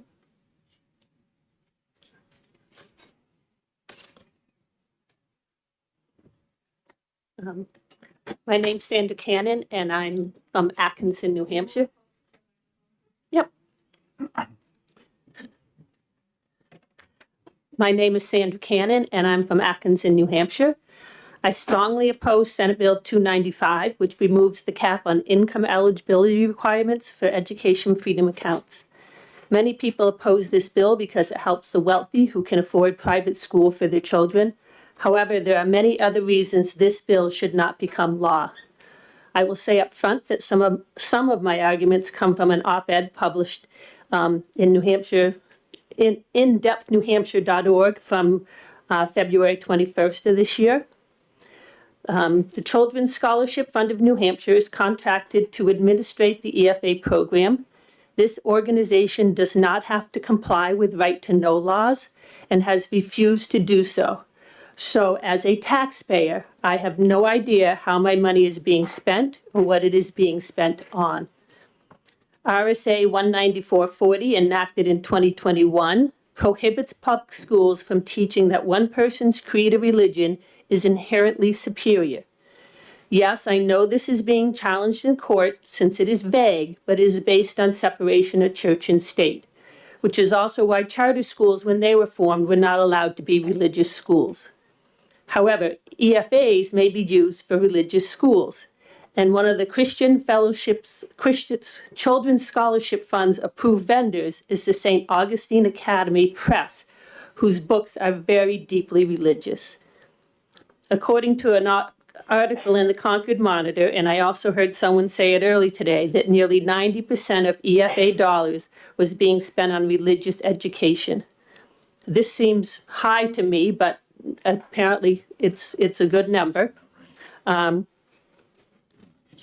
The EFA statute does not prohibit spending voucher or EFA money on schools or books that teach religion. In other words, our taxpayer dollars are being used to purchase these religious materials to provide religious education, which is not allowed in public schools. Again, if we could audit the CSF, we'd know where our tax dollars are going. The EFA statute claims to foster freedom, the freedom of school choice. But how can it be based on freedom since the programs finance religious education? This compels taxpayers to subsidize religious teachings with which they disagree, and it restricts their freedoms. Okay. If public schools are forbidden from this teaching, why exempt EFA-funded programs from that same prohibition? Now let's move on. A public school receives $4,182 per student for an adequate education. This is the lowest of all 50 states. And for those students qualifying for an individual education plan called an IEP, the public school receives an additional $2,142. State law requires two things to obtain an IEP. The student must have at least one of the disabilities listed in the special education laws, and two, as a result of that disability, the student requires specially designed instruction in order to make appropriate educational process. Parents are involved in each step of this process, may appeal to an independent hearing officer appointed by the State Department of Education. However, EFA students only need a diagnosis such as ADHD. Okay. I've been an educator, I've been in the schools, and I know the process. There is quite a bit of testing that goes on to determine if a student qualifies for an IEP. And retesting is required every 3 years. Some students that have an IEP may no longer require that IEP after a 3-year review. Some students who have an IEP, many students with a diagnosis don't qualify for special education, and they may get what is called a 504 plan, which assists the students. This may include seating in front of the classroom, extra check-ins, extra time on assessments or homework, or other accommodations. Okay. An EFA student can claim special education money with just a diagnosis. Okay. And the Children's Scholarship Fund of New Hampshire, which gets 10% of each voucher, isn't going to enforce any requirements on getting that special education money. During the New Hampshire House Education Committee's January 16, 2025 hearing on HB 115, very similar to this bill, one of the bill's sponsors argued that competition is good because it encourages public schools to improve. How can this statement be valid when public schools have one set of rules and EFAs have another? The legislature is constantly imposing rules on public schools that don't apply to all schools that are funded by taxpayer dollars. If I'm paying taxes, everybody should have to follow the same rules. Let's use our tax dollars appropriately, like the state Supreme Court has suggested more than once. EFA should only be given to those based on current income limits, and those limits should be checked on a yearly basis, or at a minimum, at least after 5th grade and 8th grades. The EFA should not be expanded to everyone, provide adequate funding for public education first. We provide the least amount of state aid for public education. We are 50th, dead last. When EFA started, 2/3 of those receiving EFA money were already sending their children to private schools or religious schools or homeschooling. Others who don't have students in the system pay their school taxes without a refund. Okay, think of the elderly who can least afford it. They don't get any money back. Why are EFA recipients getting the same amount of money as public school children? Public schools have many requirements beyond curriculum. They have certified teachers, recertification every 3 years, school buildings to heat, operate, and clean. They must provide busing. They have special education, which is usually the largest department in a public school because it is mandated. Okay. There was a bill, SB 203, that was supposed to close the loopholes in vouchers for education freedom accounts, but it was killed in committee. 3-2, basically inexpedient to legislate. Closing loopholes should be looked at before any expansion of education freedom accounts. I was an educator at the high school level. Several students joined the high school after attending a religious school through 8th grade. Does anyone check on this? Do they continue to receive their EFA money? Because the current bill says once you get it for all 12 years. Okay. How do you handle students that attend the public high school part-time to take science classes or math classes and even sometimes music classes? I taught at a high school. I know at a high school there are kids that come into that school part-time. Homeschooled EFA students are eligible to participate in all after-school activities at public schools like sports and clubs. Should some of their EFA money go towards that? Okay, the same rules must apply for all students, okay? And I have no guarantee that anything's being taken care of when All these kids can come to the schools for sports and other things, but they're getting their education money to go elsewhere. So I encourage you to table Senate Bill 295 at this time. Money is tight. Rules that apply to public education should apply to private education when tax dollars are used, and the state should be administering EFAs so taxpayer dollars are accountable. I suggest that they be administered by the state of New Hampshire and not some outside organization that we cannot audit. Thank you. Thank you very much. Are there any questions from the committee? Yes, Representative Peoples? Thank you, Chairman. Thank you for taking my question. Just out of curiosity, have you ever went and looked at the reporting on the Children's Scholarship Foundation and all the financial reports, the audits that are there? I have not looked at them. I will admit that right away, but I do know that it is very hard that they have refused to do a right to know law. I would tell you that I would go look at that. There, all the things that you're talking about are there already. Thank you for your testimony. Further questions from the committee? Thank you very much. Brian Hawkins?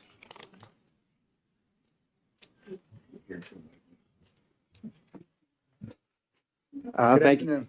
Good afternoon. For the record, Brian Hawkins, representing NEA New Hampshire. I'll try not to repeat what's been already said. First, I'd like to just address this question about budget predictability that was raised earlier. I think, as we heard, this is a soft cap in this bill, if anything. And so I don't see how this gives you any kind of budget predictability whatsoever, because there's no budget. There's no cap in the spending on this program. And this is where I think you only need to look to, we've talked about Arizona a lot in the past, North Carolina and Florida. Another couple of examples where we've seen what's happened in North Carolina when they lifted the income cap on their the participants more than doubled.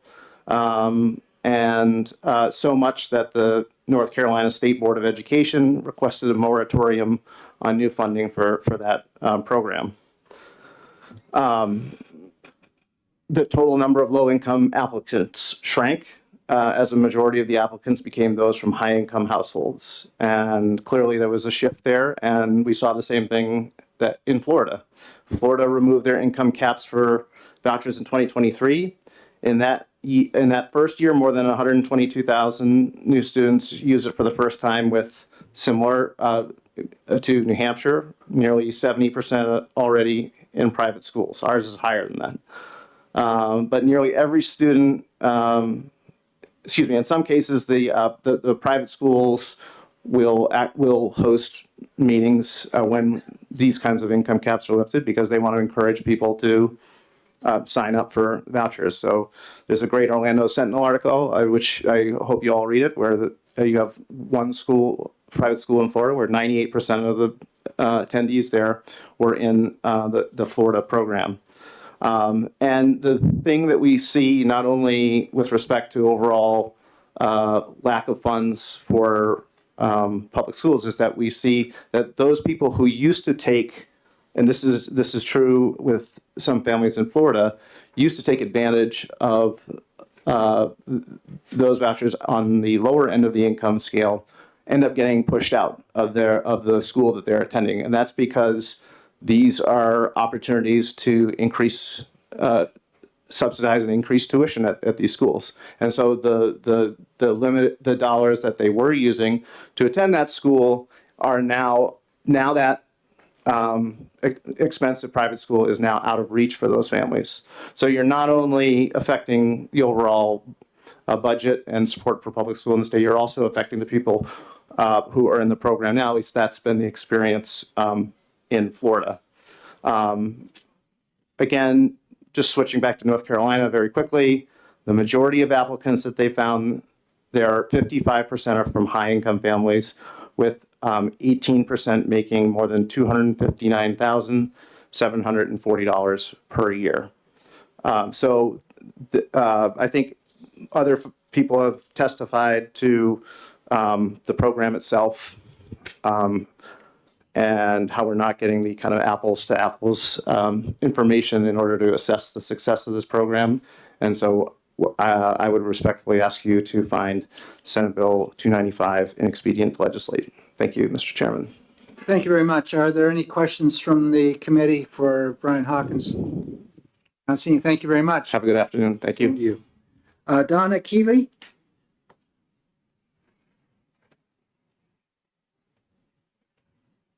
Hi, thank you for the work that you do and for letting me speak. I'm going to read off this. As mentioned, I'm from Pittsfield. I would not be here today to speak for this if it wasn't for the failure of our state government to correct and address the way that New Hampshire public schools are funded and the burden this has placed on the public schools, the students, staff, and the New Hampshire taxpayers. I am here to voice my concern regarding the passage of this bill and in general, the use of EFAs and vouchers at the expense of the taxpayers and the public school institution. My husband and I have lived in Pittsfield for over 30 years. We have never had children. We have supported the public schools and all of the town's funding this entire time. Our current tax bill is $14,000 a year. We live in a 200-year-old house, 1 bathroom, no attached garage. It's a beautiful property, but we pay that price because of the inadequate funding that is happening. And that's why I can't support something like this, because to date, nobody has explained how this is going to lower the property tax rates. From a marketing perspective, I'm going off script, if the state government, down to the state reps that represent Pittsfield and Chichester, would simply put something in writing that the lay people can understand that explains how this will help us with our tax rates and bolster our public schools and not gouge the public schools, we could understand it. We could even support it. I wouldn't be here. But I've asked for this over and over and over again to our local state reps and got nothing. Crickets. It would be a simple thing. And the reason people are afraid of this is because they're thinking the reason we're not hearing any information is because it's not going to fix the problem. It's not going to lower our tax rate, and it's not going to help our public schools. So that's a side note to marketing. If somebody could please just put this in writing, answer the question if it's that simple and our taxes are going to go lower. Since day one of moving into Pittsfield, adequate and equitable school funding has been discussed, debated, discussed again, to the detriment of many public school students and New Hampshire property taxpayers, especially some of the more rural, financially challenged towns like the one that we live in. I have been involved in many facets of our town boards, committees, and volunteerism, and I've even substituted at the schools. I believe that I have an open mind and clear view of what the financial issues are, and they do not stem from irresponsible town or school budgets. On the contrary, it seems every year when we have our town meeting, our boards, our committees, our staff, they're constantly looking out for ways they can save the taxpayers' money, keep the costs down and the overhead low, so that our taxes don't get raised. They say that when you do the same thing over and over again, you get the same results. We're getting the same result because school funding has not been fixed. This is not a fix for school funding. This might be something that we could do if we had the liberty and the resources to do it. But this isn't fixing it. And the property tax burden problem in New Hampshire. And sorry, I said this already, so I'm just skipping. I know firsthand the two state reps that represent Pittsfield and Chichester have yet to explain this, and I've said this, the basis for their promotion of the voucher program, perhaps because they have a special interest in the charter schools. Lastly, but not least, if the voucher program goes through, who monitors this program? How does the general public know that these educational institutions and private homeschooling are educating the students in a way that is going to produce educated adults. And then there's the church and state issue. Religious schools are allowed in the voucher program. What happened to the separation of church and state? Did I miss a news flash? I thought this was not allowed. I don't even get it. In a civilized society, you need civilized and orderly processes. Lastly, the voucher program allows any student and their families of any financial means to obtain money from the taxpayers to send their student to a non-public school. How is this okay? Again, we are just people in the public. We don't understand all of the nuances in the splitting of hairs, but how is this okay? Please, please, I beg you, look out for the public schools, which we must have. Look out for the students and the staff and the property taxpayers of the state, which every single one of you are. Another thing that blows my mind, how can people vote for things like this knowing that we're being run right over the coals with our tax bills? How? I don't understand it. Do something productive to correct the way that the public schools are funded, and then maybe we can support all these fancy bills. Thank you. Thank you very much. Representative Would you be willing to take a question? Yes, I don't really. Okay. Well, first of all, I wanted to say hallelujah. So, because I think you really nailed it on the head. Thank you. But my question for you goes right to Pittsfield. And we hear from the Commissioner of the Department of Education through their reports that in just last year alone, fiscal year 24, that the voucher program, the voucher scam, saved New Hampshire taxpayers, property taxpayers, $73 million. That's what the Department of Education puts out. But they also put out a report, and I referred to it earlier, I think in this hearing, called the Phase Out Grant Report, which actually is very interesting because No, Get to it quickly, I'm going to get to it very quickly, Mr. Chair. Thank you. It shows that no students left Pittsfield to take a voucher this year, and 2 students left Pittsfield Public Schools last year to take a voucher. How did that? What did that translate to in terms of savings for Pittsfield taxpayers? Well, if the numbers are right and it costs 20 grand or so to educate a kid, that's, I guess, I don't know. I can't, I really can't speak to that. You're going beyond what I know. I just know the simple things that are real. Right. You know, all these other things are great, but I just know that people are hurting. You have elderly people. It's the same thing over and over. I can pay my tax bill. I'm all set.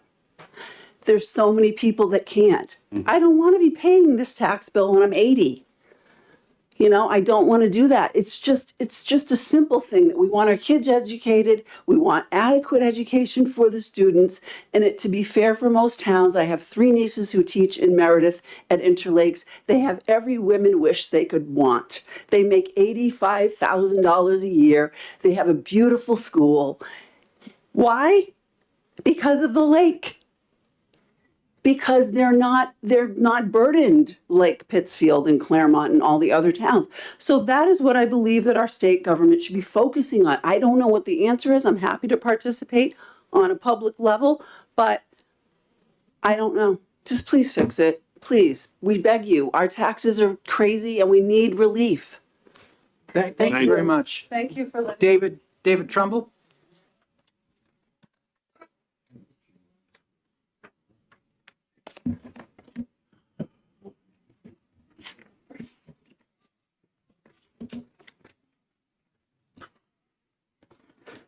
Thank you, Mr. Chairman and committee members. I'm David Trumbull from the town of Ware. I oppose this bill for 3 reasons. First is that it will drain the education trust fund dry.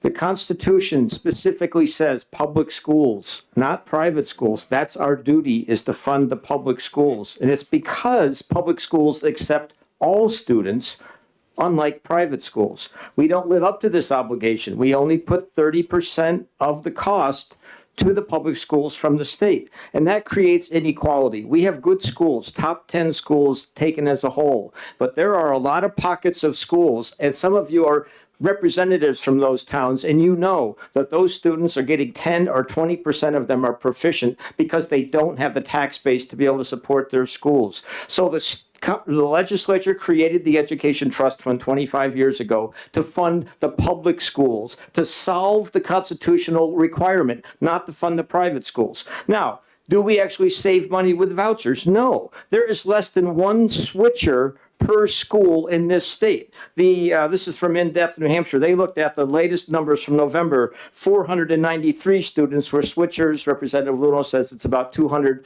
Somewhere between 200 and 400 students are switchers. That means they left the public school and went into the EFA program. They weren't already doing private education. We have 456 schools in this state. That's basically maybe one student per school. There is not a dollar that will be saved on your local school budget if one student leaves your school. No building costs, no teachers costs, nothing. There is no $70 million savings. It's a bogus argument, and anybody who studies this knows that. Second reason I object to this bill is it does not offer choice to all children. There's a lot of children who aren't eligible. Let's look at two of them. First is low-income families. In Arizona, when they went to universal voucher, which is what this bill does, it says let's go from the halfway point median income all the way up to 100%. What they found is that low-income families have 1% participation. So you've got a neighborhood, a low-income neighborhood, 1 out of every 100 children participates. In the high-income neighborhood, 28 out of every 100 children participate. And what they're calling low and high income, there was 47,000 for low income and 173 median household income for the higher income. That's what's going to happen in New Hampshire. If you pass this bill, you're now saying we're making this program available to the upper half of incomes in this state. You're going to have one poor family or low-income family accessing it and 28 high-income families. That's what this bill does. The other group it doesn't solve for is special education students. Over 20% of students in public schools receive special education. Public schools accept every single child with a disability. By law, they have to provide them with a free and appropriate education. They have to give them due process, and they have to give them education in the least restrictive environment. When you sign on to an EFA, you sign away those rights. That is one of the first things you do. It's on the forms in the EFA programs. You lose your right to due process, you lose your right to the least restrictive environment, and you lose your right to a free and appropriate education. Only 6% of the children in the voucher program get that extra $2,100. But as was testified earlier, you don't even know if even 1% of them would actually qualify for an IEP in a public school because they only need a diagnosis. They don't need to go through the battery of tests that you have to get an IEP in a public school. There are a lot of children who in the public schools will get a 504 plan. They does not get to that level of funding. Special ed services are really not available through the voucher program. Also, look at some of those schools that are listed. You can't get the list anymore, but from the first 2 years you could. Then follow their links to their website. A lot of them have their standard statement of non-discrimination. You know what word they lifted out of that? The word disability. A lot of schools reserve their right to discriminate on the grounds of disability. The third reason I oppose this bill is it doesn't help us solve the education problem. Professor Josh Collins studied this for 20 years, and he has done tremendous research showing that when children leave a public school and go to the private school in the voucher program, they lose a half a year of education. That's in Indiana, DC, Louisiana, and Ohio, long-term studies. Now, there was a gentleman who came up here before and said that there's a Professor Figlio from Northwestern University. So I just Googled him and I looked up Northwestern University. They have an article about this man. He says that we can make a good voucher program if it does three things. First, keep it small. Going universal and trying to get 50% of the children in the school and participating is not small. Second, he says focus on disadvantaged students. That means you would have to give extra money to the poor people and no money to the high-income family. It would mean you would have to make room for special ed students, but we don't do that in New Hampshire. New Hampshire's program doesn't live up to Professor Figlio's idea. And third, he says that we should demand accountability from private schools because if they're getting public money, they should be held accountability. So just to say that there's somebody who says it can work, it only works if you do those three things. Demand accountability, help the people who need it the most, and keep it small. That would be a voucher program that most people could support, but not the way it's being done in New Hampshire. Thank you. Thank you very much. Are you willing to take any questions? Representative Ames? Thank you. Yeah, could you speak to the question of accountability for the program we have here in New Hampshire?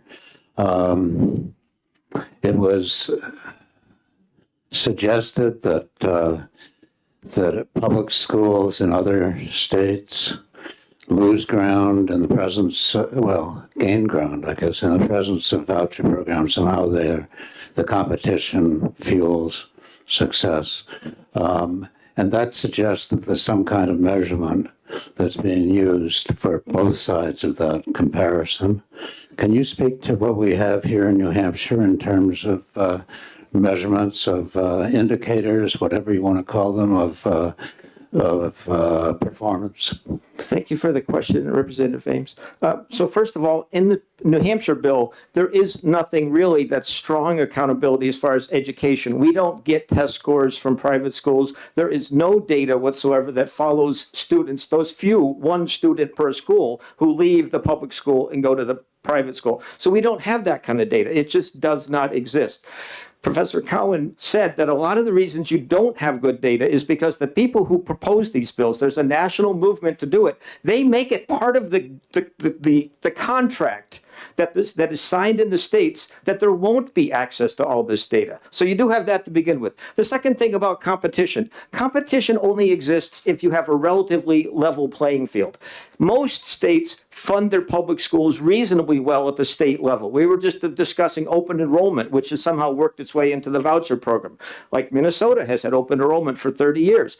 They fund so well their public schools at the state level that the towns only spend 30%. They only have to pay 30% of the cost of the schools. So when you have a balanced schools from town to town, you could do open enrollment. You have a chance where competition could work. In New Hampshire, competition would fail because the people who are going to go into the voucher program, if they do, you don't solve the problems of Newport. You don't solve the problem in Pittsfield or Claremont or Charlestown or any of the schools that have children who are on 10 or 20% proficiency level because they have to spend 70% of the money for the schools. You can't argue for competition unless you also fund the public schools at the state level. If you do that first, if you fund the schools, do what you're constitutionally required, then you could have a sensible voucher program, then you could have a sensible enrollment program, and then you could have competition. But if you don't fund the public schools first, none of those ideas make sense in New Hampshire. At least that's what I would think. Thank Any you. questions? Representative Fellows? Thank you. You just mentioned something about in other states, they have in the contract that whoever's managing the programs can't share the data, which is one of the situations that we have in New Hampshire. Is that common? I went to a speech given by this Professor Cowan, who has studied this for 20 years. He's studied vouchers and EFAs, ESAs for 20 years. This is his life's work. That's what he said. I have not individually gone out and researched that, but he said that's one of the reasons why the 4 states that he studied after No Child Left Behind, those states kept provisions in their laws to keep tracking data. So those are the few places where you can do it. The other thing is what I was saying about no switchers, 1 child per school. And also the switchers have dropped as a percentage. As we've increased the income eligibility in New Hampshire, switchers drop. The percentage of children who switch because it makes sense. If you want to go to a private school and you have more income, you're probably going to do it anyway. So there will probably be very few switchers under this bill because you're going into a population of people who have the money. So they don't really need to do it. The very, very few switchers will happen. And I'm sorry, I got off track on your question though. Just one follow-up. Have you sent your testimony? Did you put it in online or did you email it to us? I have a copy and I will leave it with you. Do you use those 2 options? To email it to us or to go on the? I did not. I just was going to bring a paper or the copy. the portal where you can put things in for. Is it open? Bill. That's open. It's open all day long, but you could also just give it to Representative Weinstein over there and she could pass it around to the clerk and we could make copies if they want paper copies. Okay. All right. Well, we can do either or both. Way. All right. Thank you, Mr. Chairman. You're welcome. Representative Colcom. Thank you, Mr. Chairman, and thank you, David, for taking my question. If I understood you correctly, I believe that at the beginning, under your first item, you said that our Constitution says that does not say that we should be funding private schools. I looked up Article 83 under our Constitution, and would you believe that it actually does say that the legislators and magistrates in all future periods of this government to cherish the interests of literature and sciences and all seminaries and public schools to encourage private and public institutions, private and public rewards, immunities, and promotion of agricultural science and so on. So in our Constitution, under our education portion there, it actually does specify private and public institutions. Thank you, Representative Cole, for the question. It says private to reward public and private institutions. In other words, we fund the public schools so that we make the state as a whole a better place, the private and the public institutions. But it did not say that we should fund private schools. And when this went to the New Hampshire Supreme Court, the Claremont case looked at this question specifically. Who is the duty to fund? The Claremont case was quite clear. It's the duty to fund the public schools. It I'm sorry, did I not was just say reading that- the Constitution as it's written. I know, but Thank the you. Constitution, I appreciate it. it says public schools. I'm sorry. It says public institutions and private institutions. It says to fund public I'm all schools. set. Mr. Chairman, I'm all set. Thank you. Are there any other questions, Representative Burton? Just to clarify something that happened in the previous testimony, if one student or two students leaves the school, does it save the school $40,000 or $60,000? If you still have to have a teacher, you still have to have the room, you still have to have the campus, all of that stuff. I would hate to have people leave with that assumption. Thank you, Representative Burton. No, it does not save any money at all. You would, Representative McGuire asked it earlier, what if 10 or 15 or 20 or 30% leave? Then you might get to a level of some savings. But with one or two children in an entire school, you save $0. And that's up to what we have now. There's not going to be hardly any switchers if you adopt this plan because you're only making this available to people in the upper income half in New Hampshire. So there's going to be no savings. All of the money is going to be going to the upper income families, just like in Arizona. You'll have 1 out of 100 low income people participating, 28 out of 100 upper income who are already going to the private school. No savings to the public schools. That is it is indefensible that argument continues to be made because there's no evidence of it. Now, the Bartlett Center did a study and they said it'll save you this much money. It's based on theoretically. It said if you have this many children and it costs $20,000 to educate, multiply the number times that, and that's how much we save. Boom. It doesn't save any money because there is no savings unless it's a switcher. And switchers are very, very few and far between in this program. Thank you. The question will be Representative Peoples or Representative Colcom. Representative Peoples. Thank you, Chairman. Thank you, Dave, for taking my question. Yes, sir. So in my town, I have 47 EFA students currently. So none of them, to my knowledge, to the best of my knowledge, are switchers. So can you calculate roughly what that cost would be if they were going to the public school? Thank you, Representative Peoples. We don't really know who the children are, but we could venture to guess that there's one of two possibilities, those 47. Either A, they were already going to a private school anyway, so there was no savings to the town, or B, they're homeschooling, in which case there was really no cost to the school, except when they come up to take maybe some art classes or science or extracurriculars. We could get into homeschooling because when we had this H-115, you had homeschoolers coming in and other people coming in and say, I'm not a homeschooler, I'm a home educator. I don't want the EFA program because I don't want the government being involved in my life. So you have this division between what's called a category 3 and a category 4 education, home educator versus homeschooler. With those 47, either they were already going to private school or they were already doing homeschooling. Follow up. I would contend, though, that if those 47 kids were in public school right now, that our costs would be increased. So in effect, they are saving our town money. If they were in a public school, there would be an increase eventually, but if 3 or 4 of them joined, there would be no significant increase because adding 1 or 2 or taking out one or two, is not going to really make a big difference on a local school budget. You're still going to have the same number of teachers. You still got the school to maintain your transportation contract. So I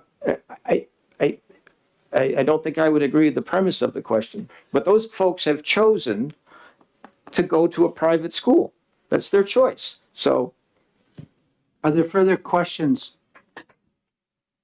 Thank you very much. thank you, Mr. Chairman. Deborah House?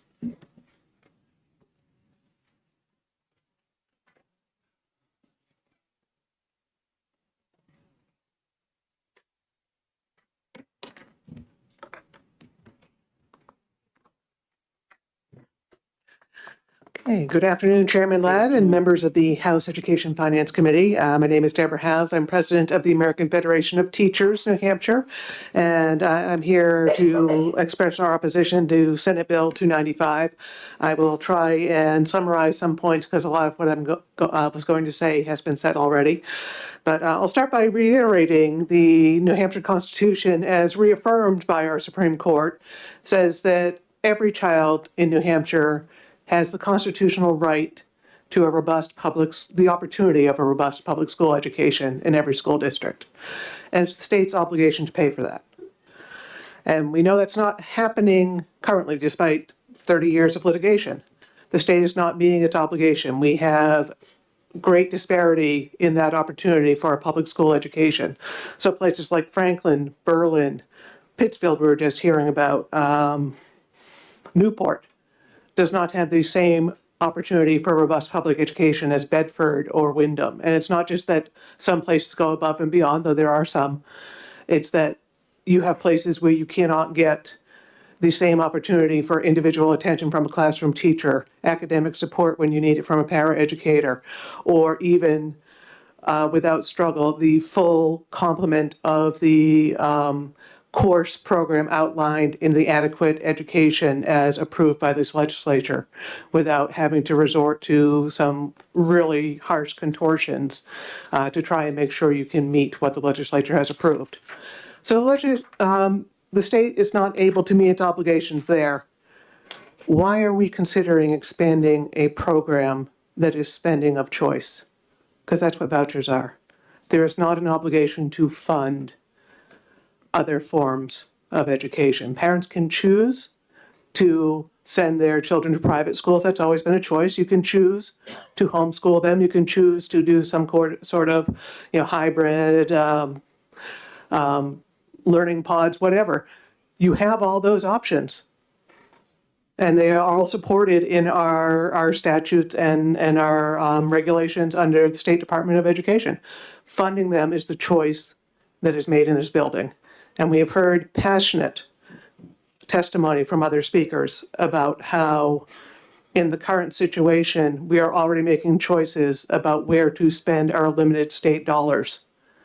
How we are making choices that are going to result in adults with developmental disabilities having to be waitlisted and not getting the help they need, about how it's going to impact healthcare in the rural parts of our state.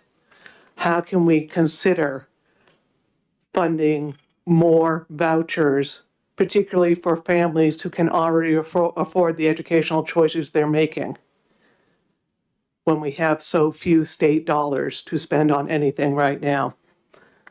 We can't afford two separate school systems. We are obligated to fund the opportunity for a robust public education so that every Granite State student can get what is constitutionally guaranteed to them. That has to be the first priority. So any money that is currently considered to go to expanding vouchers really should be looked at to redirect to those districts that are having trouble meeting their obligations of providing that robust public education. Places like Pittsfield, Newport, Berlin. Make sure that the public school students get what they're entitled to. Because we've already, I would say, spent more than enough on vouchers, but that's my opinion. But we would urge you to ITL this, because your obligation is first to funding those public schools. And I will pass around the rest of this.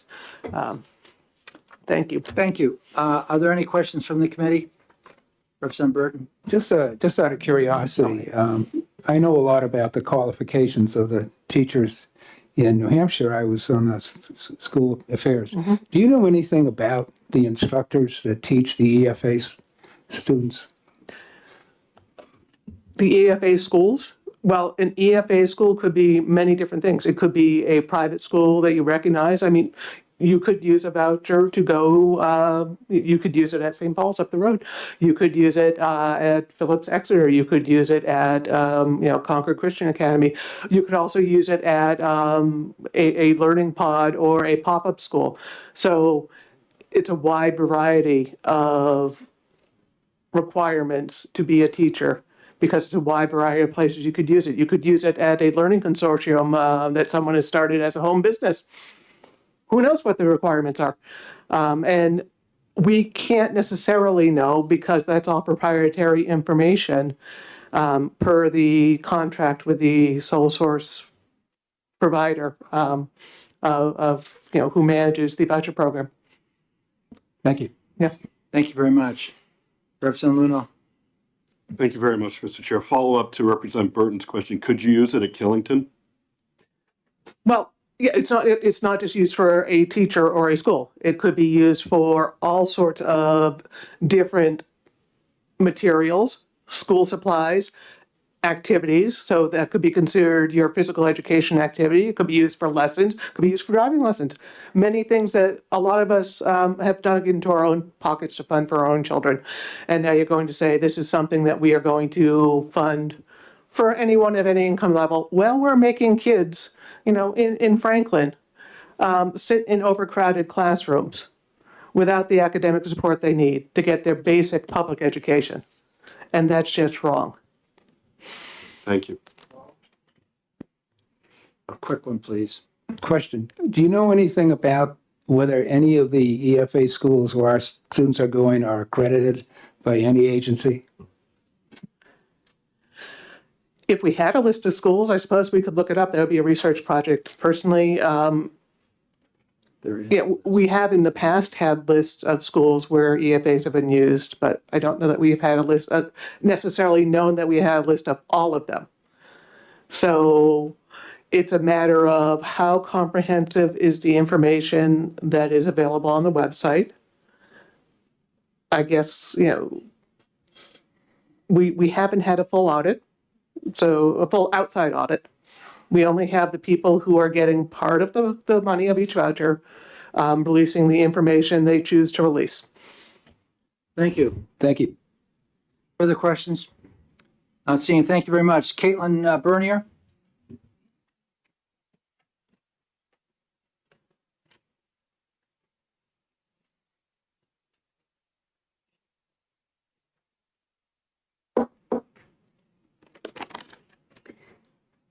Making the most of my being up here today and testifying as many times as I can, I guess. So good afternoon. We're not in evening yet. Chairman and members of the Education Committee, and thank you for listening to my testimony. It is unfortunate that some of the committee members that were in favor of HB 115 aren't here to listen to the public, but hopefully they are able to access the streaming video and can hear us. My name is Caitlin Bernier, and I live in Merrimack, where I am on the School Budget Committee and Planning and Building Committee. I'm here in opposition of SB 295 and the negative fiscal impact it would have on public school funding and spending taxpayer dollars. Despite what the presenting sponsor stated, the majority of your constituents are not in favor of expanding EFAs. You have heard much public testimony during HB 115 in opposition of this. I have friends who utilize the EFA program as it currently stands, and while they are very grateful for the opportunities it has opened for them, they do not agree with removing the income limit. If you were to increase the income eligibility, you are further widening the gap between the poor and those of us on fixed incomes versus the wealthy. That $5,000 for EFAs isn't enough for me to afford private school for my dyslexic daughter, but it will get a wealthy child a extra tutor or soccer or piano lessons. Meanwhile, our public schools that are educating the majority of children are losing money and are held to higher standards. What happens when the EFA student ends up going back to public schools because the child has a learning disability and private schools don't have to accept them? We know the answer is that public schools will accept them and they'll support them, and that comes from our taxpayer dollars. This bill does not even prioritize children with disabilities or from low-income families, as they are the last two priorities to receive funding if the program cap is exceeded. Again, I'm not opposed to the current EFA program with income limits.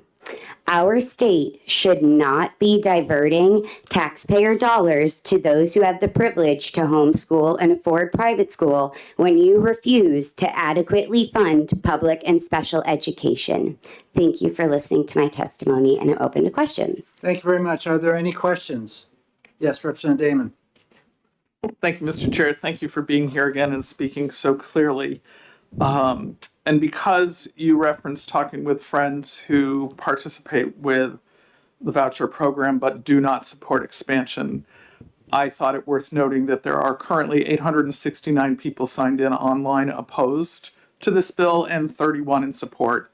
And I just reached 305 emails in my personal messaging, and none of them are supportive of this bill. So there must be a lot of people who think like your friends, yes? Yes, I do have a lot of people in our town, and I'm sure other towns in New Hampshire that agree that it is not beneficial fiscally or for the good of our children to be putting more of our money to the families that can already afford any of those extra choices, while those that are lower income or have children with disabilities are not getting anything out of this. Thank you. Thank you very much, Representative Fellows. Thank you.